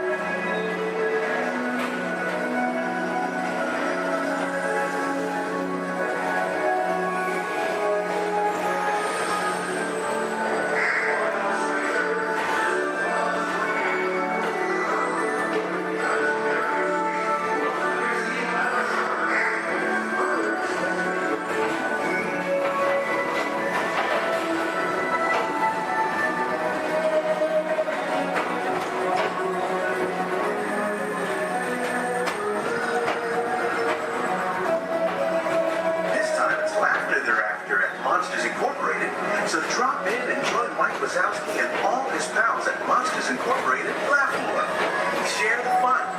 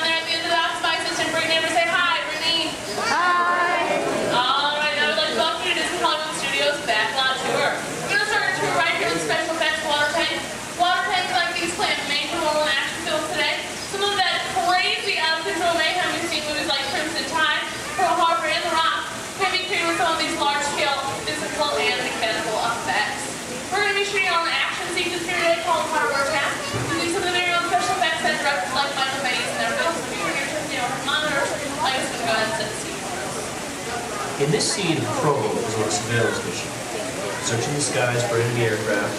Who is caught off guard with the real danger surfaces from beneath the sea. This is going to require a full range of physical effects, split-second time, and careful direction. We have the lights, we have the cameras. All we need now is the action.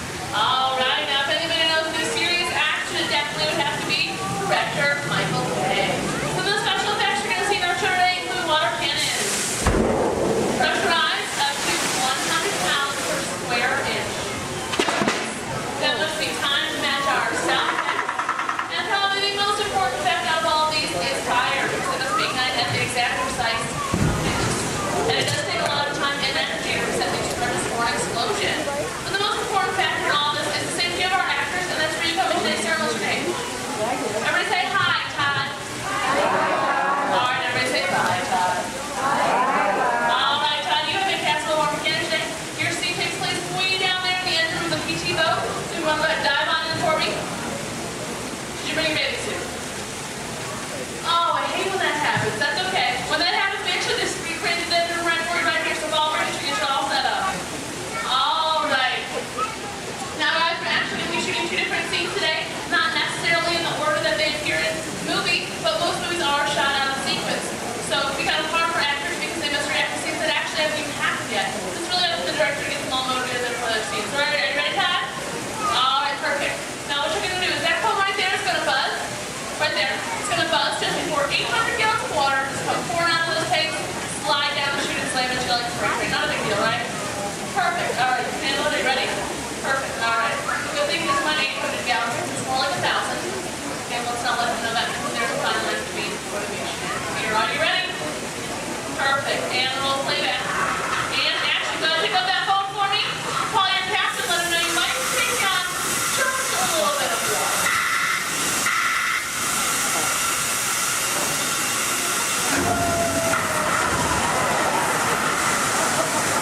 And cut. Everybody give him a nice round of applause. One more quick scene for you if that's okay. All right, just stay in your seat for me. Go ahead and take off your hood. Give me a big dramatic stare of the audience. And act dry. Yes? That's right. How's he doing, guys? I think he's doing a pretty good job. Give him another nice round of applause. All right.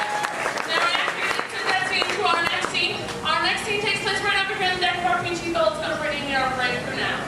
Ladies and gentlemen, let's give a nice round of applause for our Captain Ken and Royal and Brave Deckhand Debbie. Passes on set for All right, thank you, Brittany. And roll playback. All right, now remember, crew, you are on a surveillance mission, okay? And action. All right, Captain. Pick up your binoculars. They're right in front of your wheel, Captain. Captain, your binoculars are right in front of your wheel. Captain.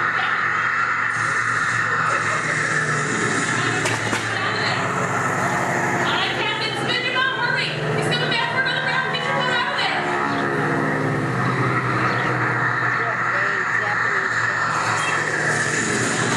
Captain, pick up your phone. Pick up your phone, Captain. Go ahead, call your mechanic. Pick up the phone. No, that kid's right over here. That kid's right over there. You see it? What is that? Looks like it's all right, guys. Go ahead, Captain. Hang up that phone for me. Go ahead, guys. Take a deep breath. You start to relax because you think it's over. It's not. Go ahead and point to the audience for me. Enemy bombers at 12 o'clock. Bombs away, and everyone get back there.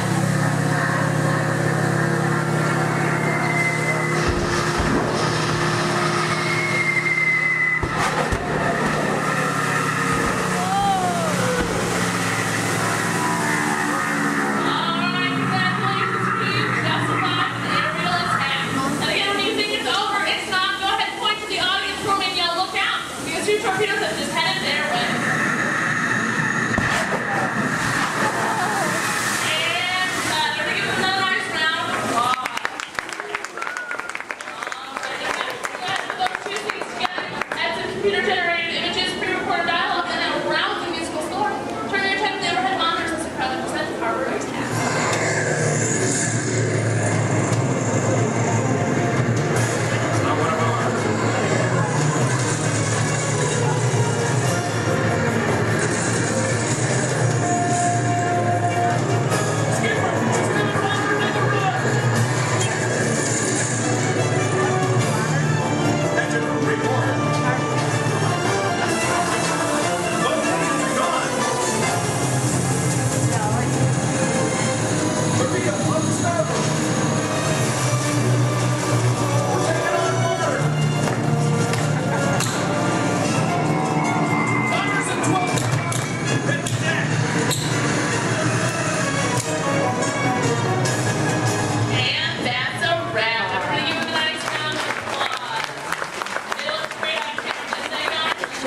Myself and my assistant Brittany would like to thank you all for coming out to our chat. If you're waiting for any of our brave volunteers, just stay right where you are.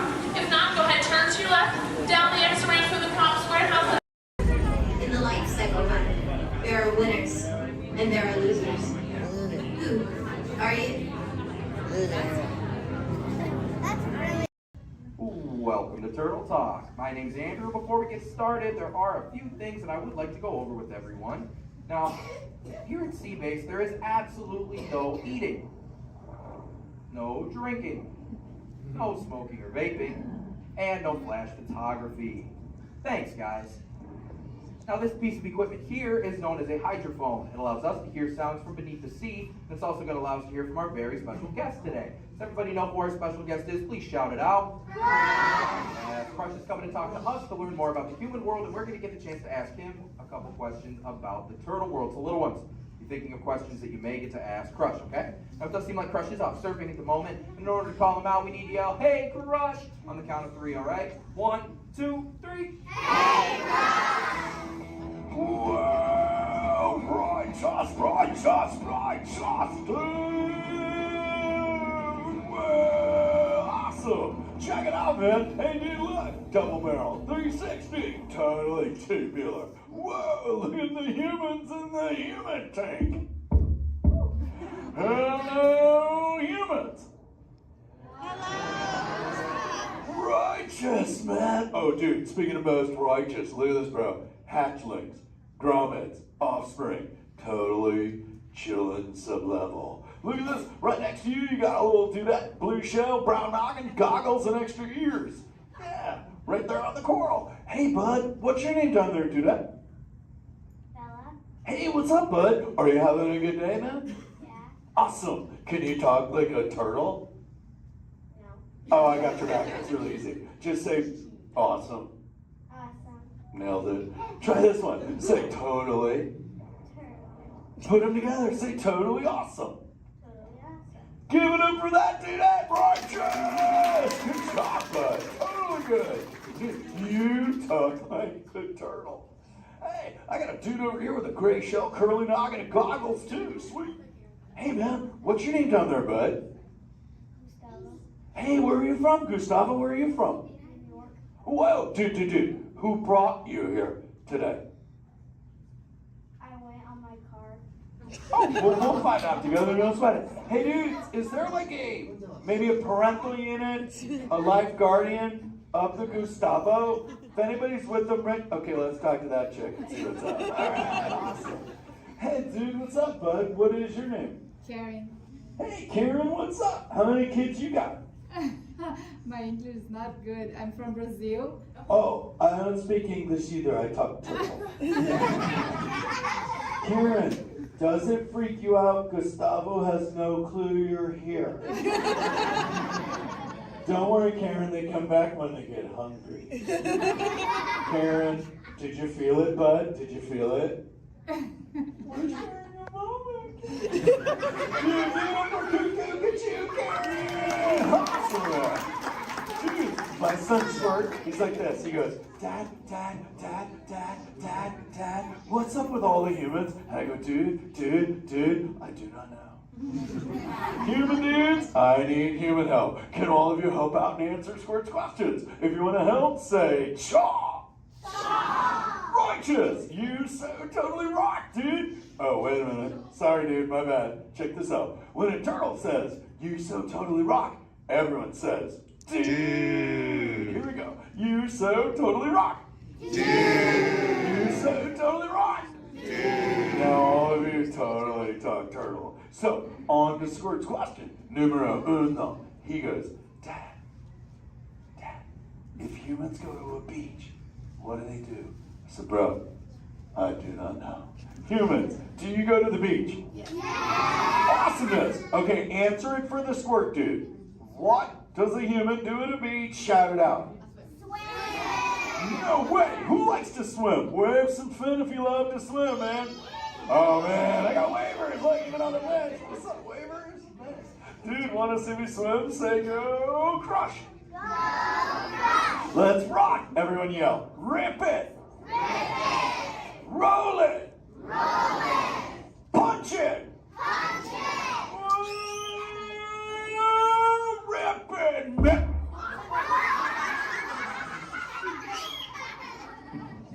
Hey, Crush, watch out for the glass. Hey, dude, thanks, Hank. How long has that dude been there? Oh, no, man. My bad, bro, my bad. Where are the manners? I've been asking the questions. Dudes, do any humans have a question about being a turtle? Raise a fin.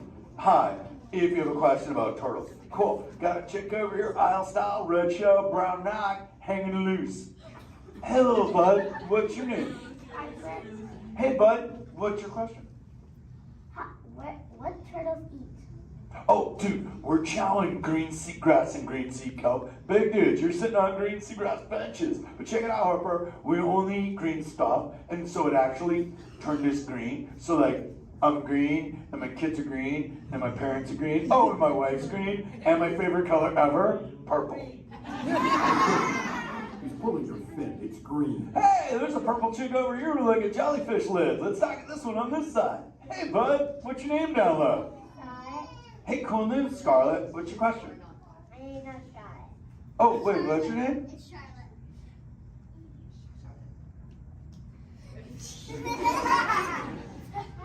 You don't have to tell me. Okay, what's your question, little bud? My name's not bad. Okay. Hey, let's head over here. We got like a little friend on this side. Looks like a light blue shell, brown noggin. Let's talk to this bud. Hey, what's your name, dude? My name's Marley. Hey, Marley, what's up? What's your question? What would be your favorite? What's your favorite food? Oh, dude, besides eating green seagrass and green sea kelp, we totally chow on the jellies. Yeah, they're like so tasty. Hey, wait, Marley, do you eat food and sleep and stuff? Yeah. Do you know how to swim? Yeah. You're a turtle. Because all we do every day is eat, sleep, and surf. Hey, we got a bud by the bench. He's got a red shell curly noggin. Let's talk to that guy. Sweet. Hey, big man. What's your name, dude? Ezekiel. Hey, Ezekiel. What's your question, friend? How do turtles breathe? Okay, here's the deal. We have to go up every 15 minutes, bud, because I'm like you. I breathe oxygen. But here's the deal. We have to go up every 15. But when I sleep, Ezekiel, we can go in this little cave right there. See the green shelf sticking out over there? We got to tuck under, and we can sleep 5 hours straight and absorb oxygen out of water when we're underwater. Who else has a question? This is kind of cool. Oh, whoa, dude, check it out. We got like a little friend chilling on this side by the bench. Looks like a grayish blue shell, brown rock sitting on her own flips. Dude, what's your name over there, bud? Abby. Hey, Abs, what's your question, Abby? How many babies can a turtle have? Well, mommy turtles, man, they go to a beach, but it's the same beach every time. And they drop off like 90 to 100 eggs. But here's the cool part. When the sand is really warm, Abby, everybody is a dudette. And when it's cold, they're all dudes. So we say, dudes are cool and chicks are hot. This is awesome, humans. Hey, the Jelly Man. I was talking about you, buddy. Oh, Crush. Hey, man. I'm trying to get away from a turtle pile. Marlin, turtle piles are a celebration. Everyone yell, turtle pile!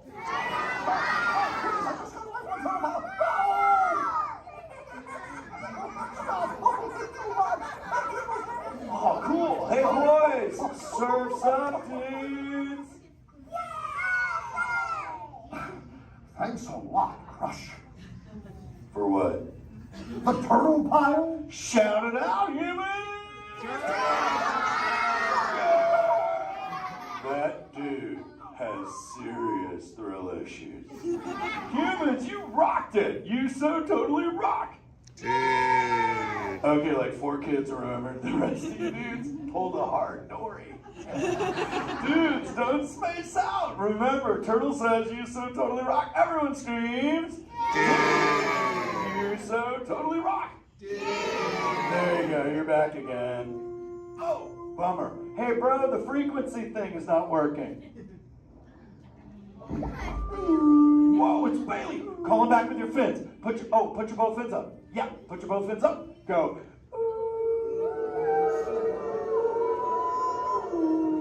Crush. Hey, Bailey, look at my friends. They're humans. Oh my goodness, funny looking humans, huh? Hey, dude, stop. That's not cool. Those are my friends. They can hear you. No, they can't. Watch this. Hi, humans. Hi. Oh, okay. Hey, why didn't you tell me? Dude, I tried, man. You got stoked out. Wait. Ooh. Yeah, that thing. I'm getting something. Ooh. Wow. Some of you have 4 ears. Weird. I'm not judging. Humans. Later, Crush. Later, Bailey. Everyone say, later, Bailey, dude. Bailey's echolocation's awesome. We're going to do it. Everyone, both fins up. Go. Okay, sub-level. Really good. Back bench. Solid. Grandma, in the corner. This is where we put our fins up. Good job, Grandma. Good job. Fins up. Eyes closed. Go. How many fins am I holding up now? No, you gotta go. Yeah, you so totally rock. Squirt, come here. Squirt, look at this. Squirt, I just taught humans your ultimate favorite.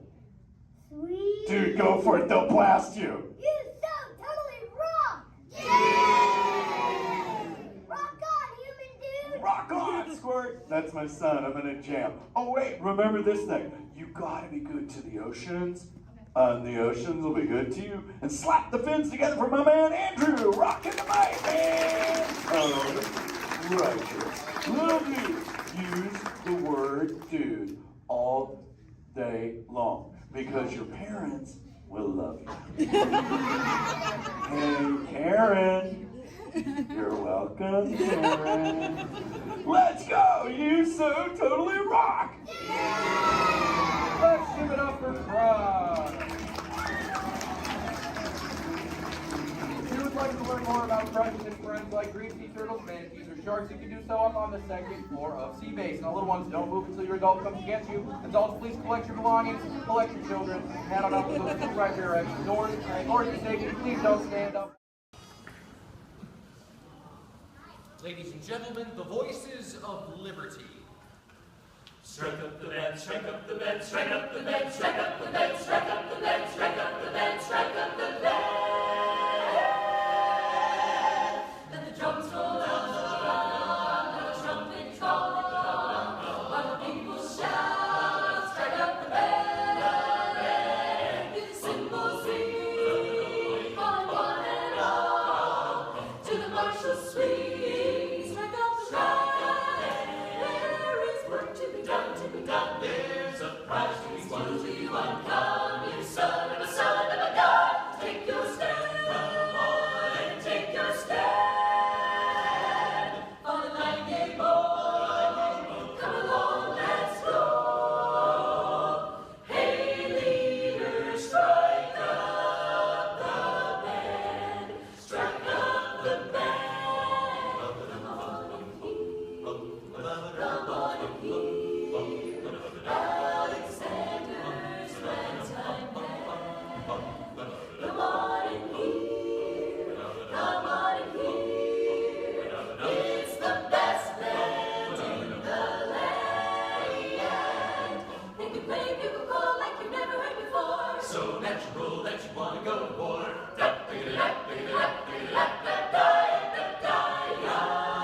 That's just the bestest band whatever. Come on along, come on along, come on along. Let me take you by the hand. Up to the man, up to the man. Who is the leader of the band? And if you care to hear that Swanee River play, in ragtime, come on and go on and hear, come on and go on and hear Alexander's ragtime band. The trumpet call, strike up the band, strike up the band, strike up the band.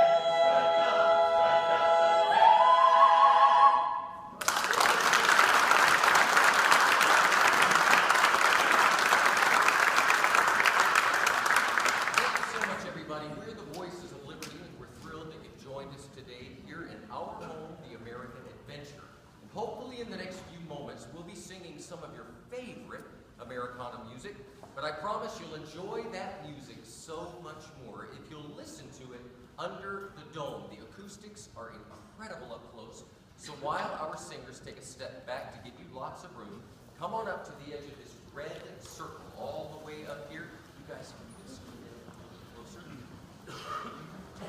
Especially if you're underneath the balcony, you'll really enjoy the music so much more up close. Have a seat on the floor so those folks behind you in wheelchairs or sitting on benches can enjoy the show.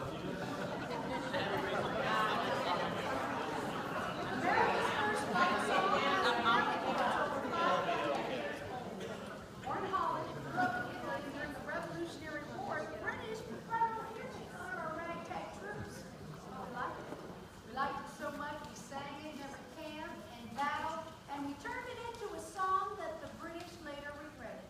In fact, during the war, one British general was quoted saying, "I hope I never hear that song again." But he did at Yorktown when the British Army surrendered to General George Washington.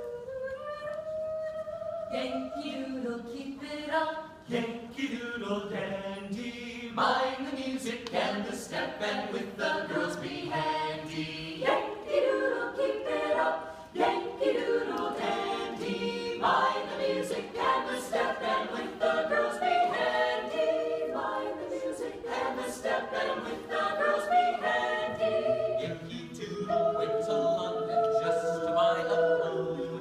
Stuck a feather in his cap and called it macaroni. Yankee Doodle, keep it up. Yankee Doodle dandy. Mind the music and the step, and with the girls be handy. Yankee Doodle, keep it up. Yankee Doodle dandy. Mind the music and the step, and with the girls be handy. Mind the music and the step.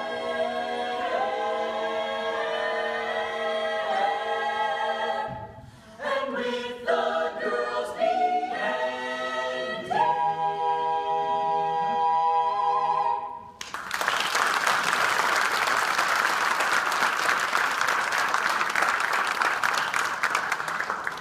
Well, there was a time not too long ago when many in our country knew full well the meaning of the word oppression. And out of that oppression were born songs of hope, songs of a better day.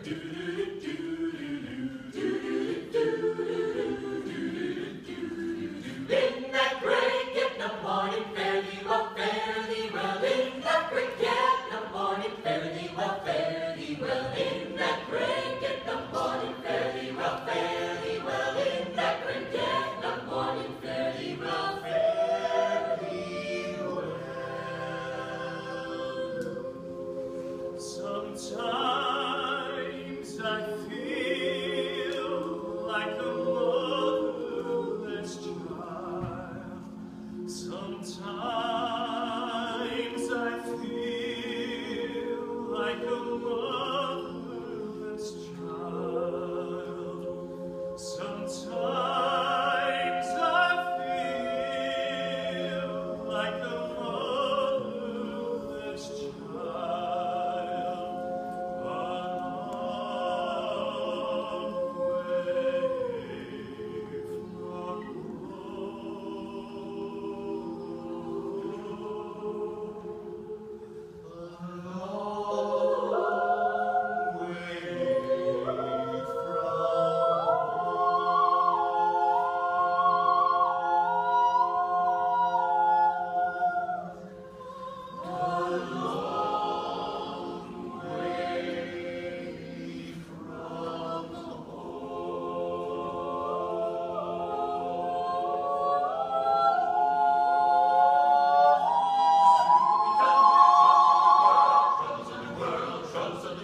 Soon we'll be done with the troubles of the world. Going to live with God.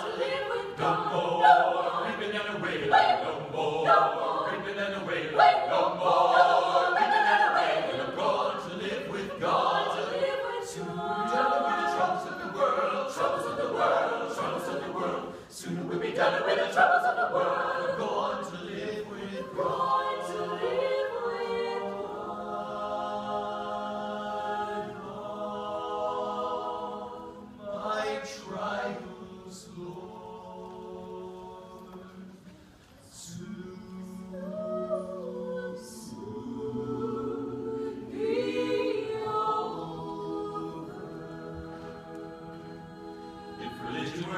that money could buy.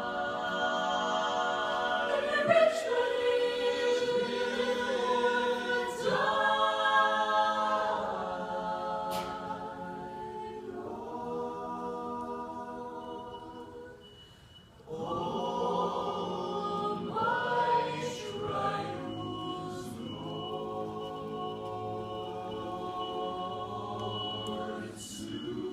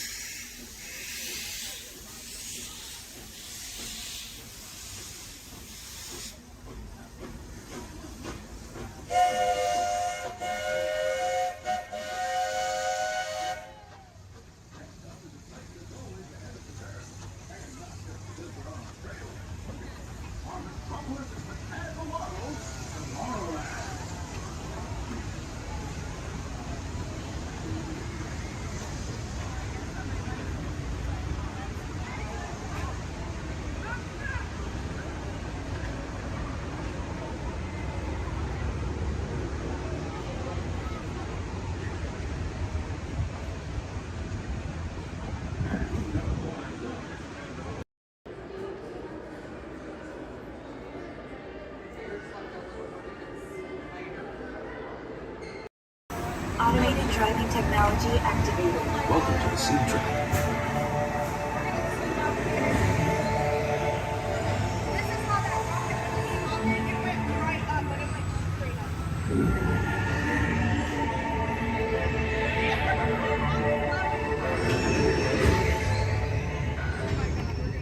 We'll begin with the capability test to see how your vehicle designs perform under challenging weather and surface conditions.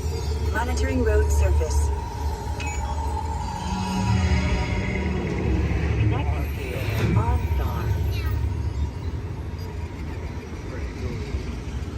SIM car performance data acquired.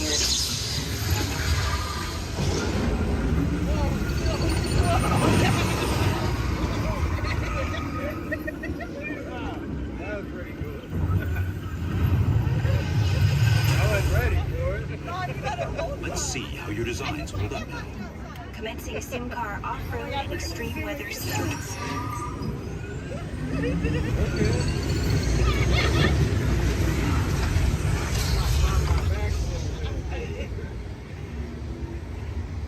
Capability test results displayed and verified. Now let's see how your vehicles compare when it comes to their efficiency. Scanning SIM card for optimal eco efficiency.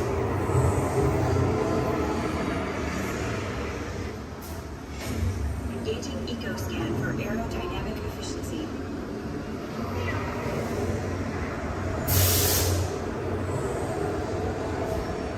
Drive systems analysis. Hyperspectral imaging in progress. Calculating total enviro impact.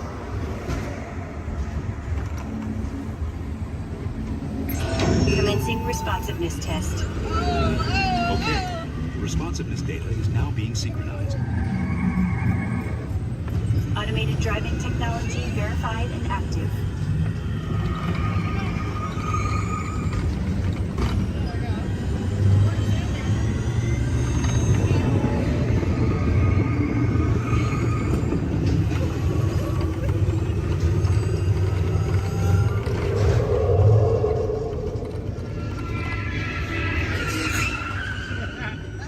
Automated crash avoidance technology disengaged. Displaying responsiveness data. Here comes the final test. Energizing for packet test.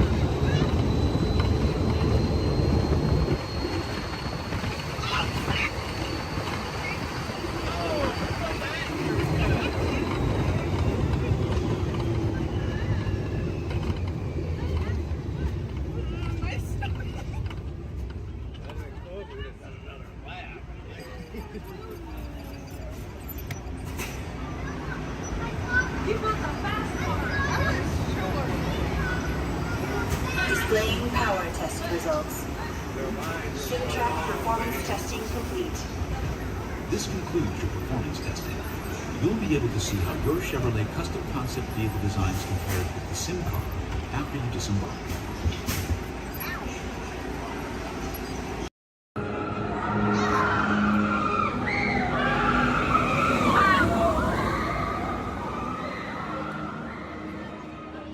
On top of your head, hats, ears, sunglasses. Go ahead and take those off. We want them flying off in a first order ship. Who knows what they would do with them, but they're not going to give them back. This is R5. This can help get you guys out of here. We're just waiting for your transmission from Finn. Okay. Good luck. Take this corridor to the turbo lift, then head down to the escape pod base. Those droids are programmed to return you to Batu. Hurry and don't get caught. Lieutenant Beck will guide you. Recruits, for your safety, stay seated with seatbelts securely fastened. Keep hands, arms, feet, and legs inside the transport and supervise your children. Tell them it's a prisoner transfer. Did it work? Good. Now get a move on. There's a clear path to the turbo lifts at the end of the hallway. Turn right. Probe droid. You're lucky it didn't spot you. Take those turbo lifts and stay out of trouble. Hey, you're not authorized. Wait, go to the prisoner.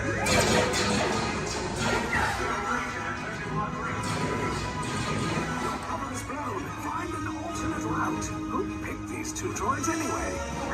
Detention approach. Prisoners will see identity.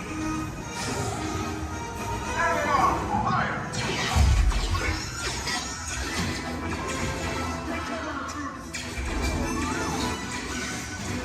The escape pod just below us. Take those down. Copy. Hurry. No, not up. I said down.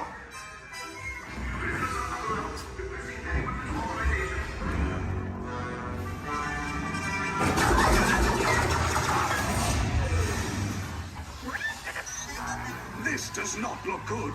Try to find another way down to the escape pods. The Resistance will attempt to rescue the prisoners. They have neither the resources nor the courage to engage us. You underestimate their conviction. Raise the shields. Shields? I see no evidence. Now! Sound the alarm! All personnel to their stations! Sir, the prisoners have escaped. How brave, but ultimately hopeless. There's nowhere to run.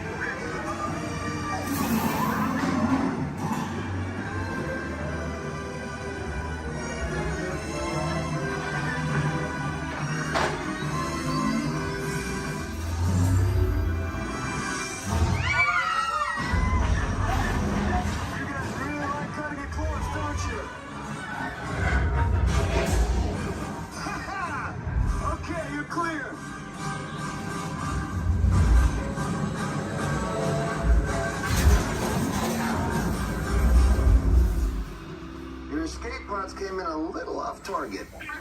Ground crews will meet you outside the wreck. All right, nice job, recruits. Not what you signed on for, but hey, you're Resistance now. I think I have that authority. Right, Beck? Where's the lieutenant? I need eyes on Beck.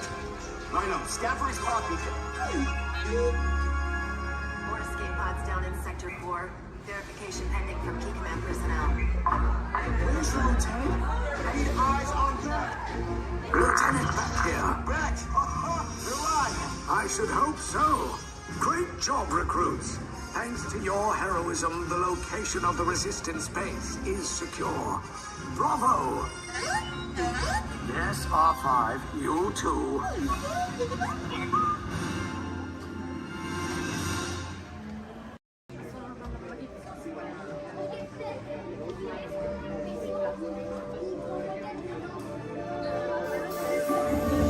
I see we have new visitors. Welcome, Terrans, to the wonders of Xandar. I am World Mind, sentient supercomputer of Xandar. I hold the knowledge, memory, and experiences of all Xandarian citizens, past and present. This gives me extensive knowledge, yet I am constantly learning, and I am now learning about you and your planet, Terra.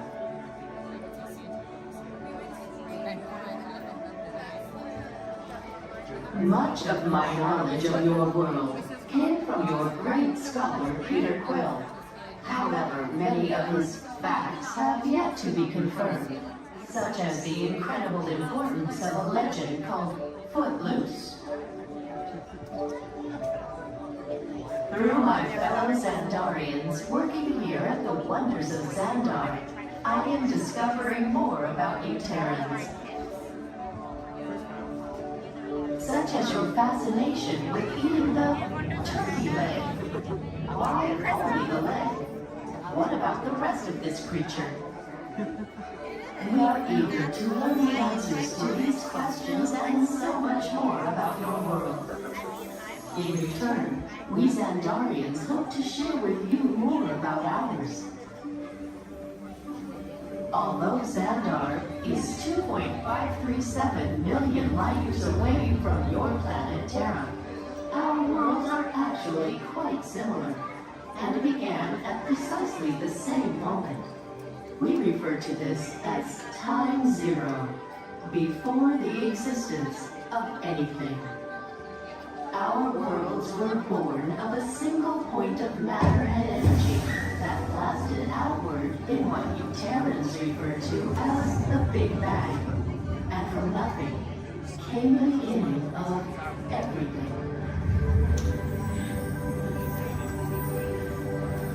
Incredibly hot and extraordinarily powerful, this explosion filled the cosmos with a cloud of rapidly moving particles. Over the next 100 million years, space continued to expand, and the particles cooled and slowed.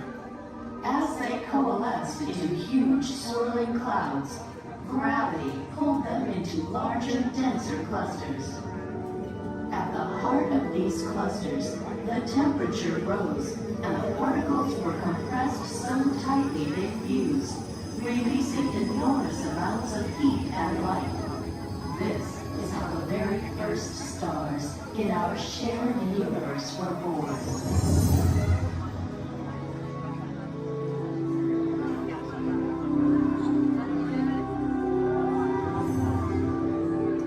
The singularity is just one of the commonalities between our two worlds that we will explore today.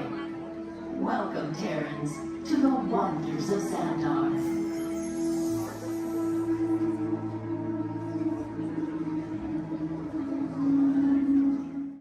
We recently learned that your Terran visionary, Walt Disney, had a similar goal in mind with his early concepts for the experimental prototype Community of Tomorrow. Years now, Peter Quill, what do you have to say about this? It was really a group effort to execute my plan. Thank you, Mark. The green lady, I would love to hear more about how Terra was chosen for this Wonders of Xandar tour. Well, that was really my idea. And that got too, because I love that place. It's awesome. I went there as a kid, and I cannot wait to get to go back and ride. I forgot his name. Also want to see the energy, dinosaurs, and of course, hear the veggie fruit. It's the best. Okay, well, I'm sure it will be wonderful for you to relive all of those memories again. That's us. And it's thanks to the Wonders that Xandar is reaching out to other cultures across the galaxy.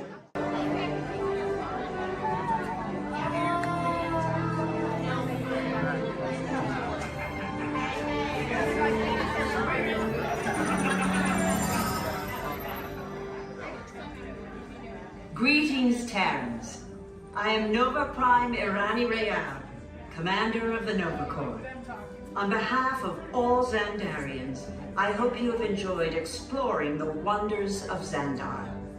As you have seen, your world and ours were born of the same moment, one which you refer to as the Big Bang.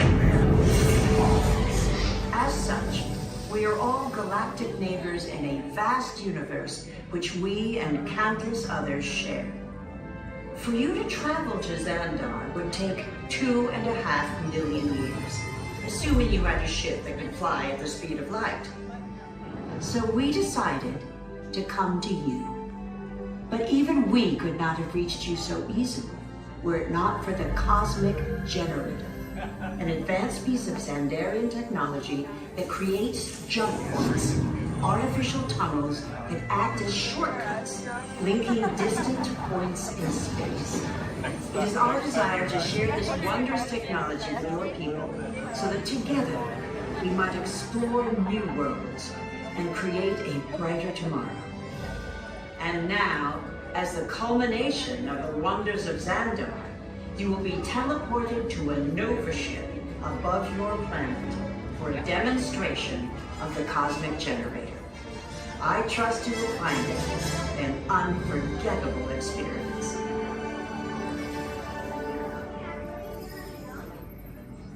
Welcome, people of Epcot, Epcoters, Epcotians, citizens of Epcot. Does anyone know what they call themselves? What? Someone needs to tell me when I'm on. Welcome, Epcot-tarians. I am Centurion Tal Merrick, and we're just about ready to teleport you up to the ship for the demonstration. As you're about to enter a secure Nova area, I must ask you to put away your Terran communication devices at this time. Recording of any type is strictly prohibited. I am very serious about this. Now, please step forward into the chamber. You're gonna love this. You're on! That was the best. That was like probably highlight. You're on! Someone get that guy on. I should warn you that we have never teleported Terrans before. But since your molecular structure is very similar to Xandarians, it should work. It'll work. So long as you are standing inside the lighted ring. You do not want to know what happened last time someone did not stand where I told them to, okay? Stand by for teleportation. Here we go.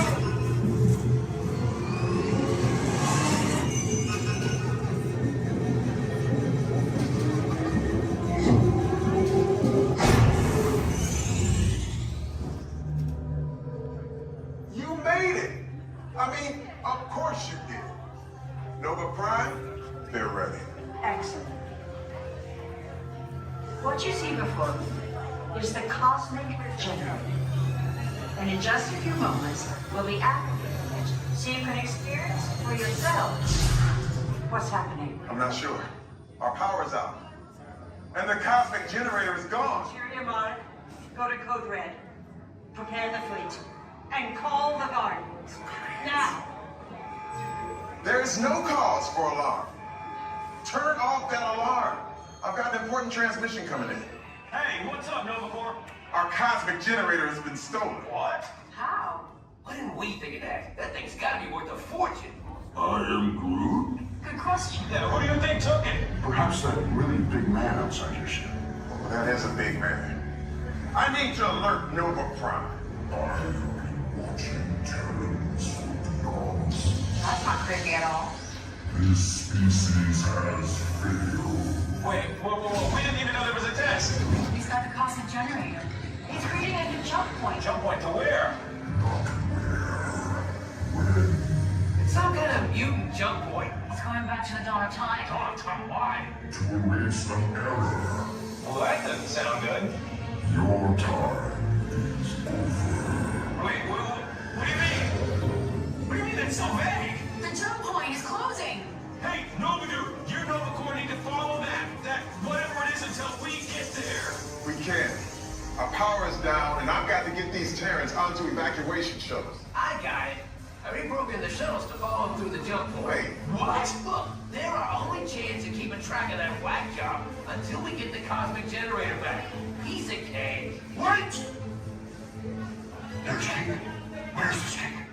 The odds are impossible. Yeah. But it's our only shot.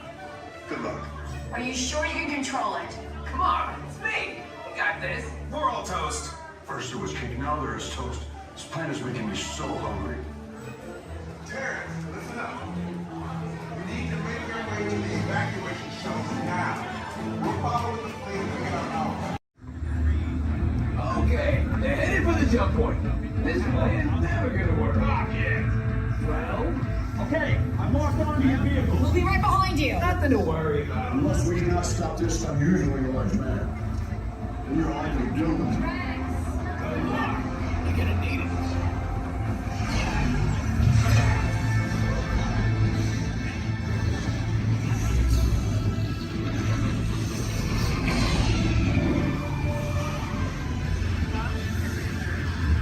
Supposed to follow me.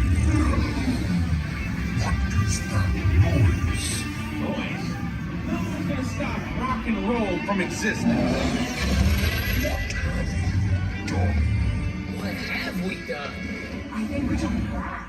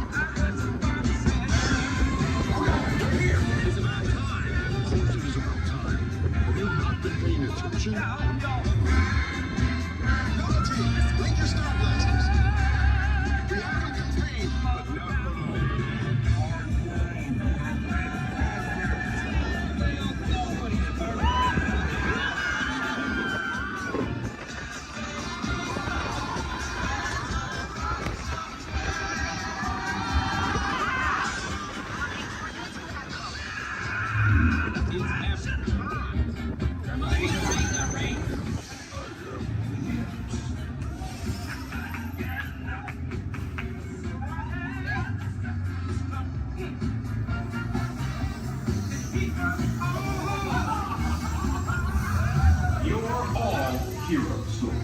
Do you really think they deserve to be called heroes? Do you see how they dress?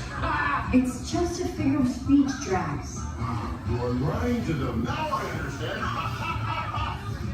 Welcome to the Guardians of the Galaxy.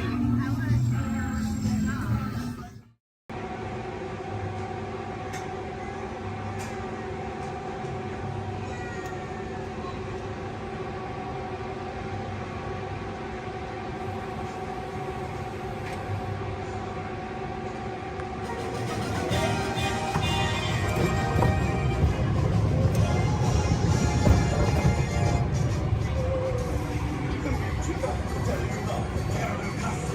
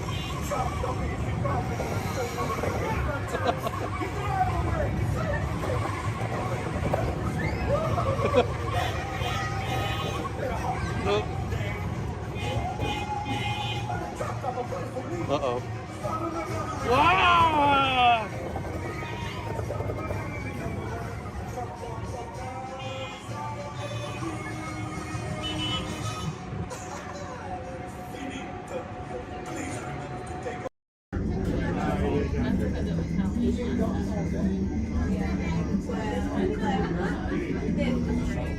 is Disney's Port Orleans French Quarter Resort. Please collect your belongings, watch your head and step as you disembark, and take some home children fun ahead. Thanks for riding with us, and welcome home.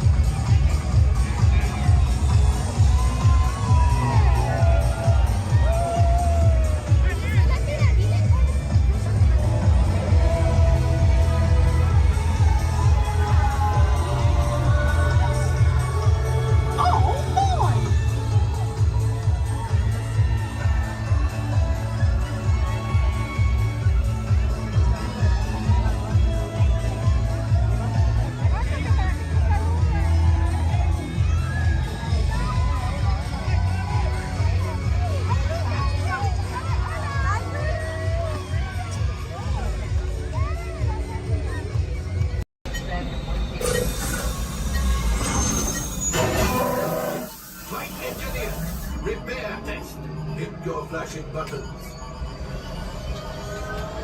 You better be faster when you get in real trouble. Whenever they like really press them. Right, pilot, push the flashing button to take off. Pilot on the left.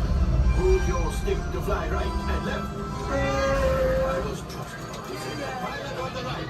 Pull back on the stick to fly out. And push forward to fly down. Oh, watch it! Truly makes flying this thing look easy, eh? Weapons are online. Left pilot, hit the booster. Now let's go get that coaxium. Right pilot, make the jump to light speed.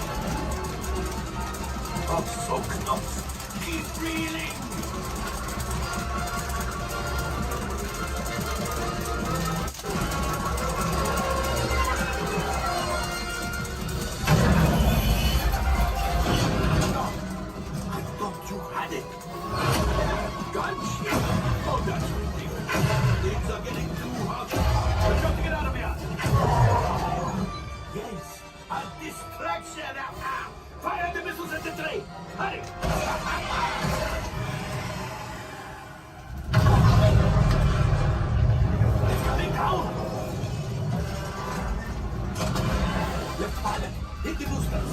Boost. Look, we did not die. Let's get out of here.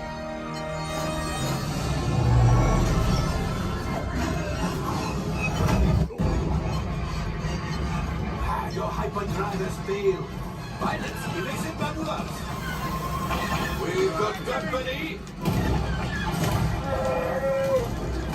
True is right. If we need them back, they may find the resistance. He's the last. Ready. Watch out! Oh, that's going to be hard. Great job, my friends. You retrieved one container of coaxium. This would greatly help the resistance. You have heard the First Order and made Chewie proud. Now, after my modest profit, your cut, minus what you owe me for damaging the Falcon, is, hey, not bad.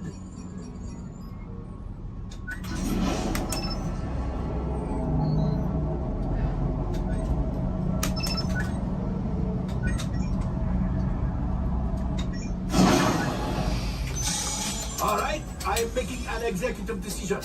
Everybody out. Go on, get out.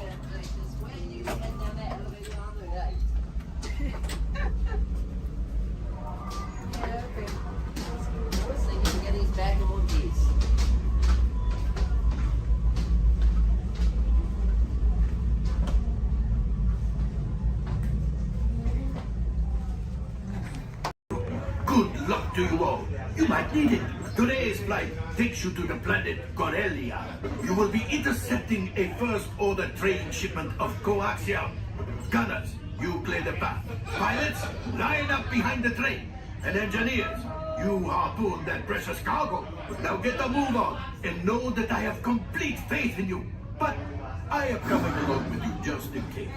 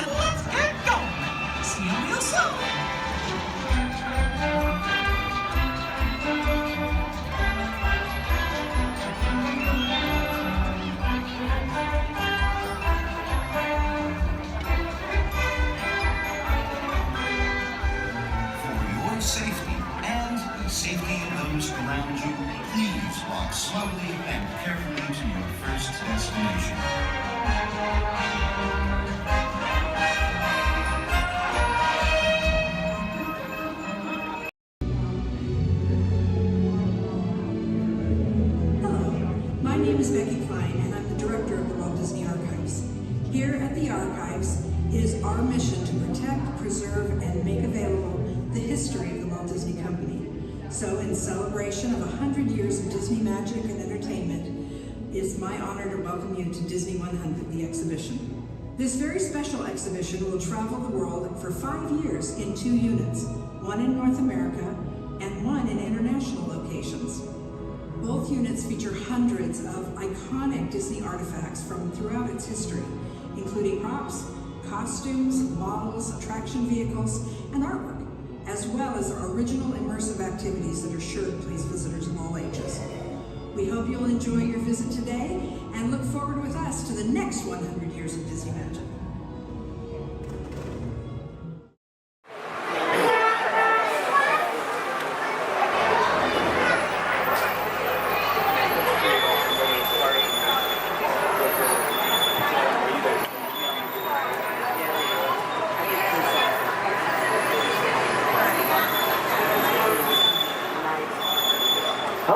My name's Don, and welcome aboard.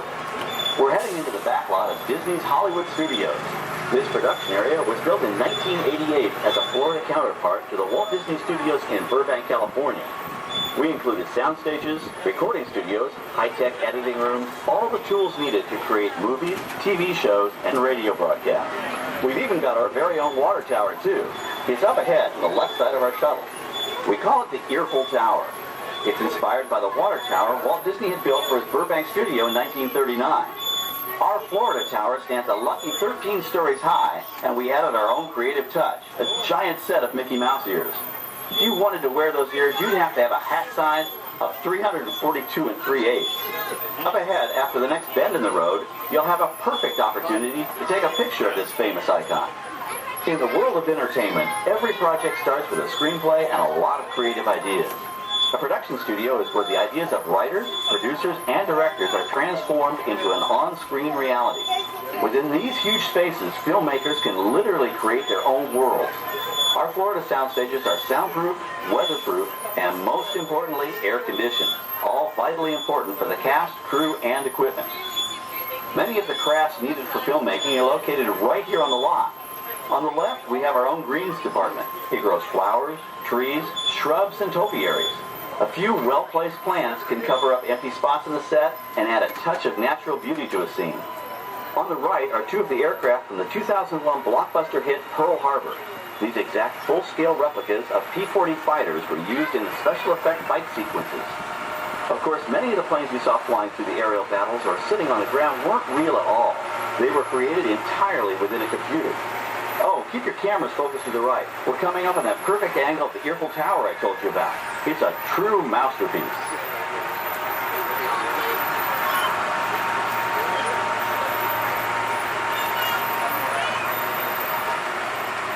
We're entering one of our most glamorous and colorful departments, creative costuming. Every star has to have just the right wardrobe, and it all begins here with a designer's sketch. Our team of designers, seamstresses, and tailors can turn 1.5 million yards of fabric into over 25,000 costumes every year. Many of these costumes will become part of the shows and attractions of the Walt Disney World Resort. In fact, here in Florida, we have the largest working wardrobe department in the world. Why, Mickey Mouse alone has over 175 different outfits to choose from, while Minnie Mouse keeps more than 200 unique costumes in her wardrobe.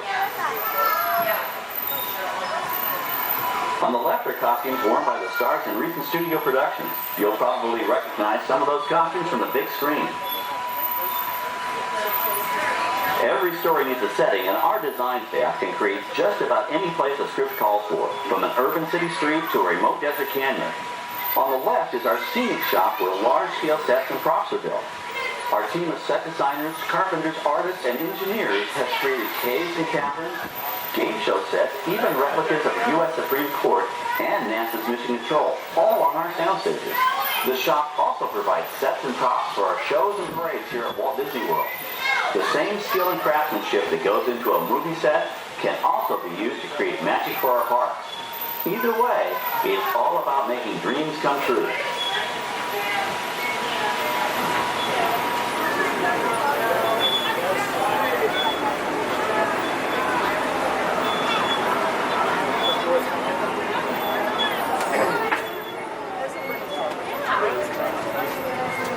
Now we're entering a zone we call the Boneyard.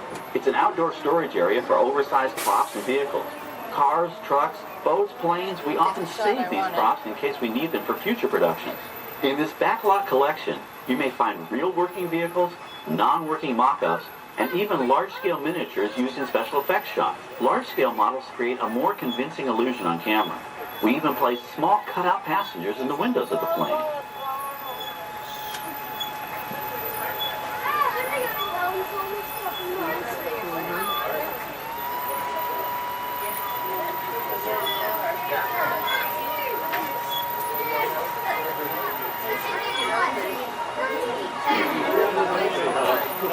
We're now passing by the sets for our Lights, Motors, Action Extreme Stunt Show. On the left, you may catch a glimpse of the Mediterranean fishing village that sets the stage for this thrilling attraction.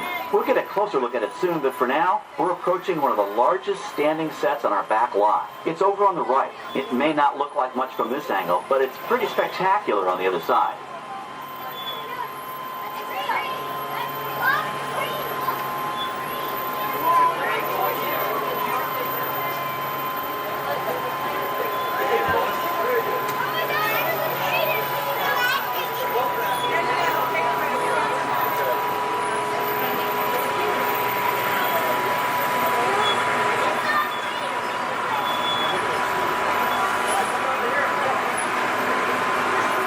This is great, folks. The production crew has just given us clearance to enter the set. Hello, Backlot Tour. I'm Amy, a production coordinator here at the studios. I can see your shuttle heading toward our canyon set. I've given your driver permission to come in and take a look around. I'm up here with our effects crew, and we're getting ready to shoot a test sequence. Oh, on the way in, you're going to be crossing a wooden bridge, and things may get a little bumpy, so please, hold on to your belongings, especially hats, cameras, and glasses, and keep an eye on any small children in your party. And of course, please remain seated at all times.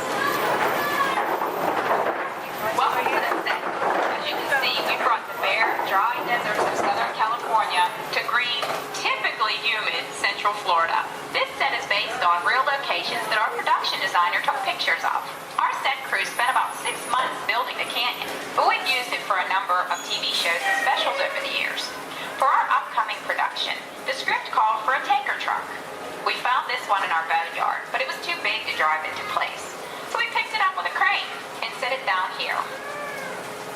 We're up on the overhead platforms, and I see our director has arrived.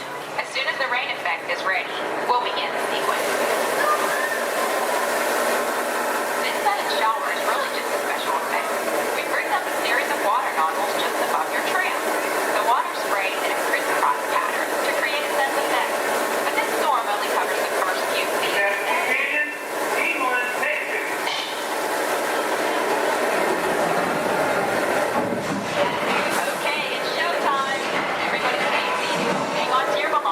Watch your children.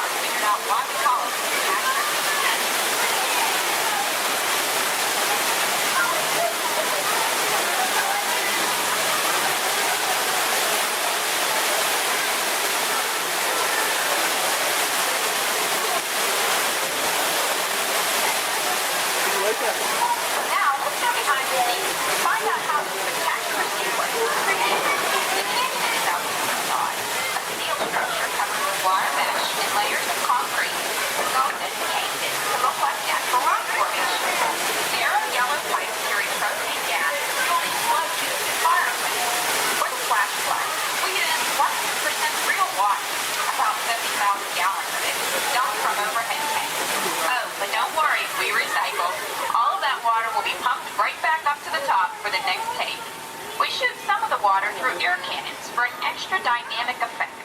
Those air cannons are powerful enough to shoot a basketball over the top of a skyscraper the size of the Empire State Building. To top it off, our shuttle was sitting on hydraulic shaker tables. They provided the shaking, rattling, and rolling sensations for the scene. The entire sequence can be reset in 3.5 minutes. That's just enough time to bring in the next shuttle. Well, I've got to get ready for our next take. Thank you all for being part of the action. Hey, I'm needed back on the set, so enjoy the rest of your tour. Okay, well, thanks, Amy, for giving us access to the set.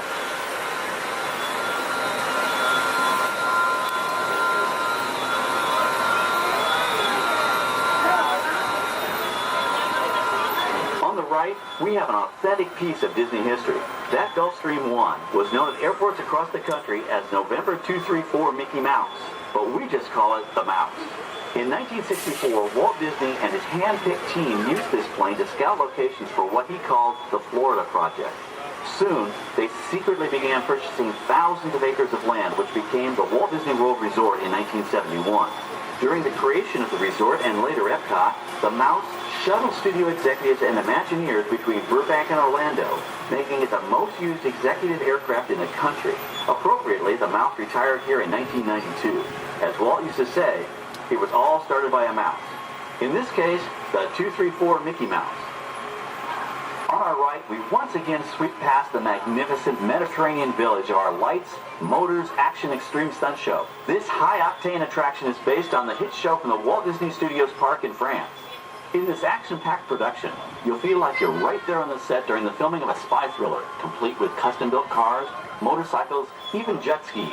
You'll experience the split-second timing, coordinated driving, and fiery special effects that make action movies a real blast.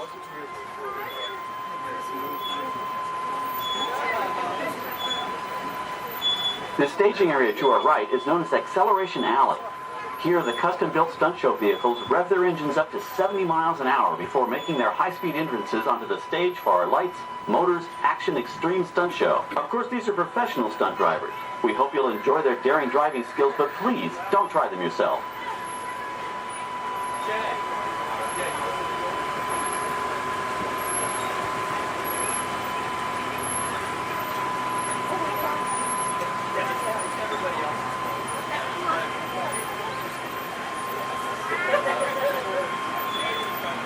On the left, we've reached our second boneyard with more historic props and vehicles.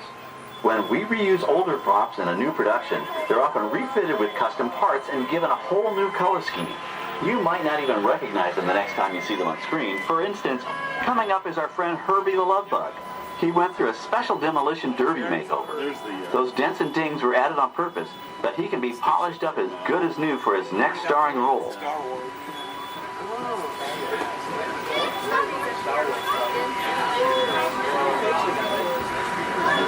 On our right, we now have a very different view of the fishing village set. From this point of view, you can see that there is no inside of the buildings.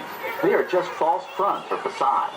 In the movie business, set builders only create what the camera has to see.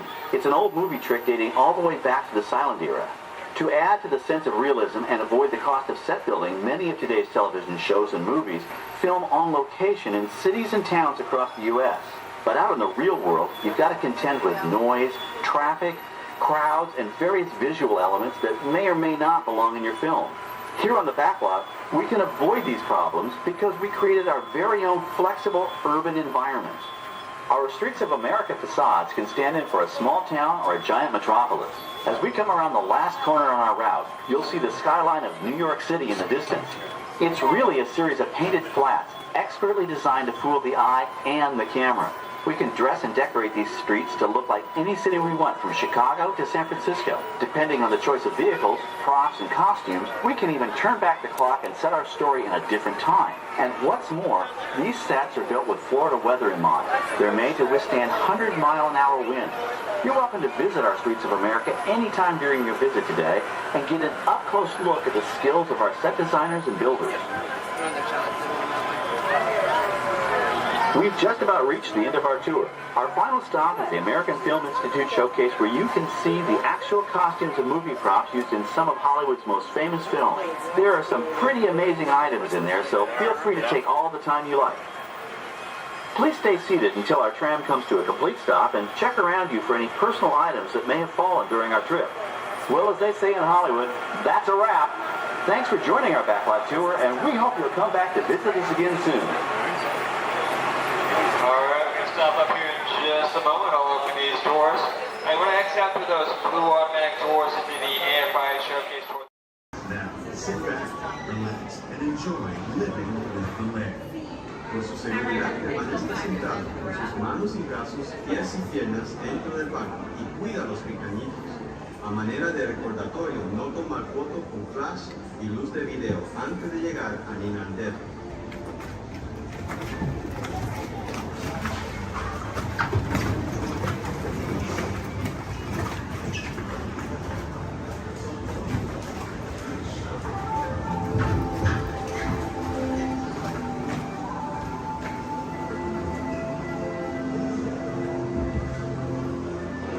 Welcome to the voyage of discovery and awareness of the richness, the diversity, and often surprising nature living with the land.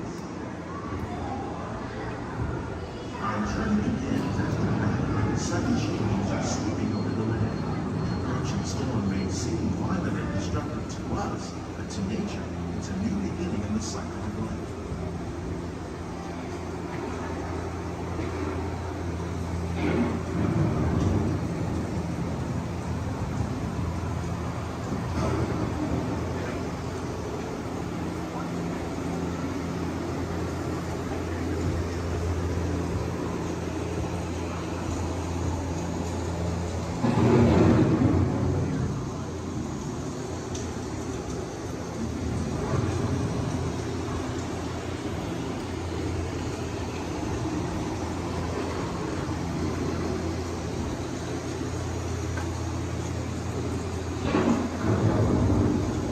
Surface of the land, roots trap water from the flowing mud, extracting precious nutrients and minerals. These elements, when combined with sunlight, create the first living systems above the planet.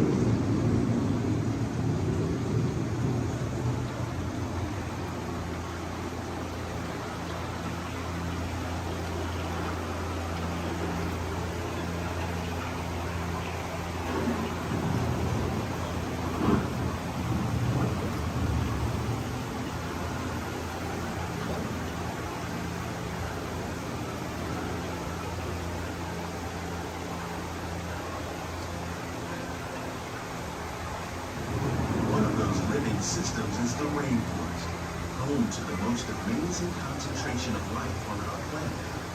These dense and beautiful forests cover only a tiny portion of the Earth's surface, but they contain more than half of its plant and animal species.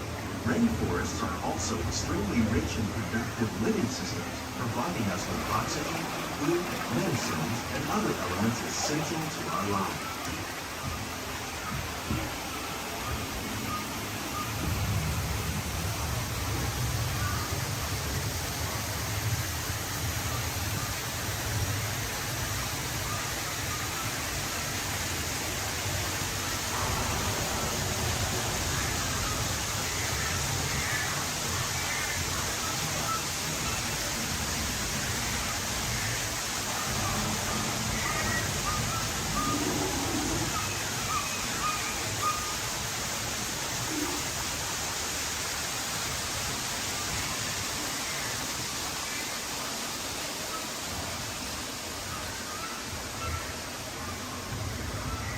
In the desert, nature has created a very different, no less beautiful living system.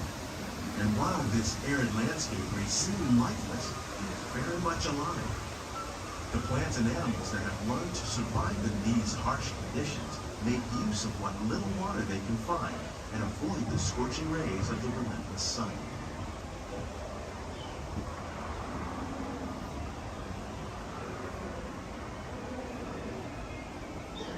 The American prairie once appeared as desolate as the desert, but over time, rainwater and nutrients gradually penetrated the hard surface of this land. Even the hooves of the mighty buffalo helped create the rich soil that will one day become home to the American farm.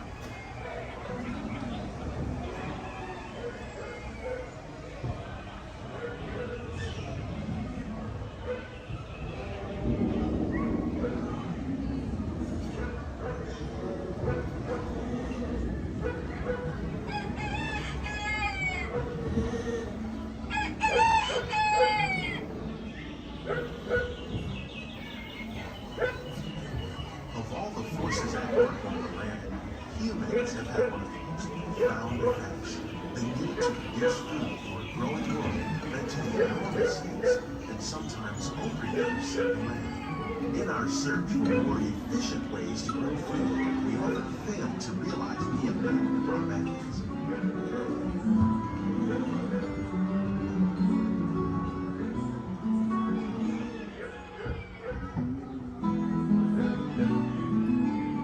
Today, we're learning to live with the land, discovering better ways to grow food that will ensure both human and environmental well-being.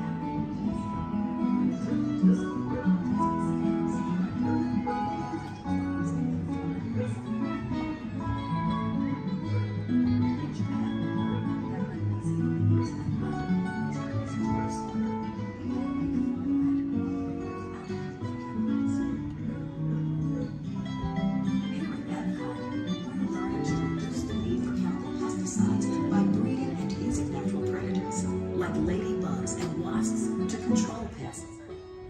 In the farmlands across America, we're learning that by plowing under vegetation containing natural fertilizers, we can enrich the soil without the use of chemicals. In arid regions, we're learning to produce food on desert seacoasts by developing and planting crops that thrive on salt water. In Japan, we're learning that by mixing leaves and other living materials into our soil, we can make farmland more fertile without the need for chemicals. Here at Epcot, we're learning to reduce the need for chemicals. How will we meet tomorrow's growing needs for food production, yet still respect the needs of the land? Some of the answers are being discovered just ahead. To help us maintain these carefully controlled ecosystems, and for your safety, please remain seated in your boat at all times.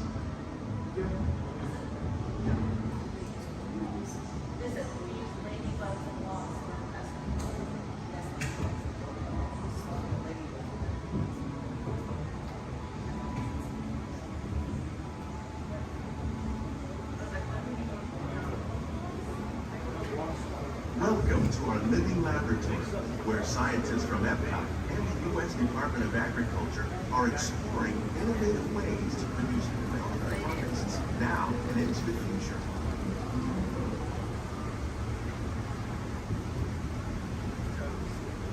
The tropics are home to the greatest diversity of plants on the planet. Many of these, like papaya, bananas, cacao, coffee, and rice, are well known around the world. These are just a few of the edible plants that have been an important source of nutrition for people living in the tropics. Many are rich in vitamins and minerals, while others are well adapted to growing in less than ideal conditions. Some, like the water lily, thrive in wet, swampy areas and waterways. All parts of this plant, even the flower petals, are edible. The starchy fruit of the plant has long been used to make flour for baking.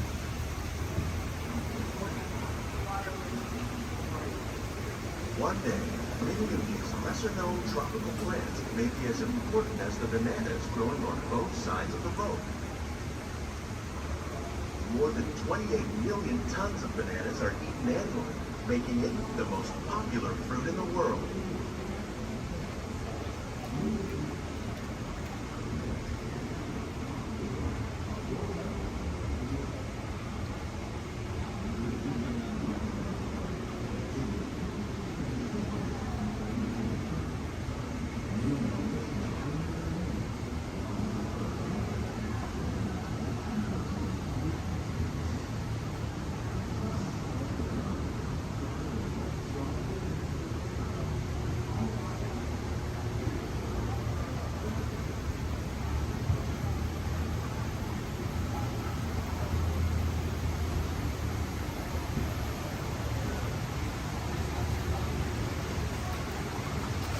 When we mention farming, you probably don't think of fish.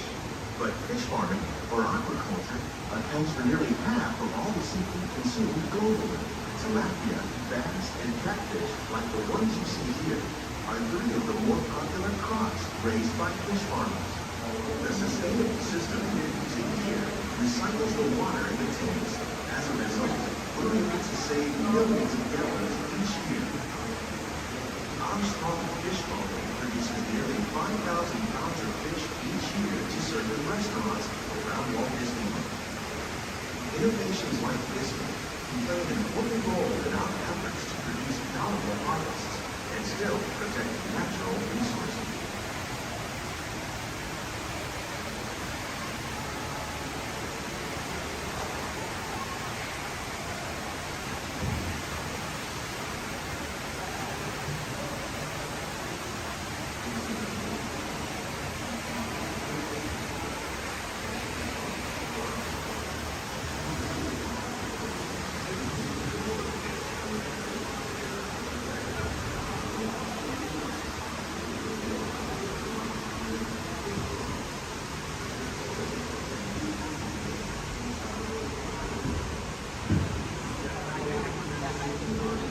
While there are more than 50,000 edible plant species in the world, most of us are only familiar with the handful that make up our everyday diet. The common grains growing here, maize, sorghum, and millet, plus rice, account for nearly 2/3 of our global food consumption. Learning how to increase yields of these staples is an important goal of research around the world.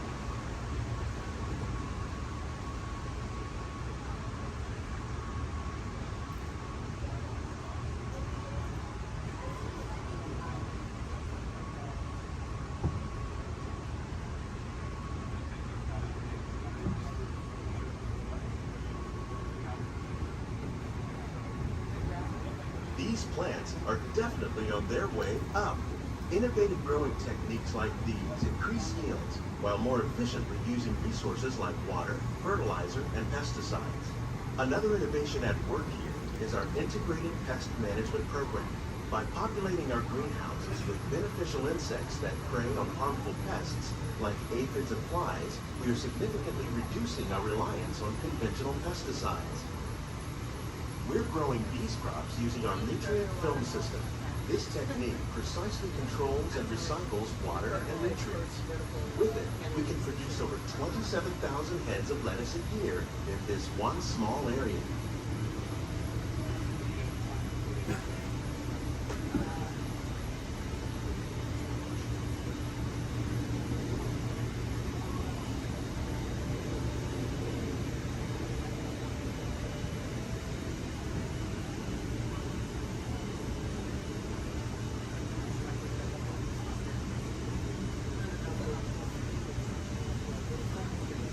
Some of our best ideas have been inspired by nature, like these fruit and vegetable trees. By growing these ground plants vertically, we can increase yields and better control diseases. These crops taste as good as they look. In fact, we serve more than 15 tons of produce from our greenhouses in restaurants here at the Land every year.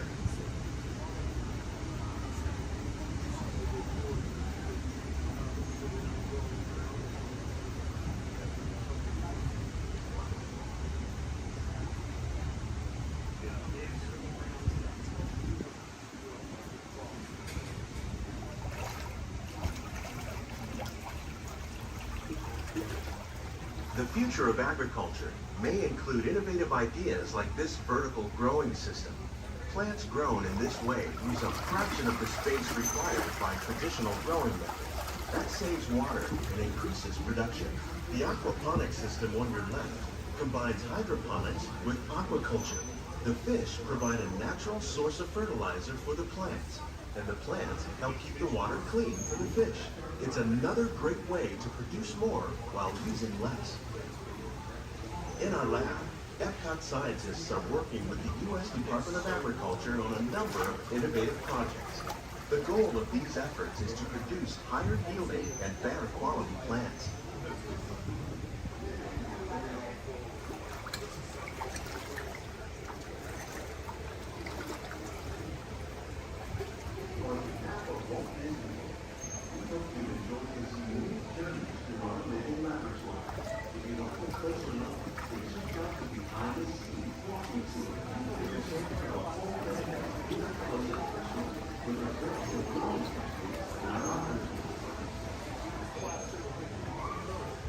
Please keep your hands and feet inside the boat and remain seated until the boat comes swimming on the side.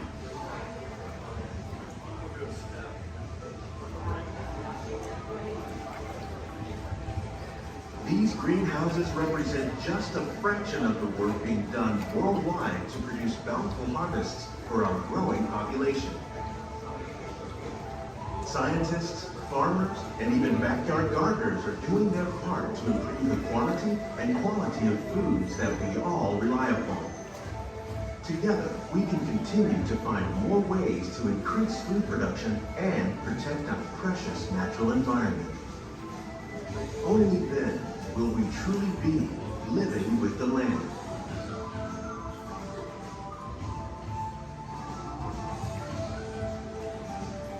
On behalf of Walt Disney World, we hope you've enjoyed this unique journey through our living laboratory.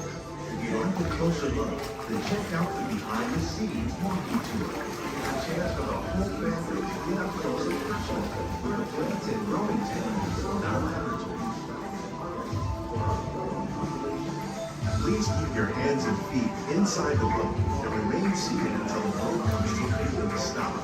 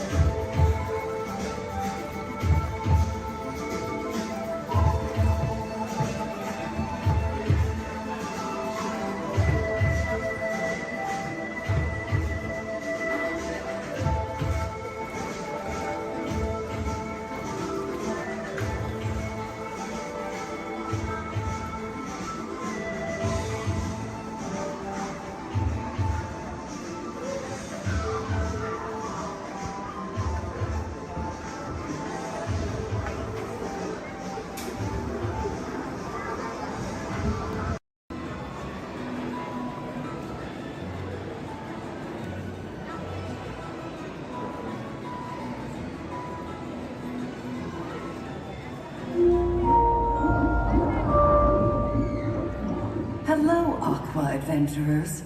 Here's a little fish food for thought. Sea turtles often confuse trash, like plastic bags, for food. But you can make a positive impact by recycling and limiting the use of single-use plastics.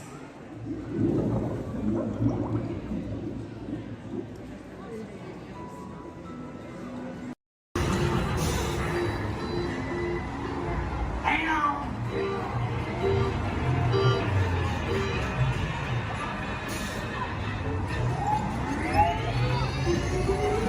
Here we go!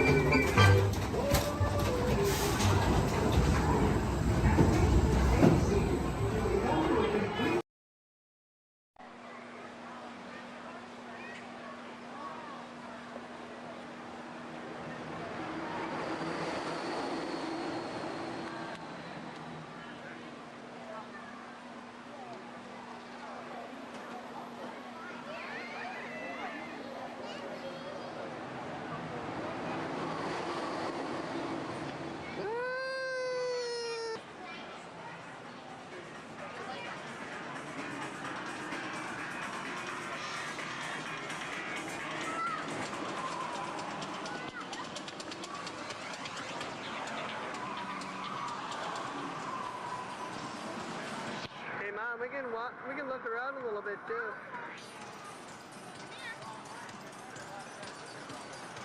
One ahead. Stick with us.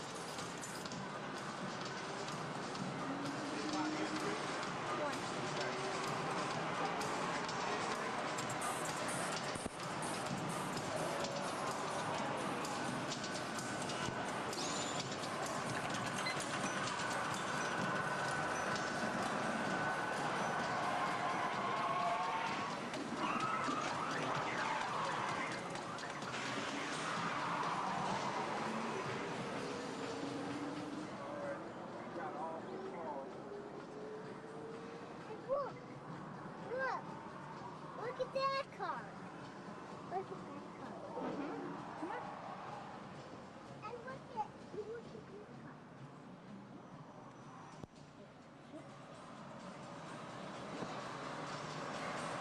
Let me go over here.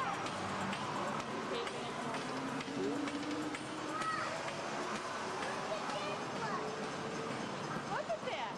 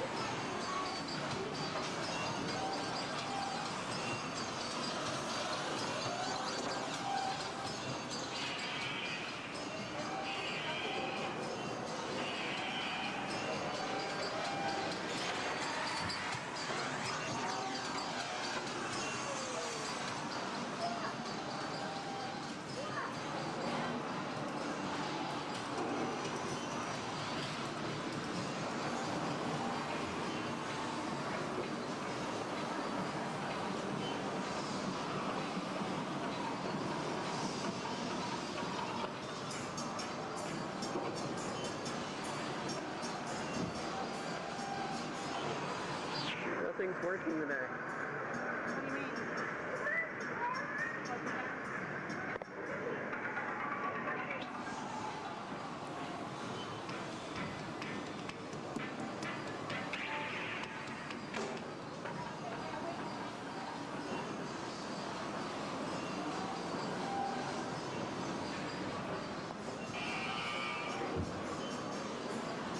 Mom.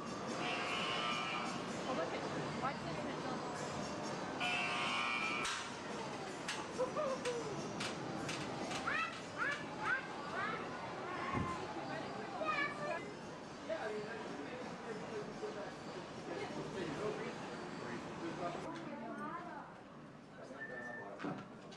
Yeah. Uh-huh. Oh, yeah, I see that. Oh, okay. Hold on. 1 second. Okay, got it. Yeah? Okay. Thank you.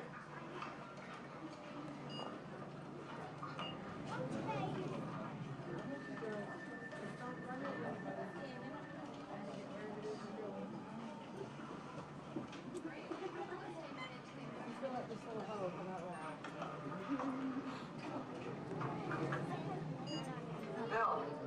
Yeah. The next group's ready. Oh. Thanks.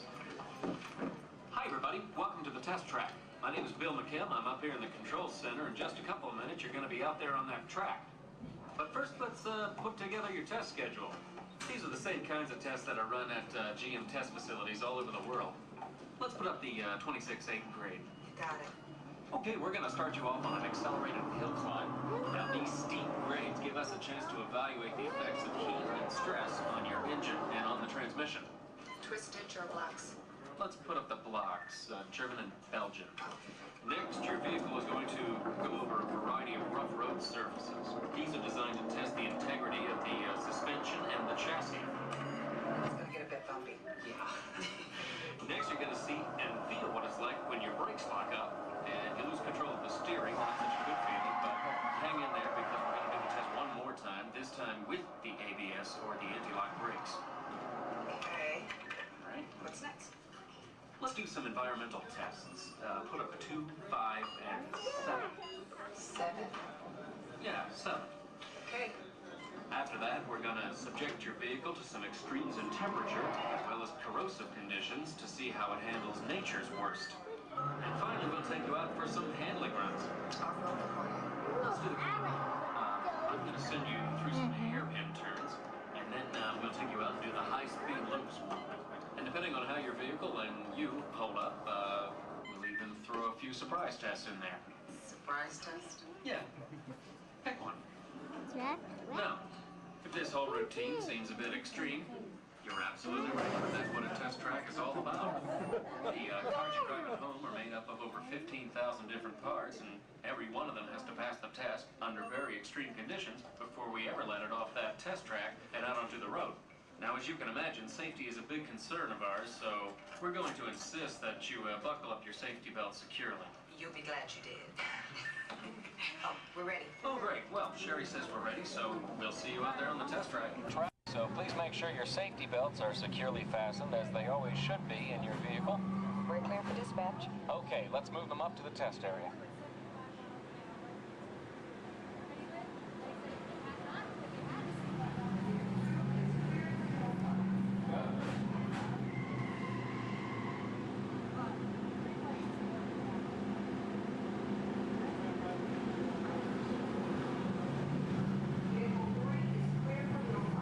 Okay, here we go.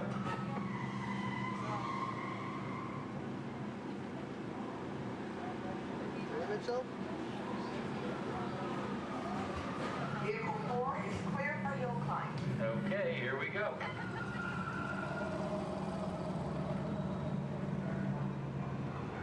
The torque and transmission load data are looking good. Great, let's proceed to the rough road tests. You got it. Like your car.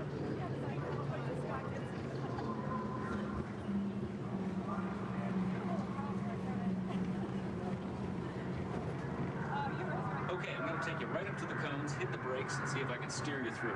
Hold on. Braking now. Okay, we're back on track. Let's do that other sequence. Okay, let's try it again, this time with the anti-lock brakes. ABS reactivated. Braking! All right, that's the way it ought to be. You see how ABS lets you keep control of the vehicle while braking?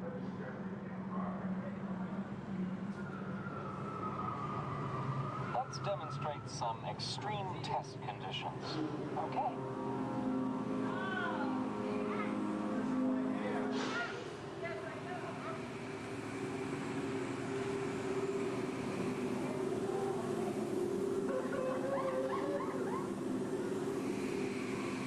Did you remember to turn off those robots?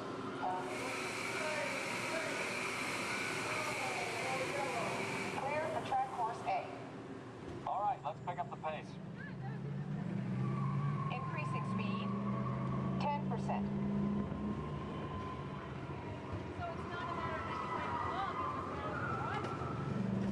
20%.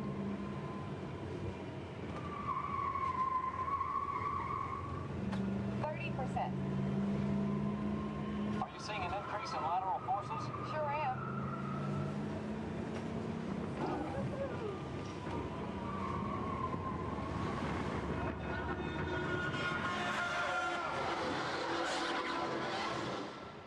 And that's what we call an evasive maneuver.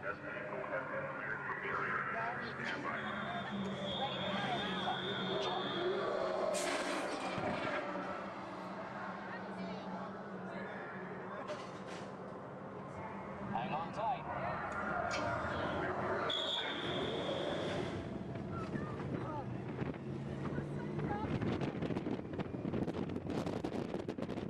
Increase speed for the loop.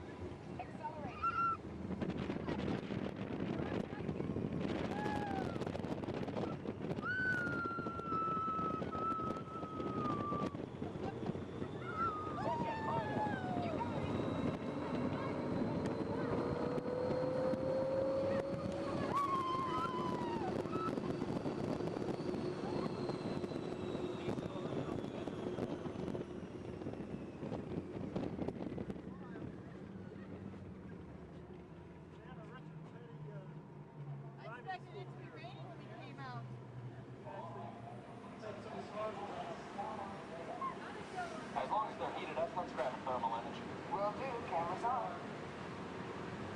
Looks like all components are well within test parameters. Well, all right, that completes our test schedule. Let's download the data.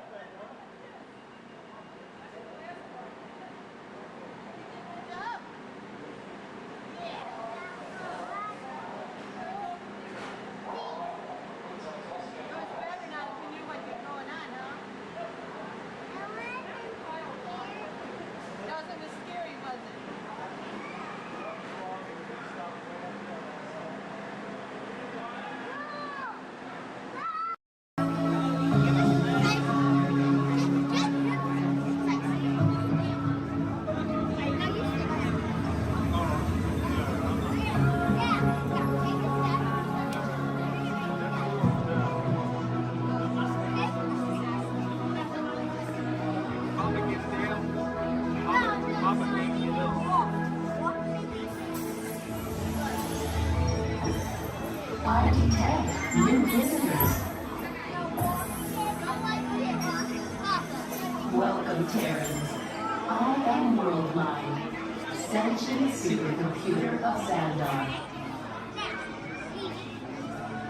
Although our two planets are light years apart, our stories were destined in the stars to come together.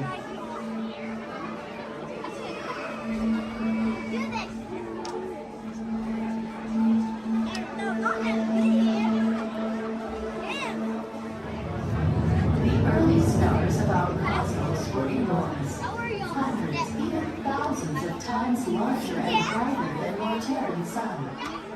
Many of These stars grew hotter and denser until they exploded, creating new stars in a cycle that lasted more than 1 billion years. Over time, the remnants of these explosions began to swirl and coalesce into planets in your solar system and ours. You Terrans named our galaxy Andromeda, and yours, according to Peter Quill, after a Terran dairy drink. I am still trying to comprehend you Terrans and your terms, but find Milky Way a curious choice. Among the newly formed stars, at the end of the spiral arm of your Milky Way, is a star which you call Sun.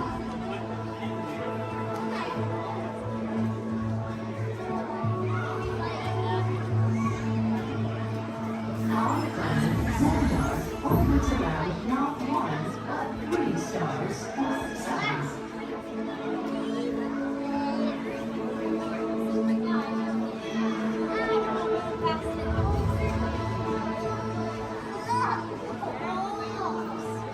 And despite the vast distance between us, our 2 galaxies are actually moving closer to each other. In just 4 billion years, they will merge with a gravitational force that will bind them together. Imagine Terrans and Xandarians forever connected, though we have in fact been related from the start, born the same stardust at the dawn of time.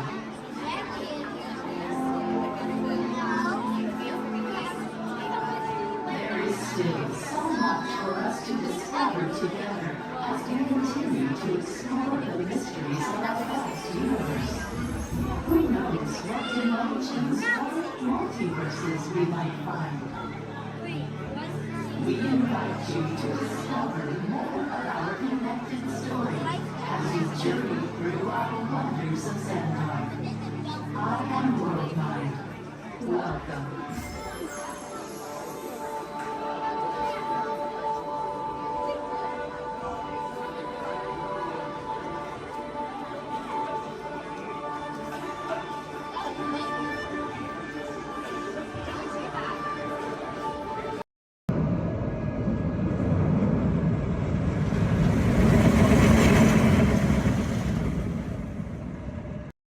Living with the land. Por su seguridad permanezca sentado con sus manos y brazos, pies y piernas dentro del baño y cuida a los pequeñitos. A manera de recordatorio, no tomar fotos con flash y luz de video antes de llegar a un hotel.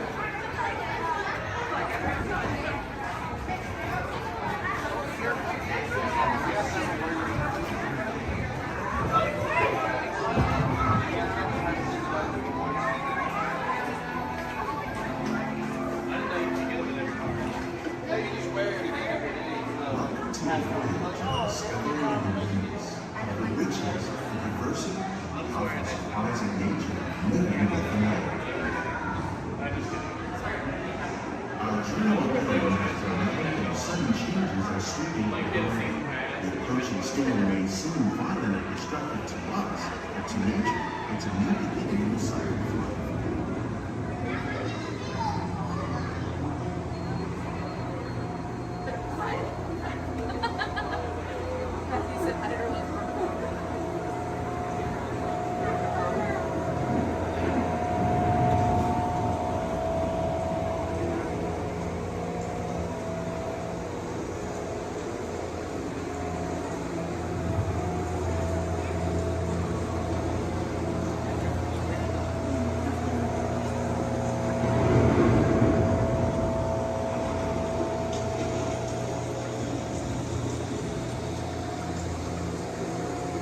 Beneath the surface of the lake, roots trap water from the flowing mud, extracting precious nutrients and minerals. These elements, when combined with sunlight, create the diverse living systems of our planet.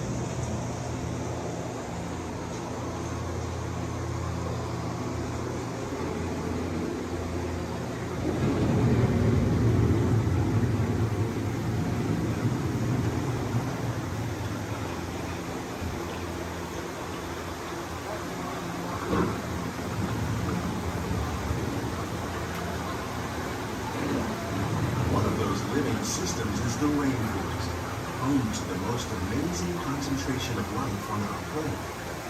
These dense and beautiful forests cover only a tiny portion of the Earth's surface, but they contain more than half of its plant and animal species.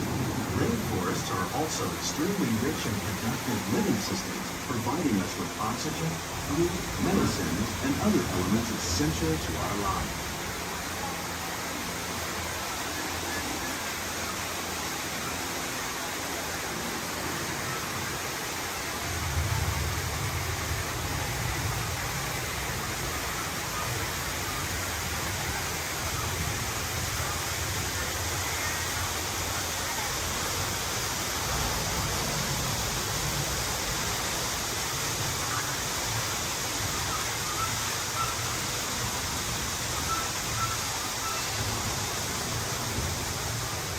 In the desert, nature has created a very different, but no less beautiful living system.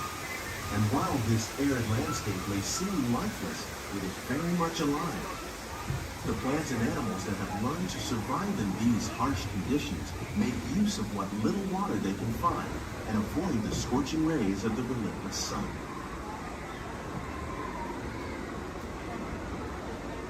The American prairie once appeared as desolate as the desert. But over time, rainwater and nutrients gradually penetrated the hard surface of this land. Even the hooves of the mighty buffalo helped create the rich soil that one day become home to the American farm.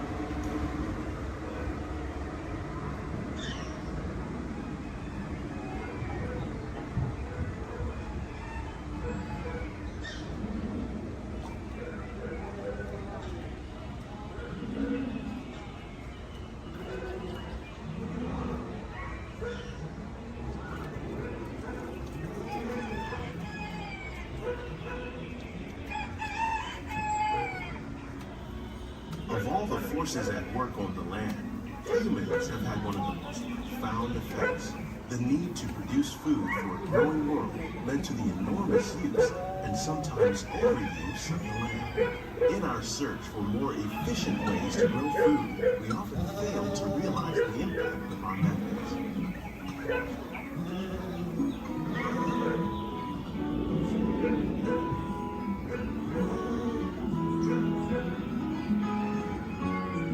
Today, we're learning to live with the land, discovering better ways to grow food that will assure both human and environmental well-being.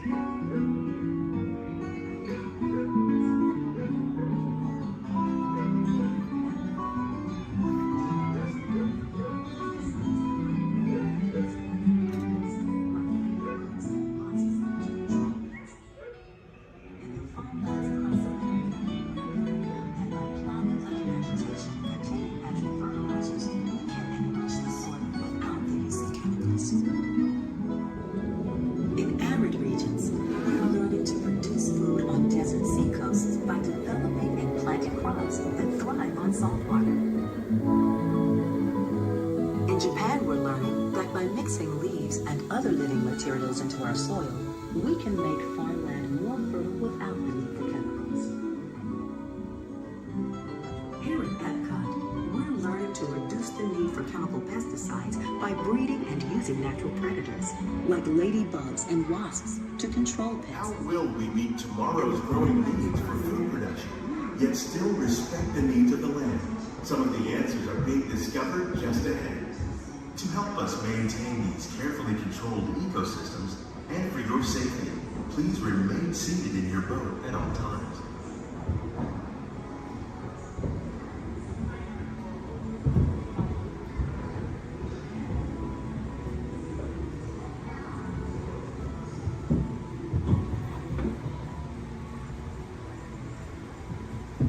Welcome to our living laboratory, where scientists from Epcot and the U.S. Department of Agriculture are exploring innovative ways to produce bountiful harvests now and into the future.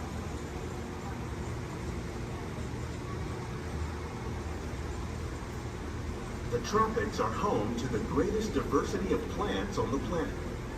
Many of these, like papaya, bananas, cacao, coffee, and rice, are well known around the world. These are just a few of the edible plants that have been an important source of nutrition for people living in the tropics. Many are rich in vitamins and minerals, while others are well adapted to growing in less than ideal conditions. Some, like the water lily, thrive in wet, swampy areas and waterways. All parts of this plant, even the flower petals, are edible. The starchy root of the plant has long been used to make flour for baking.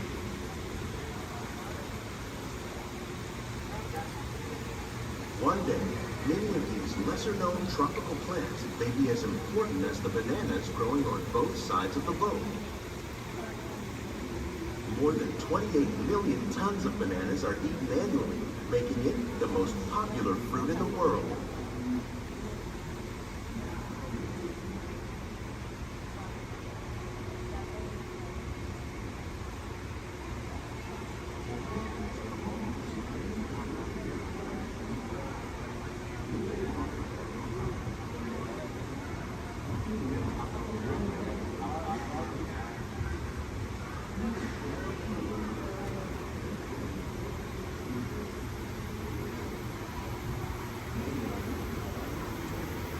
When we mention farming, you probably don't think of fish.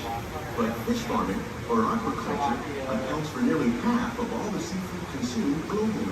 Tilapia, bass, and catfish, like the ones you see here, are three of the more popular crops raised by fish farmers. The sustainable system we're using here recycles the water in the tanks. As a result, we're able to save millions of gallons each year. Our small fish farm produces nearly 5,000 pounds of fish each year to serve at restaurants around Walt Disney World. Innovations like this one can play an important role in our efforts to produce bountiful harvests and still protect natural resources.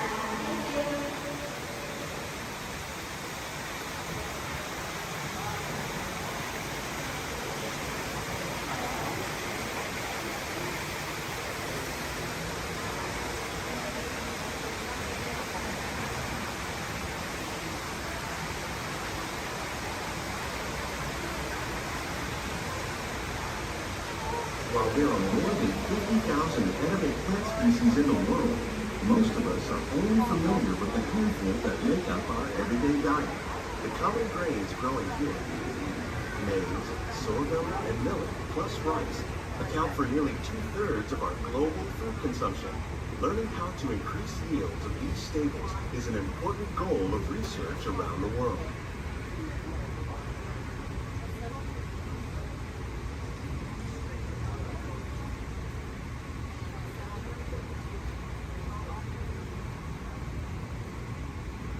These plants are definitely on their way up. Innovative growing techniques like these increase yields while more efficiently using resources like water, fertilizer, and pesticides. Another innovation at work here is our integrated pest management program. By populating our greenhouses with beneficial insects that prey on harmful pests like aphids and flies, we are significantly reducing our reliance on conventional pesticides. We're growing these crops using our nutrient film system. This technique precisely controls and recycles water and nutrients. With it, we can produce over 27,000 heads of lettuce a year in this one small area.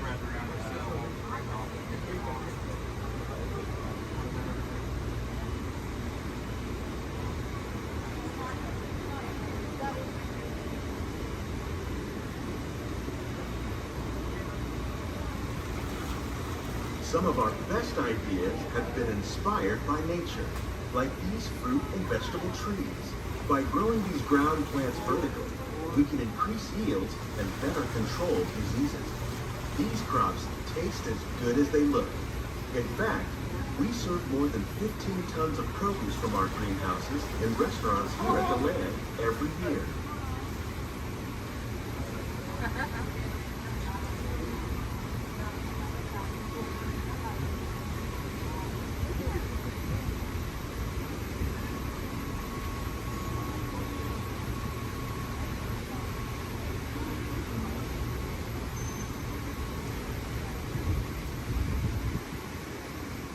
The future of agriculture may include innovative ideas like this vertical growing system. Plants grown in this way use a fraction of the space required by traditional growing methods. That saves water and increases production.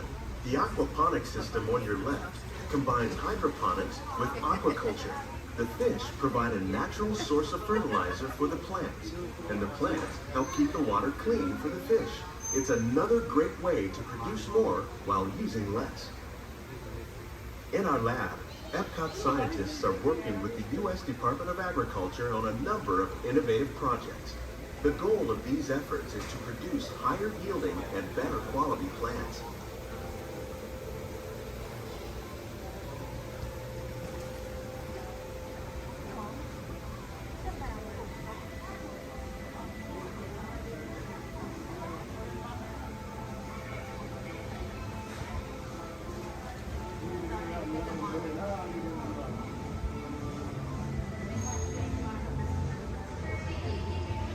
These greenhouses represent just a fraction of the work being done worldwide to produce bountiful harvests for our growing population. Scientists, farmers, and even backyard gardeners are doing their part to improve the quantity and quality of foods that we all rely upon. Together, we can continue to find more ways to increase food production and protect our precious natural environment. Only then will we truly be living with the land.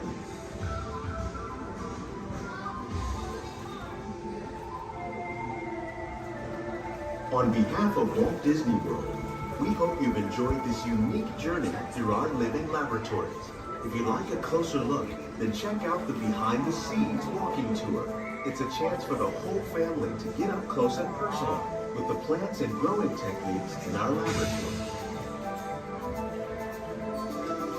Please keep your hands and feet inside the boat and remain seated until the boat comes to a complete stop.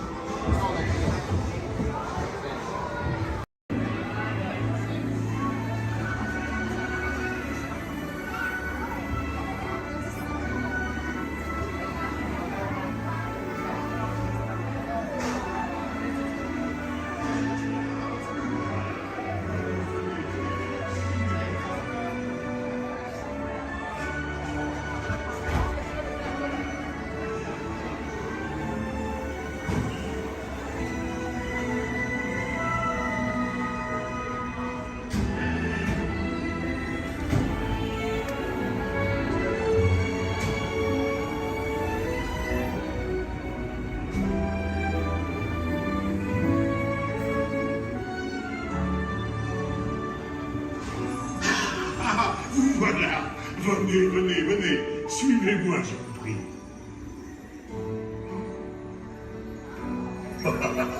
Chef Remy is waiting for you. This way.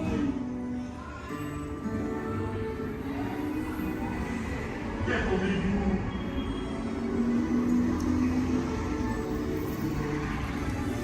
Ils errent. Des invités pour le dîner. On n'aurait pas idée en commun? Non. C'est pour un oui. Tout simplement. Voilà. Mais oui, that's it.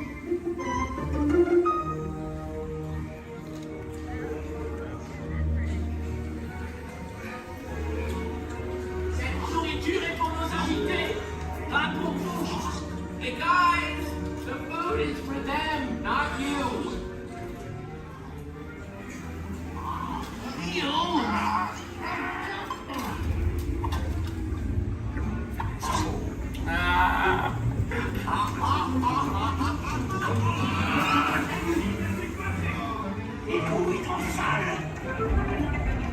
Hey, what are you doing? Que manigocez-vous? Out of my way!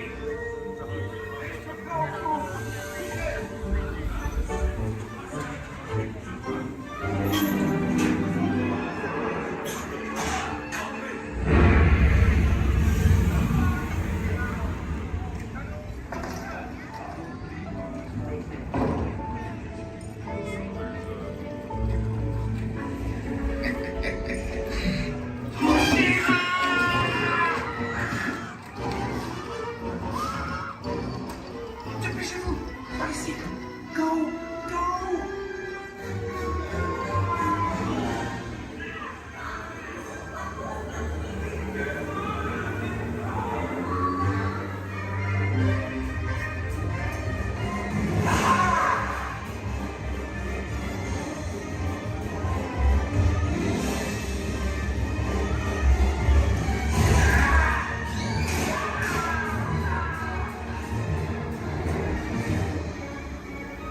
Come on! Rimmy's kitchen's just around the corner! Oui, oui! On est presque arrivé à la cuisine de Rémi!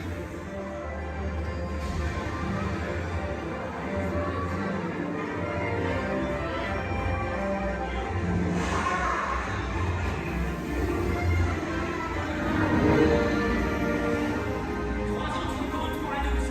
Une à trois, une bleue et une signante. Oui, petit chef. Il va aussi me falloir rapidement 4 ratatouilles pour la table.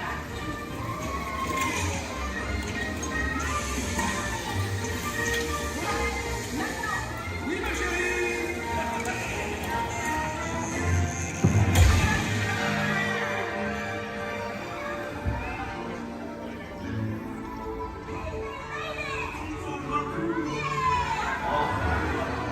Hey, thanks for coming, everyone. Vous serez toujours les bienvenus chez Rémi. À bientôt et bon appétit. Mino. Au revoir.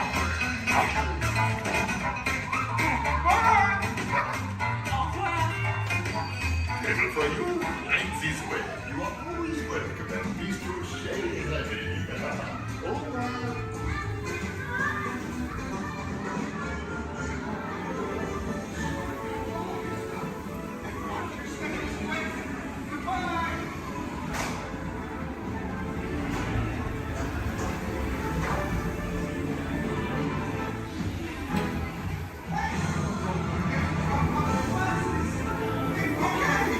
Be sure to grab all your stuff and watch your step as you exit.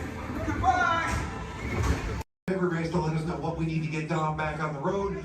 Spoiler alert, 9 times out of 10, it's either body work or a transmission. Guys, spread on over to this side, left side, left side. People on the left side, step forward, step on up, make a friend. Everybody here looks freshly laundered, okay? You'll be fine. Come on in, right this way, everybody. Keep on coming, folks in the hallway, let's go. I don't want to see anybody end up working on the transmission that doesn't know what they're doing. Come on in. Hey, oh, look at that, there's Mia. What's up, Mia?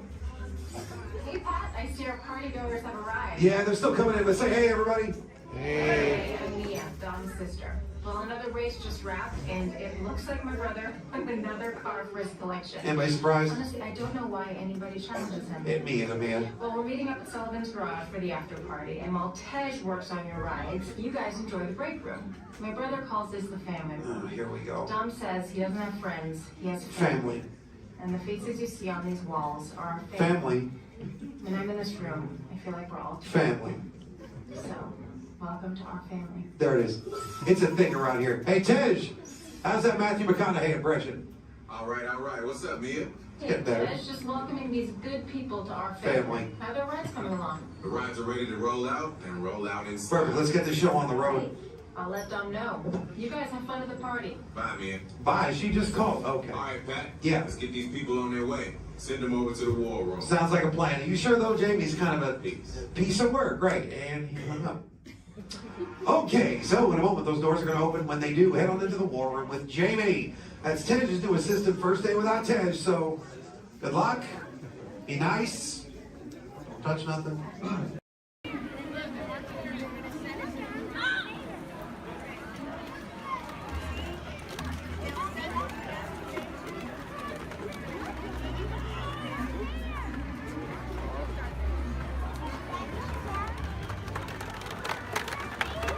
Empire. Yay.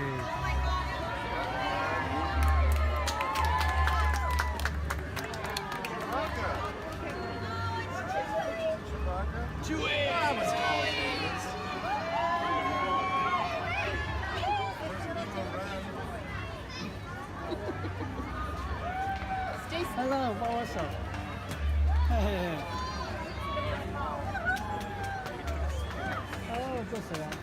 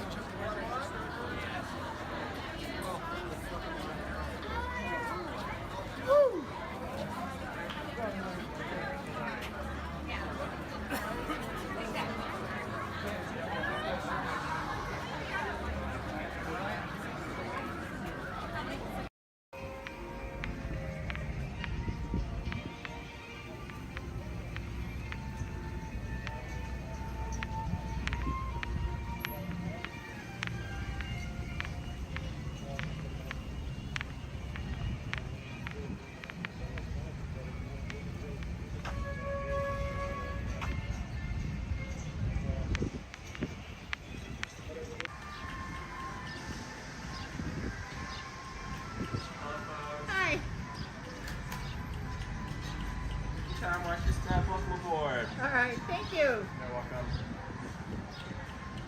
I'll see you on the other side. All right.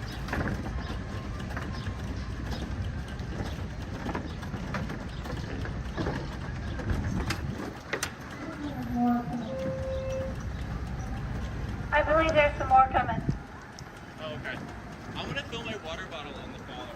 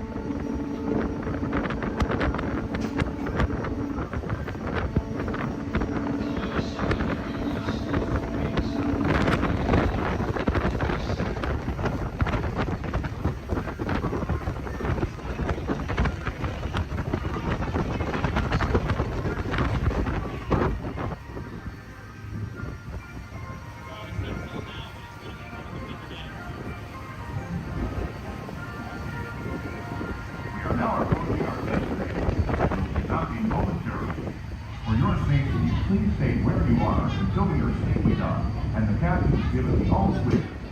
Because this is a free floating vessel, we do have a tendency to bounce around a bit during docking. If you are standing or sitting on the stairs, we ask that you please clear the stairway. Everyone else, please remain where you are until we have completed our docking. Once again, please clear the stairway.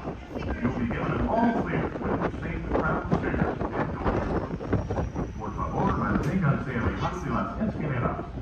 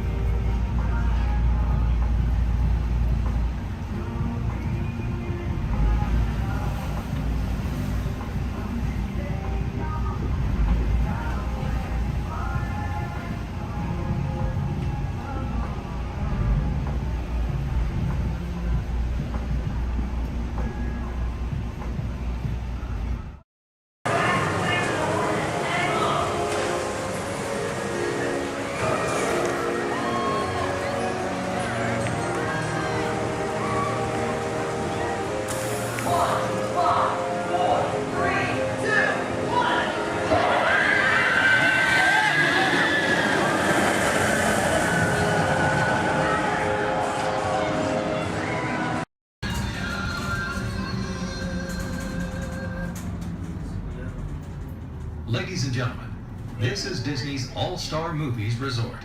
Please collect your belongings, watch your head and step as you disembark, and take small children by the hand. Thanks for riding with us, and welcome home.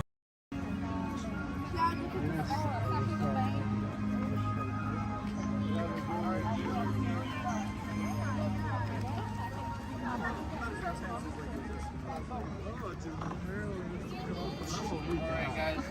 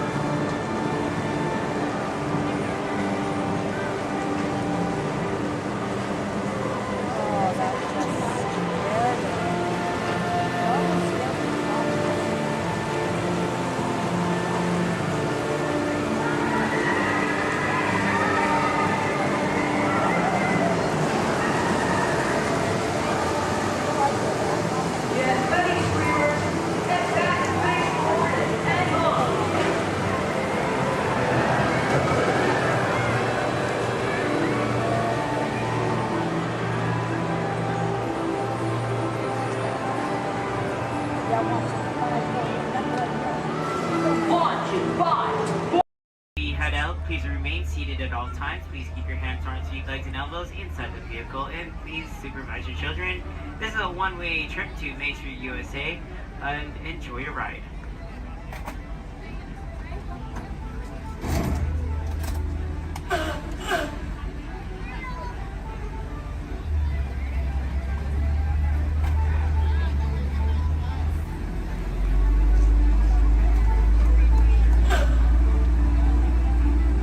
On your right-hand side is Sleeping Beauty Castle, your gateway to Fantasyland.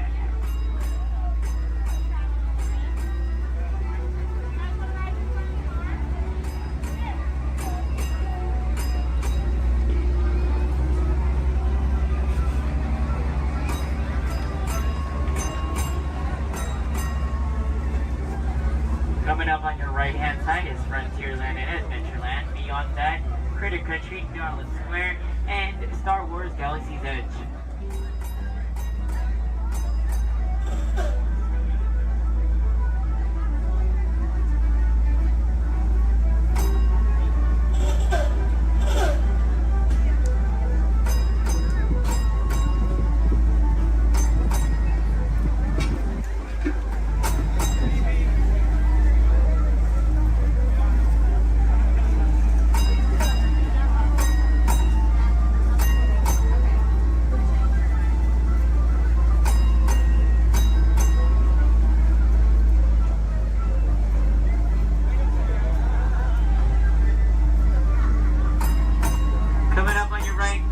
Left-hand side, there's our first aid center, our baby care center, and our lost child center.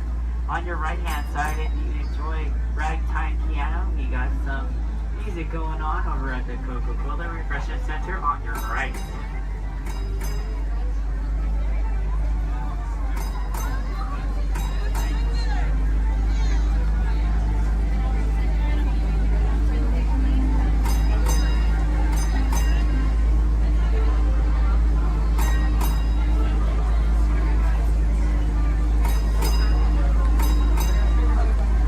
If you get hot later, on your right-hand side is our Dips and Grill ice cream parlor. And on your left is Market House, where you can find our Starbucks coffee and tea. Beyond that is our locker station.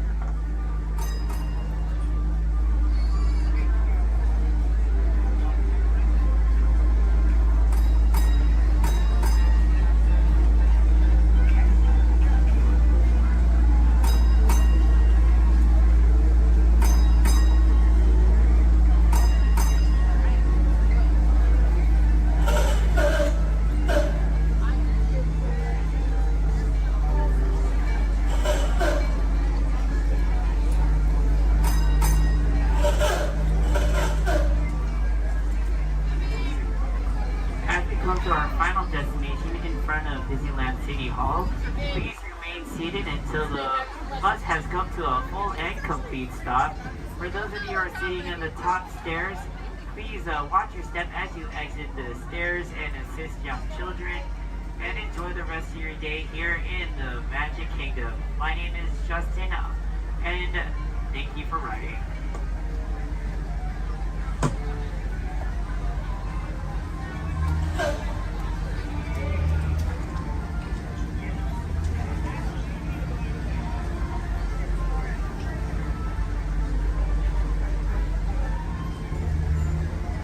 Thank you. Please remain seated, folks. I do need a park like right over there. Yeah. Please remain seated, folks.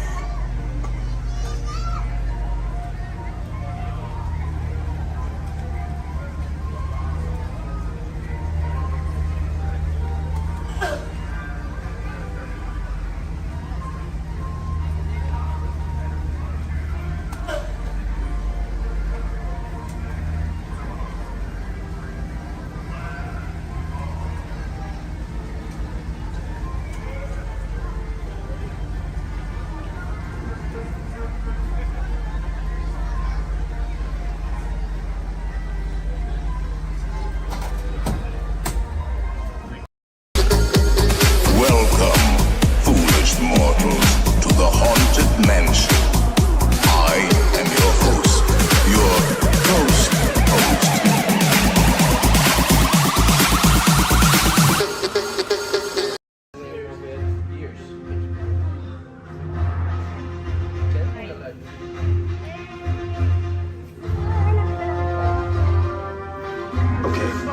Take this corridor to the turbo lift, then head down to the escape pod base. Those droids are programmed to return you to Batu.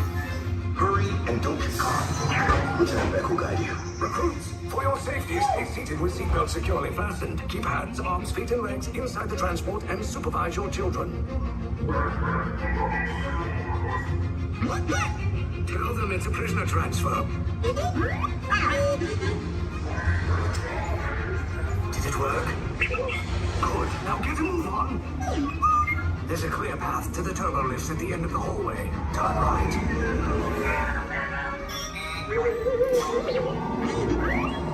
A probe droid. You're lucky it didn't spot you. Take those turbo lifts and stay out of trouble. Hey, you're not authorized. Wait, those are the prisoners.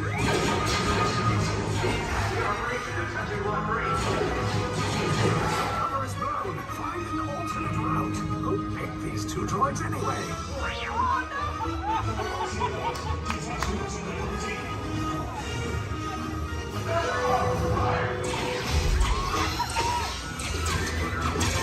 Take cover, recruits. If anyone's back in the blaster, now's a good time. The escape pod's just below us. Wait, why are you going up? I said down. Up is bad. Up is real bad.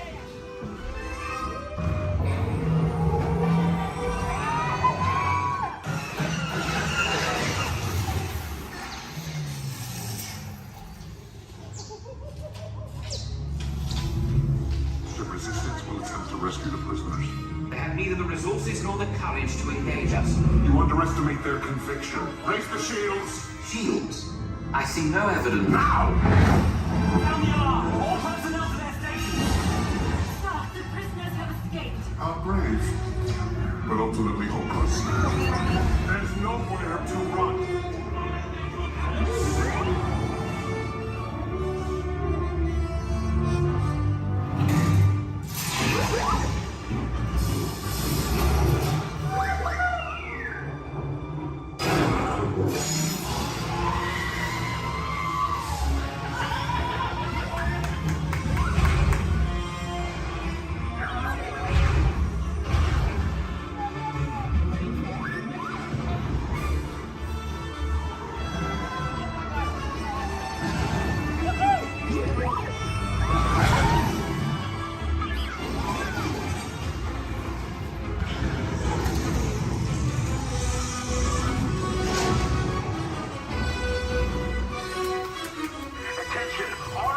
Personnel, abandon ship. I repeat, abandon ship. Destroy the building. You cannot escape.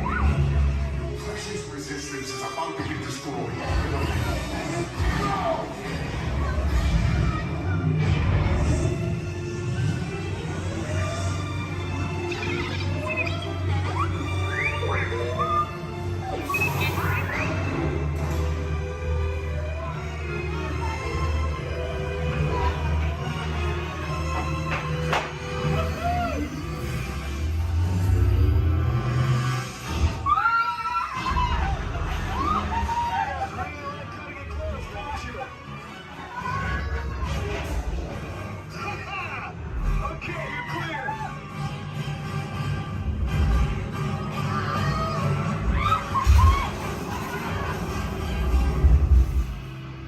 Escape pods came in a little off target. Ground crews will meet you outside the wreck. All right, nice job, recruits. Not what you signed on for, but hey, your resistance now. I think I have that authority. Right, Beck? Where's the lieutenant? I need eyes on Beck. Line up, Stafford's pod beacon. More escape pods down in Sector 4. Verification pending from Key Command personnel. Where's the lieutenant? Lieutenant Beck here. Beck! You're alive! I should hope so. Great job, recruits. Thanks to your heroism, the location of the resistance base is secure. Bravo! Yes, R5, you too.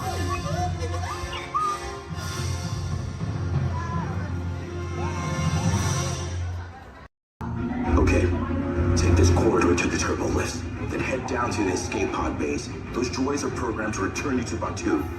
Hurry and don't get caught.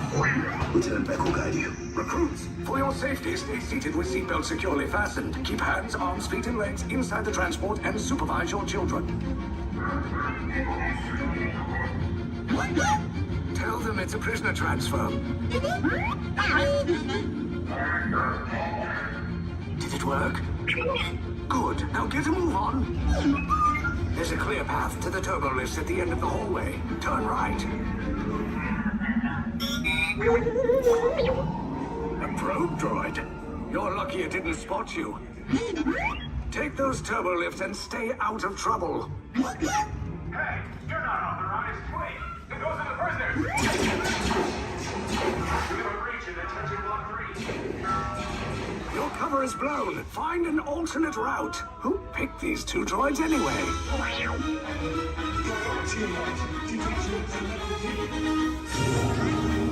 There we go! Fire!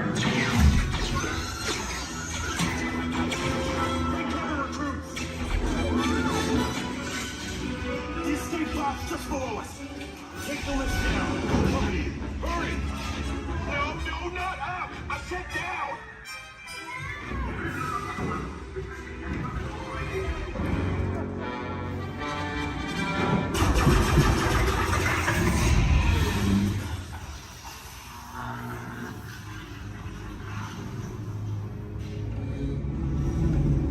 The resistance will attempt to rescue the prisoners. They have neither the resources nor the courage to engage us. You underestimate their conviction. Raise the shields! Shields? I see no evidence. Now! Sound the alarm! All personnel to their stations! Sir, the prisoners have escaped. How brave, but ultimately hopeless. There's nowhere to run.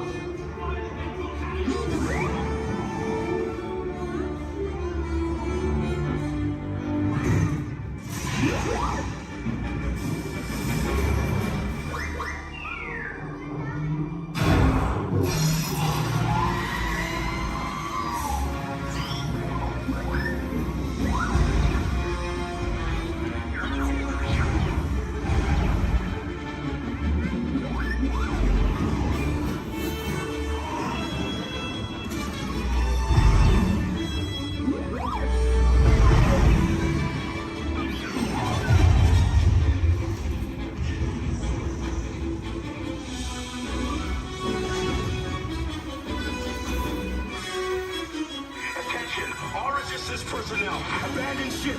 I repeat, abandon ship. Just as short as the back. There's no escape. You will tell me the location of the secret base, and then I will destroy you and the resistance.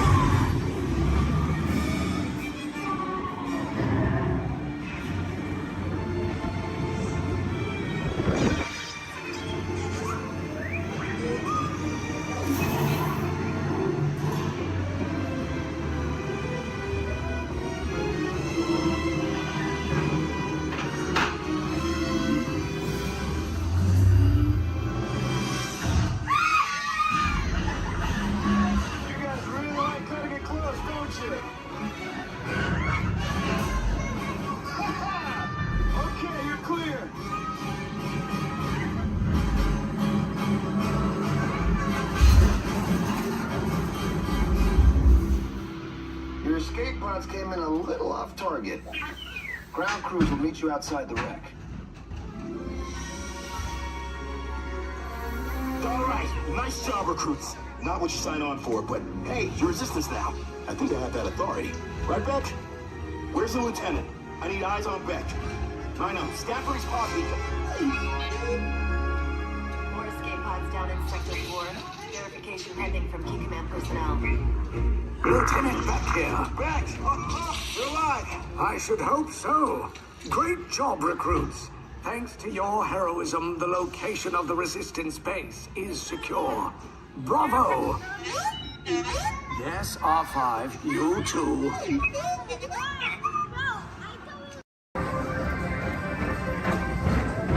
Attention all visitors from Galaxy M31. Please keep forward-facing tentacles clear of oncoming vehicles. Thank you.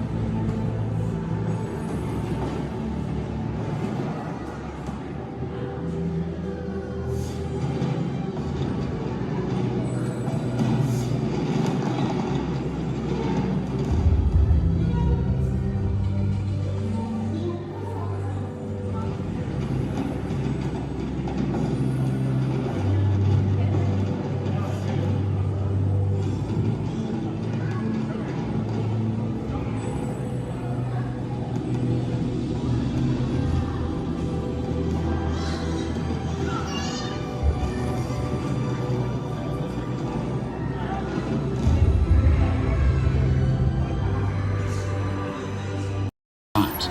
And please supervise children. Thank you. La estación de control de cinturones de seguridad está a la vuelta de la esquina. Por su seguridad, mantenga sus manos, brazos, pies. Automated driving technology activated. Welcome to the sim track.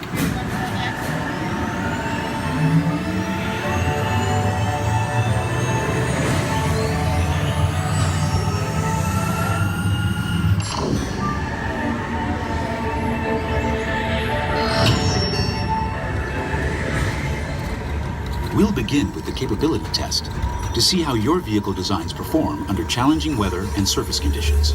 Monitoring road surface. Connecting to OnStar. SIM car performance data acquired.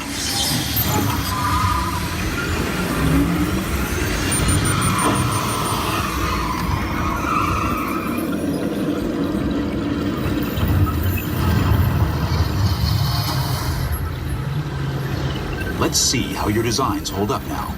Commencing SIM car off-road and extreme weather sequence.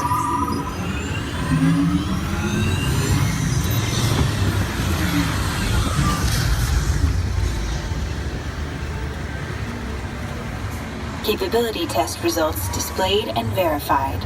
Now let's see how your vehicles compare when it comes to their efficiency. Scanning SIM car for optimal eco-efficiency.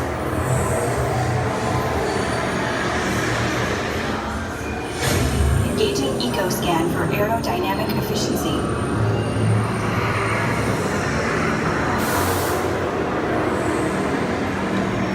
Drive systems analysis. Hyperspectral imaging in progress. Calculating total enviro impact.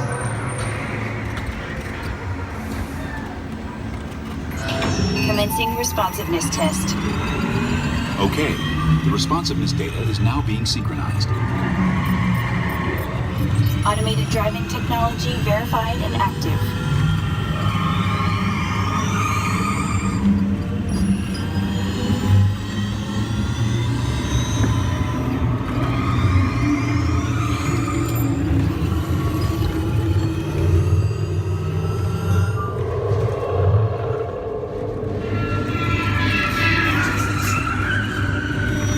Automated crash avoidance technology disengaged. Displaying responsiveness data. Here comes the final test. Energizing for power test.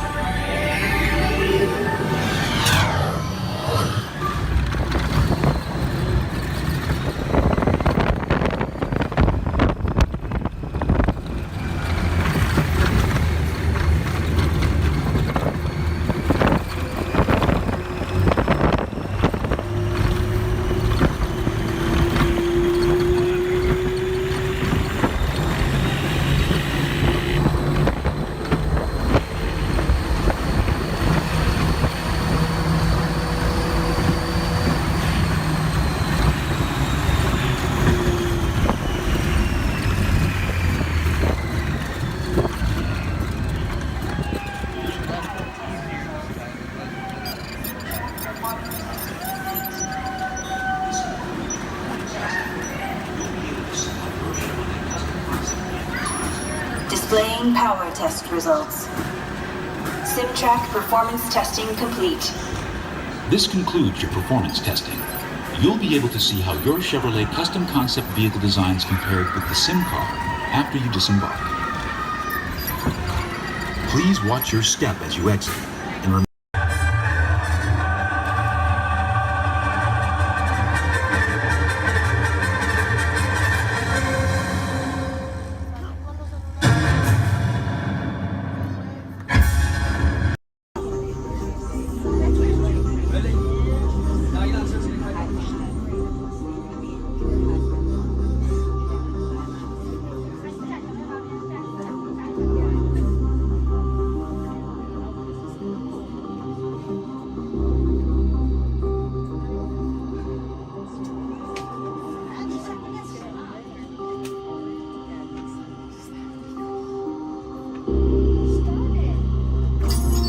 users, prepare to be digitized into the world of Tron.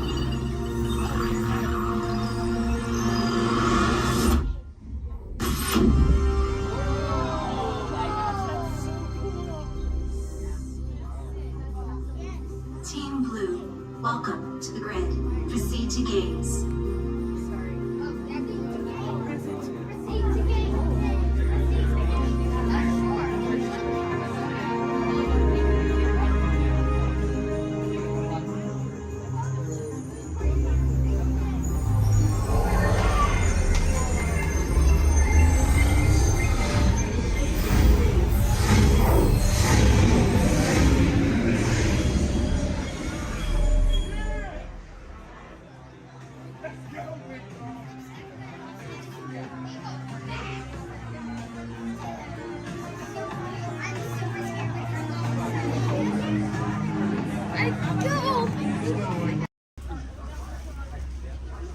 Everybody make sure we're staying seated.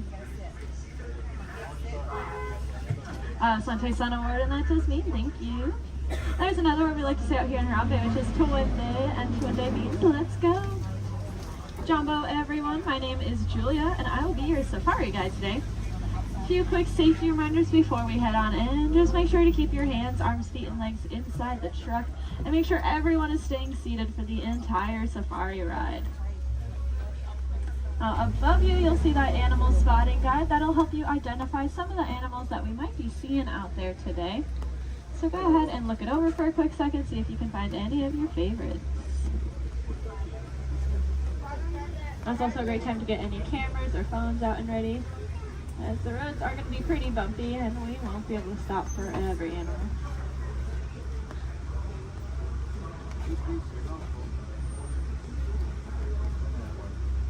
We are going to be starting our journey here in the Little Aturi Rainforest. Animals that live out here are going to be more shy and reclusive. So keep your eyes open for any stripes or camouflage.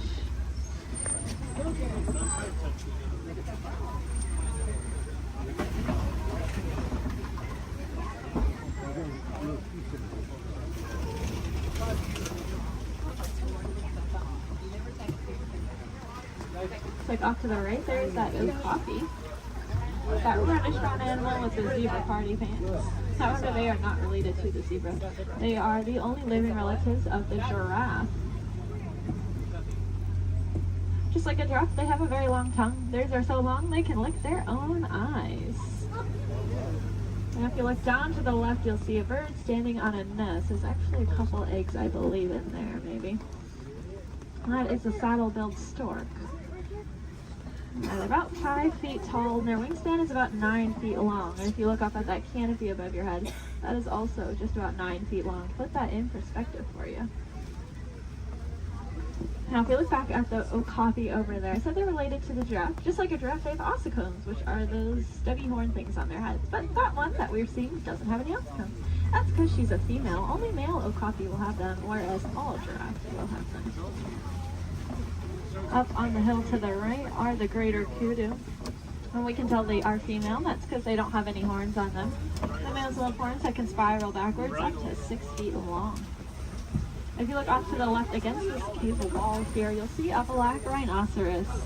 Kind of looks like one of those boulders, just a lot smoother.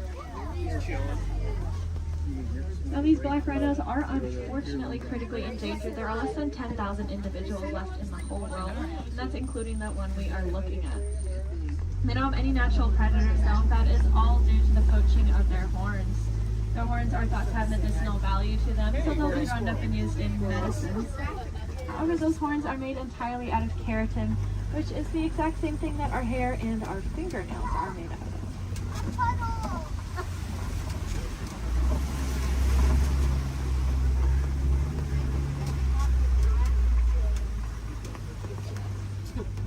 I said the animals that live out here are all going to use camouflage. We saw how they use their colors or patterns to blend into the trees around us. That's why it's really important that we use our paper products responsibly, since our paper comes from the trees that these animals' lives depend on. Looks like we we are getting to the edge of the forest here. We're gonna make our way down towards the Safi River. The animals that live here naturally spend most of their time underwater, which will keep them cool and camouflaged, so keep your eyes open on the surface for any bubbles or ripples that you might see.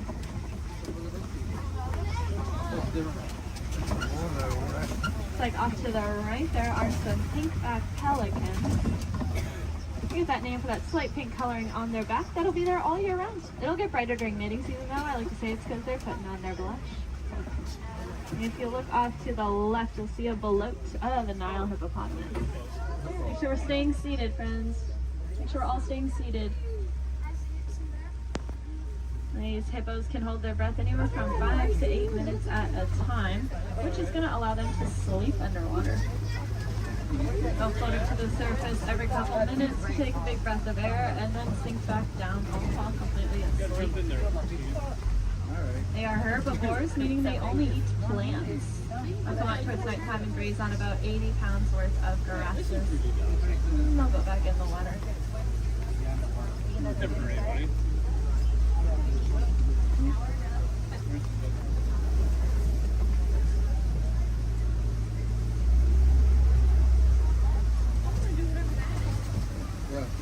Keep your eyes to the left, especially as we cross over this bridge up ahead here, and you'll see the Nile crocodile.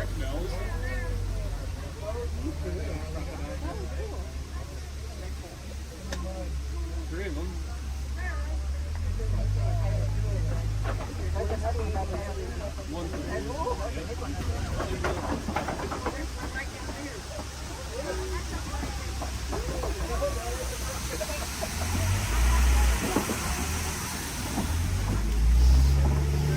Those crocodiles are pretty impressive. They can weigh anywhere from 500 to 1,000 pounds, be as long as a giraffe is tall, and they have the strongest jaw and bite force of any animal. That being said, they are really amazing parents.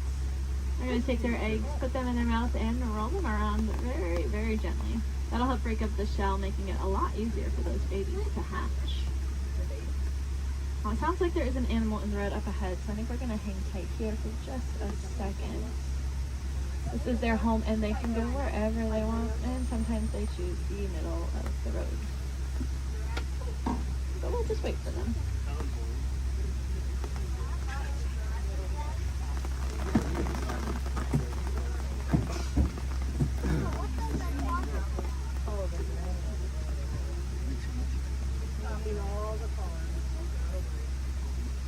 Does anyone know how to tell the difference between an alligator and a crocodile? Yeah, a lot of people say the shape of their snout, which is true. That personally confuses me though, because it's the opposite of what you think it would be.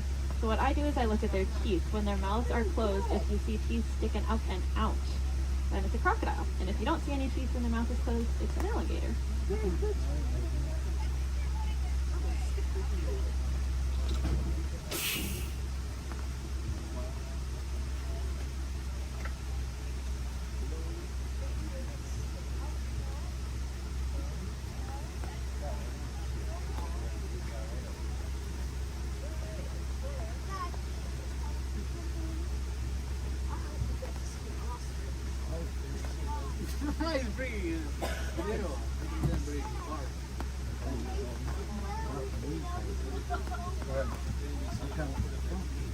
Well, thanks for your patience here.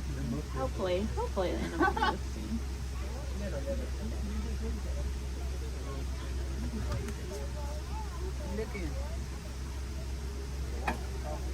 Crocodiles are also something that are called a living fossil, which just means that they were alive way back when all the dinosaurs and all them were alive. But they never went extinct, and they didn't evolve into a different species. They kind of just stayed. There's a lot of other animals like that, like horseshoe crabs, cockroaches. They're all living fossils. But so are those crocodiles and alligators.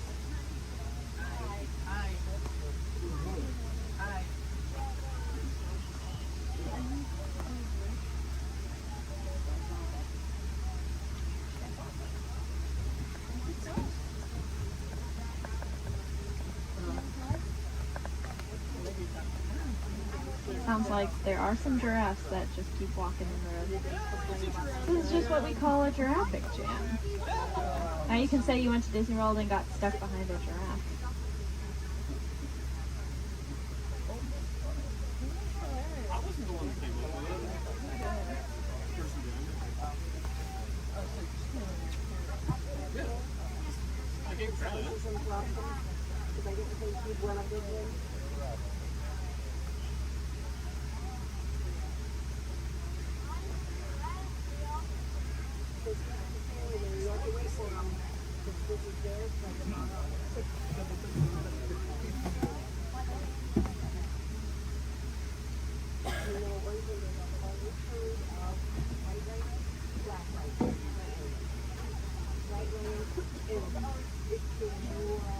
Sounds like the giraffe has moved, but now there's a different animal on the road.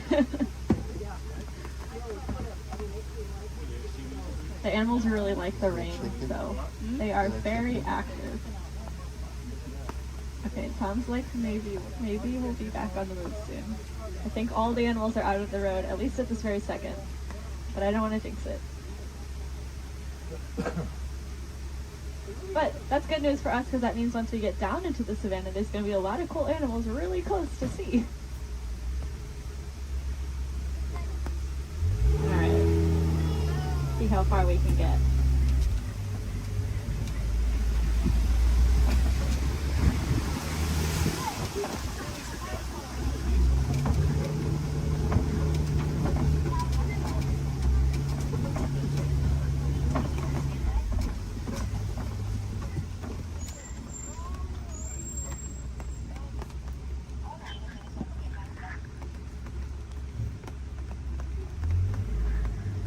Now this might sound really ironic considering that it is raining, but we are leaving the river and heading towards a much drier area where it really does not rain as much.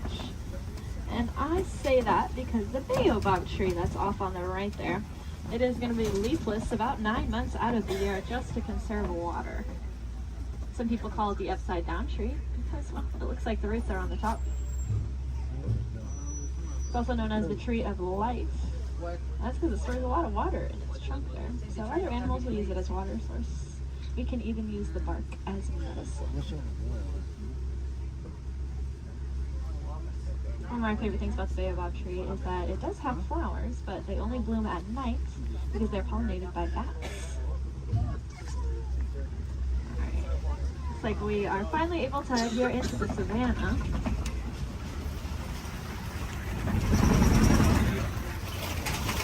Now you may notice the trees are starting to thin out quite a bit, and that's because it doesn't rain as much out here, like I said. So the animals here can't really rely on camouflage in the same way, and so they're going to be very agile and flighty. Most of them can run within an hour or two of being born. That is something I personally cannot even fathom, being able to run within an hour or two of being born. Crazy. Looks like here to greet this is the Maasai giraffe off to the right. They are of course the tallest land animals, averaging at about 18 feet tall. You can see that really long dark tongue. That dark coloring is there to act like sunscreen. And that's because giraffes eat most of the day. And by most of their day, I don't mean like half the day. I mean they eat about 20 to 22 hours. Out of that 24-hour time period, they're going to spend eating. So that tongue is that dark coloring just to protect it, since it is out about 20 hours a day.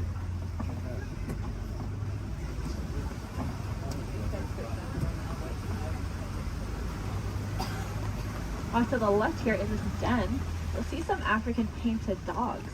They are the most successful hunters out here with an 80 to 90% success rate. That is so successful that their young, sick, and elderly will eat first, and the healthiest adult will wait and eat last. What makes them so successful is that they are so cooperative. As a pack, they're not going to move on until everyone's got the chance to eat. Those painted dogs are there on the left. On the right, you'll see another giraffe, as well as some Ankole cattle. I think these two were the culprits that were in the road earlier.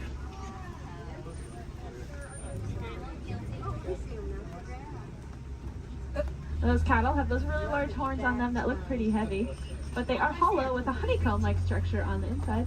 That'll help blood flow to keep them nice and cool. If you look to the left, you'll see the sable antelope, those 3 brown antelope back there. You'll also see some Hartman's Mountain zebra. Now take a really good look at the zebra here, because one of them is a little bit smaller than the other one, and that's because she's about 7 months old. That's her and her mom there.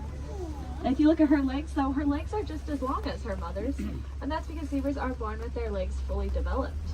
Running, as I said, is very important out here, so those zebra babies are born with long, lanky legs, ready to run within half an hour of being born. Their stripe patterns are going to be unique to them in the same way that our fingerprints are unique to us. That's actually true for a lot of animals, not just those zebra. It's true for those painted dogs we saw, and it's also true for these giraffes up here.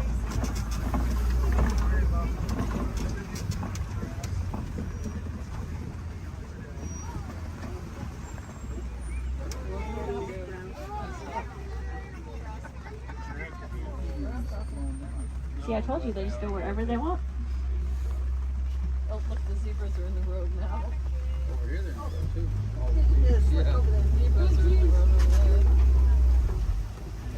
Now, since giraffes spend most of their day eating, they also spend most of their day standing up. They don't really like to sit down. It's very vulnerable for them. They even prefer to give birth standing up. So that's about a 6-foot drop for those baby giraffes. I like to say the first thing a giraffe experiences in life is gravity. Of course, when you're born already about 6 feet tall, I guess it really doesn't matter that much. It also is going to kickstart their heart, that drop, so maybe it's a good thing.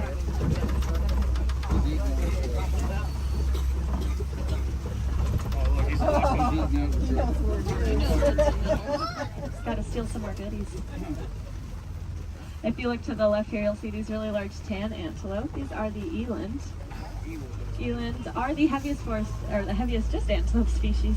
Around 6 feet just at their shoulders, and they can jump straight up from that standstill position up to 10 feet in the air.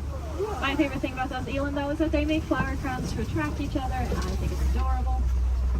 The males will gather up a bunch of branches and twigs and leaves and even flowers and decorate his horns with them and then walk around proudly to attract all of the females. I would highly recommend looking up a picture of that if you have never seen it before.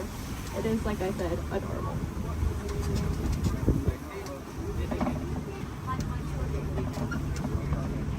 Now off to the right, there's going to be a path. We're not going down that path, but if you look down it, you'll see some little tiny antelope called the springbok.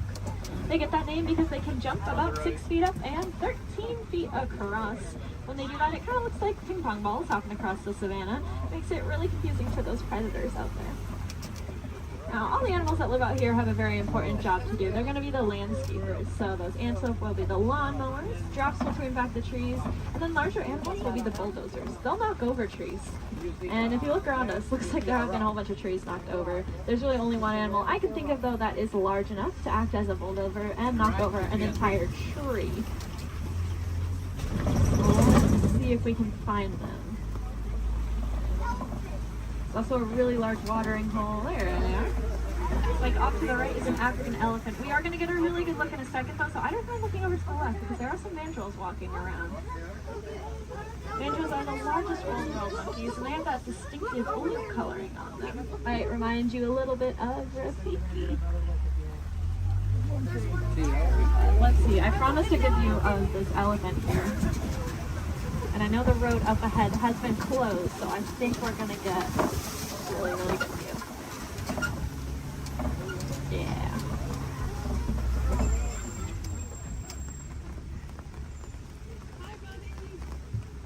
Elephants are, of course, the largest land animals. Also very, very intelligent. You can see him using that trunk. They have about 40,000 muscles in that one trunk. To put that in perspective for you, we have a couple hundred different muscles in our entire bodies. They have 40,000 in that one trunk. That is kind of unbelievable to me. And it's going to allow them to do a lot of really cool things, though. You see them eat with it. They also drink water, kind of like a straw. And then sometimes they'll suck up a bunch of dirt or mud and then spray it on their backs to help protect their skin from all those natural elements.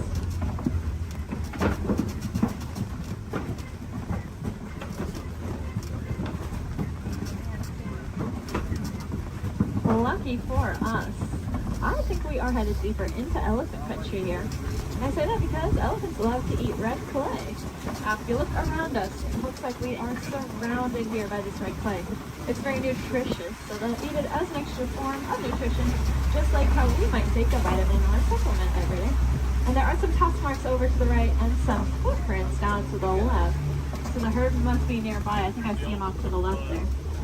Elephants are matriarchal, and that means the oldest or wisest female is going to be the dominant one in charge. Males are going to leave the herd at about 15 years old, and if they don't do it willingly, they will be forced out by those females. They're going to go hang out in bachelor herds, which can consist of up to 140 individuals that come and go as they please.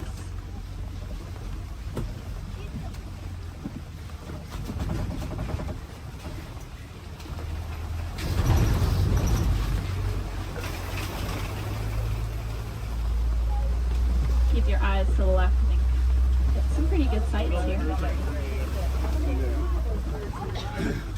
Unfortunately, though, elephants are running into a lot of different conflicts out there in the wild. They are losing their homes for various reasons and getting forced closer and closer to people, specifically farmers and their crops. Not knowing any better being elephants, they see those crops as yummy treats and they eat them, or they stomp all over them, which of course upsets the farmers, putting the elephants in danger. Luckily, we did some research recently and learned that elephants are afraid of bees. They have very sensitive skin and do not like to be stung. So now out in Kenya, farmers are building fences out of beehives. That scares off the elephants, which keeps them safe, and in turn keeps the crop safe and the farmer's livelihood. And the farmer gains a new crop, which is, of course, the honey from the bees.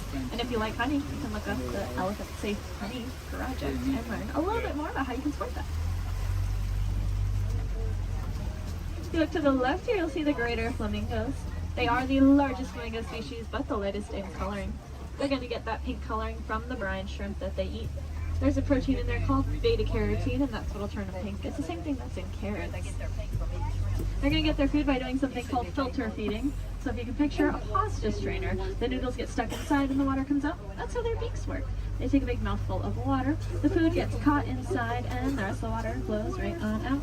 That's why it's super, super important that we keep our waterways clean, because if we have plastic or trash floating around in that water, they could take a big mouthful of that. And we don't want any of our trash ending up in those flamingo beaks.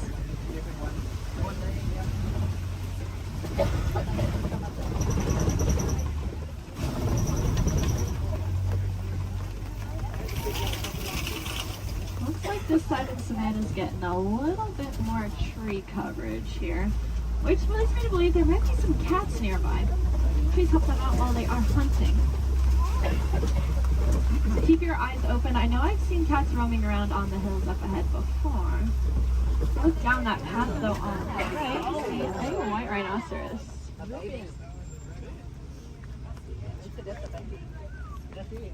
White rhinos are the most social of the 5 rhino species. They're usually always in a group with their buddies, so that one's friends probably aren't too far behind. They have a really, really good hearing too. Their ears will wiggle independently of each other, and they look like funnels, which helps them pinpoint the exact location a sound is coming from.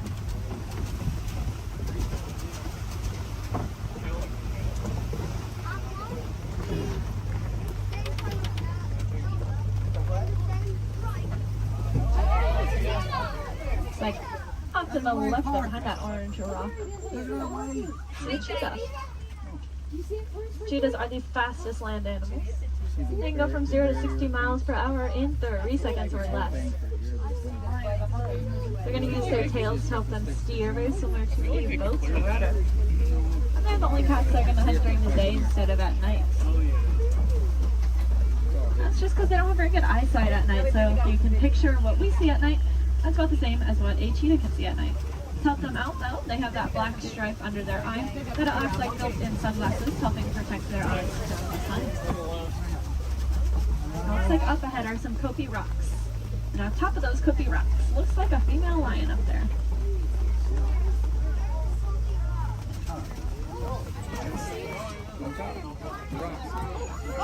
The second tallest rock on the top of it. She's laying up there. Females are going to be the ones that go out and hunt. The males are going to stay behind to protect their territory and any cubs they may have. Males have a mane on them, which is about 20 pounds of hair, just protecting his neck in case of any of those conflicts. You'll be able to see them again. Big animal. Male lions also have the loudest roar of any animal. You can be heard up to 6 miles away.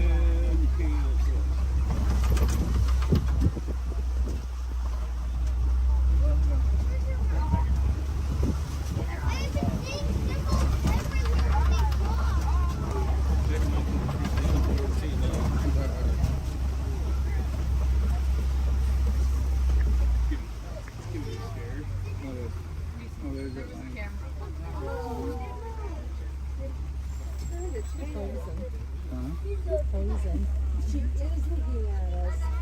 That is so cool. Put that cap on for y'all, y'all go out. Get her head down, give up the jacket.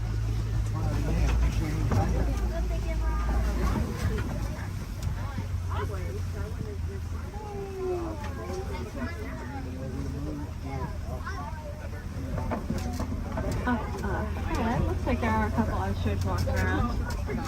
They are the largest and fastest birds in the world, but they cannot fly. They have really big wings to help them steer because they can run upwards of 40 miles an hour. Impressively, they have the largest eyes of any land animal. And they also have really large eggs. If you look down on the right here in the grass, you'll see a couple of those ostrich eggs. They can weigh up to 30 pounds each and are so strong that an adult human could stand on one without it breaking. You could fit about 2 dozen chicken eggs into one singular ostrich egg.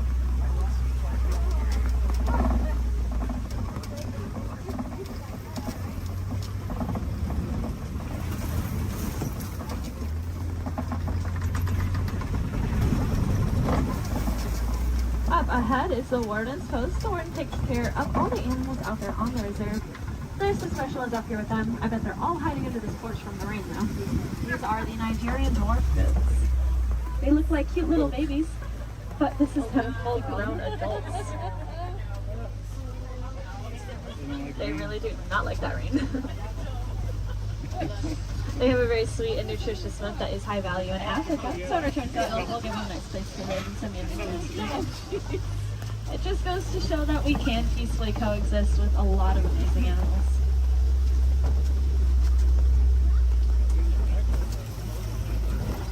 Unfortunately, those gates do signify the end of the reserve and our return back to the village. I really hope you enjoyed that safari. More than that though, I hope you learned something new. If you did, maybe you can tell your family and friends those fun facts that you'll learn when you get home. That's pretty important because the more we learn about these animals, the more we'll care about them, and the more likely it is we're actually going to do something to help protect and save them, so that then the generations after us get to enjoy all those really cool animals that we saw today.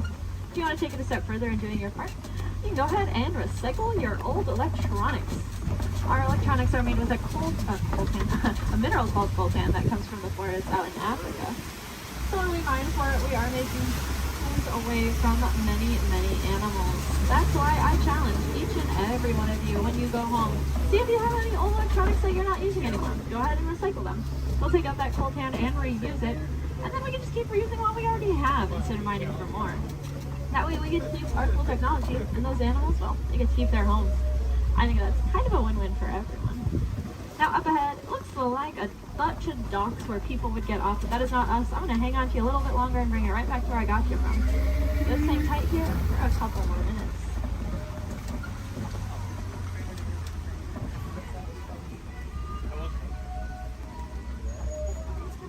These people watching.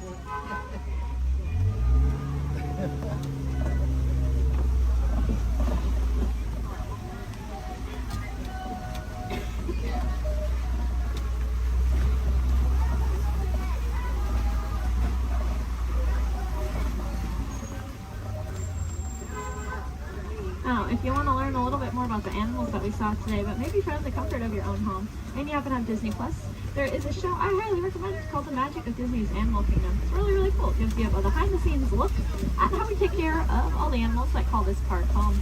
It is one of my favorite shows, but I am, of course, not biased at all. If you want to see some more animals while you're in the park today, I'd recommend heading over to the Gorilla Falls Exploration Trail. Lucky for us, it's going to be right where I drop you off. Once you get off my truck, you'll go down a ramp, and if you take a right, you'll just be exiting the area. If you take a left, though, you are magically already on that trail. It's about a 10 to 15 minute walking path, where you can see a bunch more African animals, including, of course, those gorillas. If you head over to Asia, there's an Asian version of that trail as well called the Maharaja Jungle Trek, and they have all those Asian animals that we love, like bats, Komodo dragons, and tigers. There's also an aviary in both of those trails.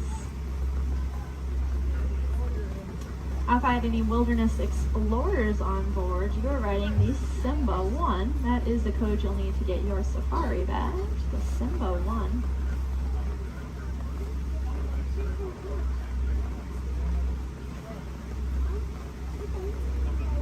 You might have also heard a train. That would be Rafiki's Planet Watch. That train is about 5 minutes long, and it takes you up to another little area. There's a petting zoo up there, so you can cuddle some of your favorite animals. There's also a drawing area where you can learn how to draw a Disney animal from a Disney animator. And there's a whole bunch of reptiles and amphibians up there as well to check out. The last train is going to leave at 4:30 though, so if that sounds like something you're interested in, I recommend making sure you are on that train by 4:30.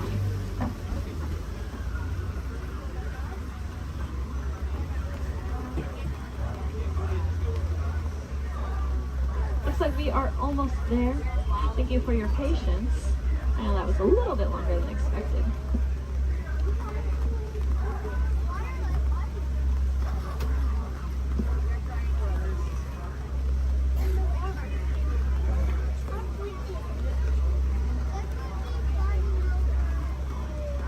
Now's a great time to gather up any personal belongings that you might have. Make sure you have everything with you.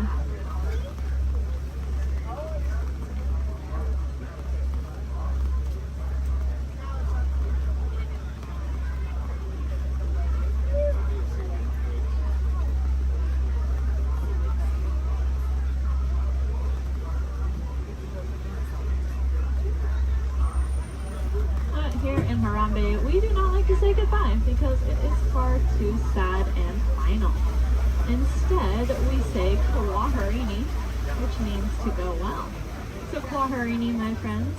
Again, my name was Julia from Fort Collins, Colorado. I really hope that y'all had just as much fun out there as I did.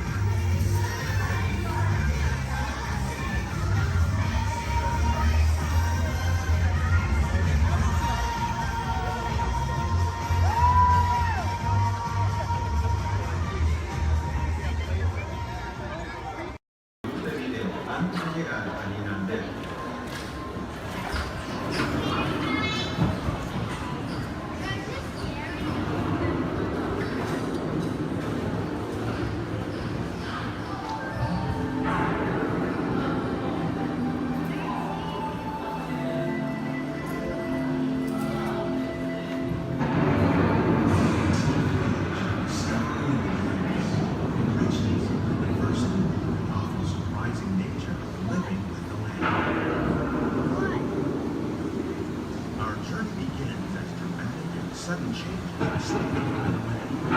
Oceans may seem climate and destructive to us, but to nature, it's a completely cycle of life.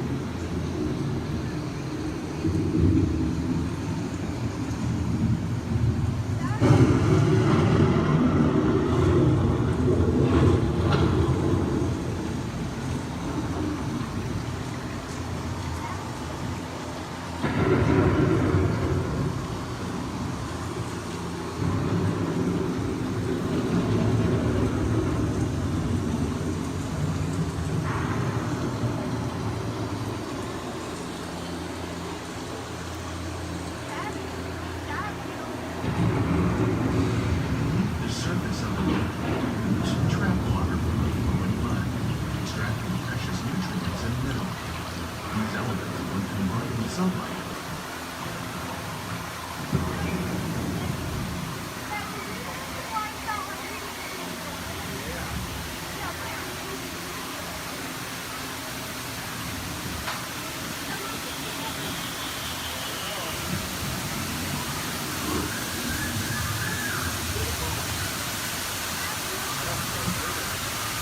one of those living systems is the rainforest, home to the most amazing concentration of wildlife on Earth. These dense and beautiful forests cover only a tiny portion of the Earth's surface, roughly between more than half of its planet and the sea. Rainforests are also extremely rich in synthetic living systems, providing us with oxygen, food, moisture, and other forms of cellular and life.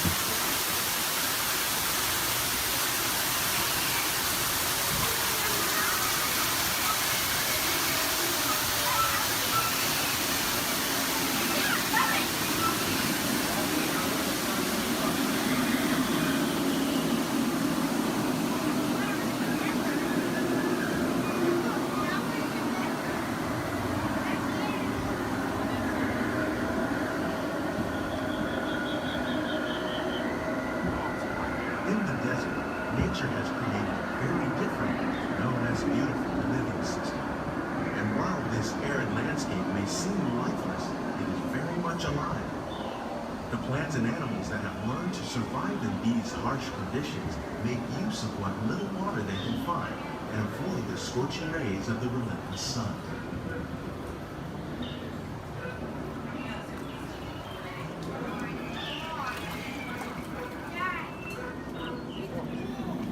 The American prairie once appeared as desolate as the desert, but over time, rainwater and nutrients gradually penetrated the hard surface of this land. Even the hooves of the muddy buffalo helped create the rich soil that one day become home to the American farm.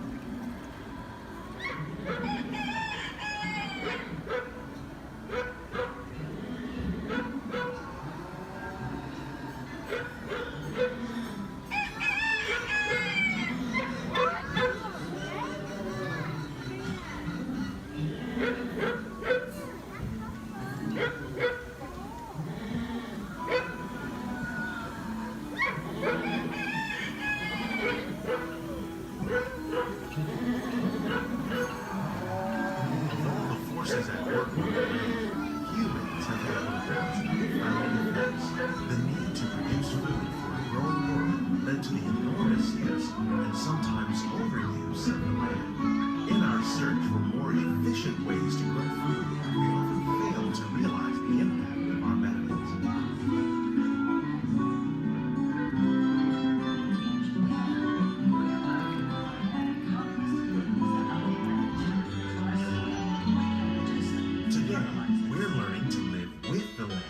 Discovering better ways to grow food that will assure human and environmental well-being. Fertilizers, we can enrich the soil without the use of chemicals. In Saudi Arabia and Mexico, we're learning to produce food on desert seacoasts by developing and planting crops that thrive on saltwater. Here at Epcot, we're learning to reduce the need for pesticides by using natural predators like ladybugs and wasps to control pests. In Japan, we're learning that by adding composted leaves and other plant material to our soil, we can reduce the need for fertilizers. farmlands across America, we're learning that by plowing under vegetation containing natural fertilizers, we can enrich the soil without the use of chemicals. In Saudi Arabia and Mexico, we're learning to produce food on desert seacoasts by developing and planting crops that thrive on salt.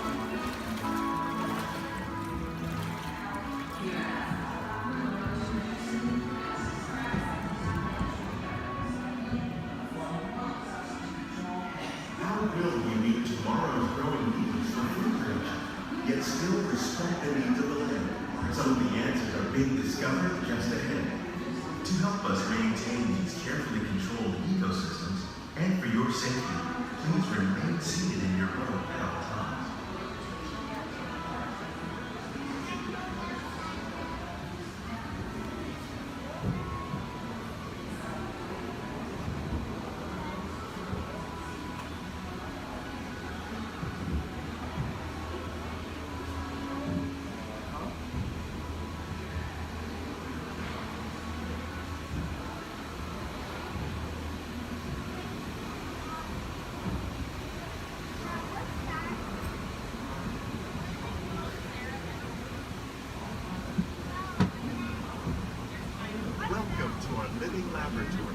Scientists from EPCOT and the U.S. Department of Agriculture are exploring innovative ways to produce bountiful harvests now and into the future.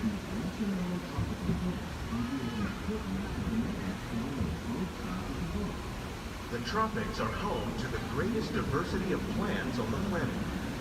Many of these, like papaya, bananas, cacao, coffee, and rice, are well known around the world. These are just a few of the edible plants that have been an important source of nutrition for people living in the tropics. Many are rich in vitamins and minerals, while others are well adapted to growing in less than ideal conditions. Some, like the water lily, thrive in wet, swampy areas and waterways. All parts of this plant, even the flower petals, are edible. The starchy root of the plant has long been used to make flour for baking. One day, many of these lesser-known tropical plants may be as important as the bananas growing on both sides of the boat. More than 28 million tons of bananas are eaten annually, making it the most popular fruit in the world.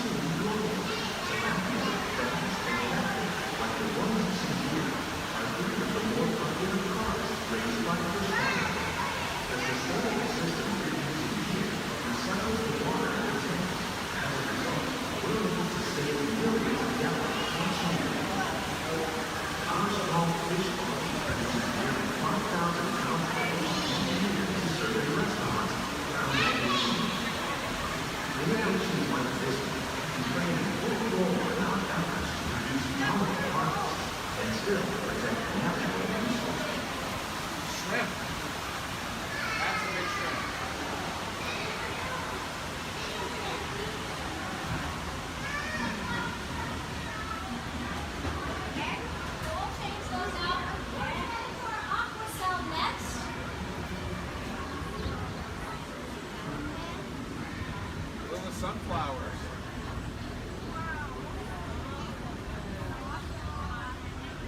While there are more than 50,000 edible plant species in the world, most of us are only familiar with the handful that make up our everyday diet. The common grains growing here, maize, sorghum, and millet, plus rice, account for nearly 2/3 of our global food consumption. Learning how to increase yields of these staples is an important goal of research around the world. Blue agave. A monkey puzzle tree.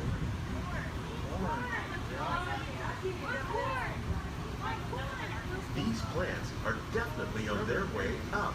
Innovative growing techniques like these increase yields, while more efficiently using resources like water, fertilizer, and pesticides. Another innovation at work here is our integrated pest management program. By populating our greenhouses with beneficial insects that prey on harmful pests, like aphids and flies, we are significantly reducing our reliance on conventional pesticides. We're growing these crops using our nutrient film system. This technique precisely controls and recycles water and nutrients. With it, we can produce over 27,000 heads of lettuce a year in this one small area.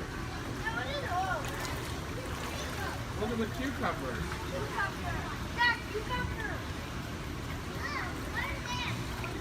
Yeah. Look at the strawberries. Some of our best ideas have been inspired by nature, like these fruit and vegetable trees. By growing these ground plants vertically, we can increase yields and better control diseases. These crops taste as good as they look. In fact, we serve more than 15 tons of produce from our greenhouses in restaurants here at the land every year. Look at the jalapenos. That's a great idea.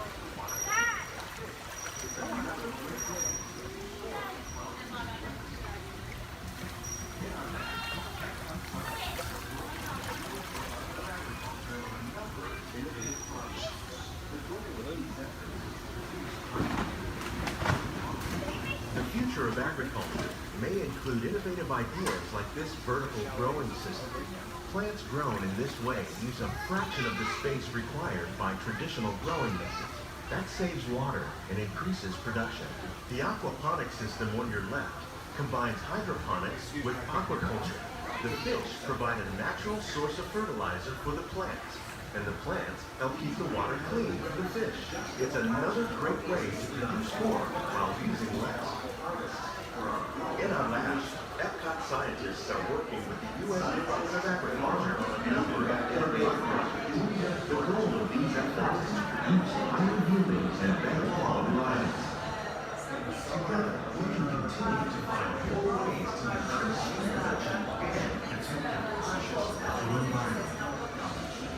Only then will we truly be living with the land.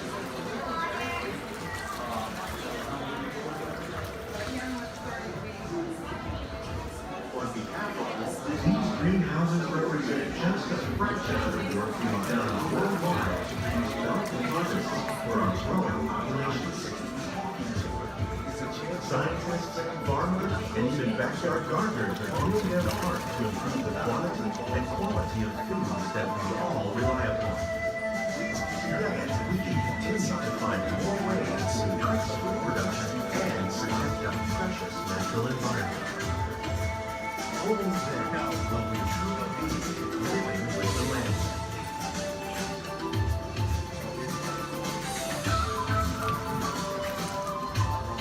On behalf of Walt Disney World, we hope you've enjoyed this unique journey through our living laboratory. If you'd like a closer look, then check out the behind-the-scenes walking tour. It's a chance for the whole family to get up close and personal with the plants and growing techniques in our laboratory. Please keep your hands and feet inside the boat and remain seated until the boat comes to a complete stop.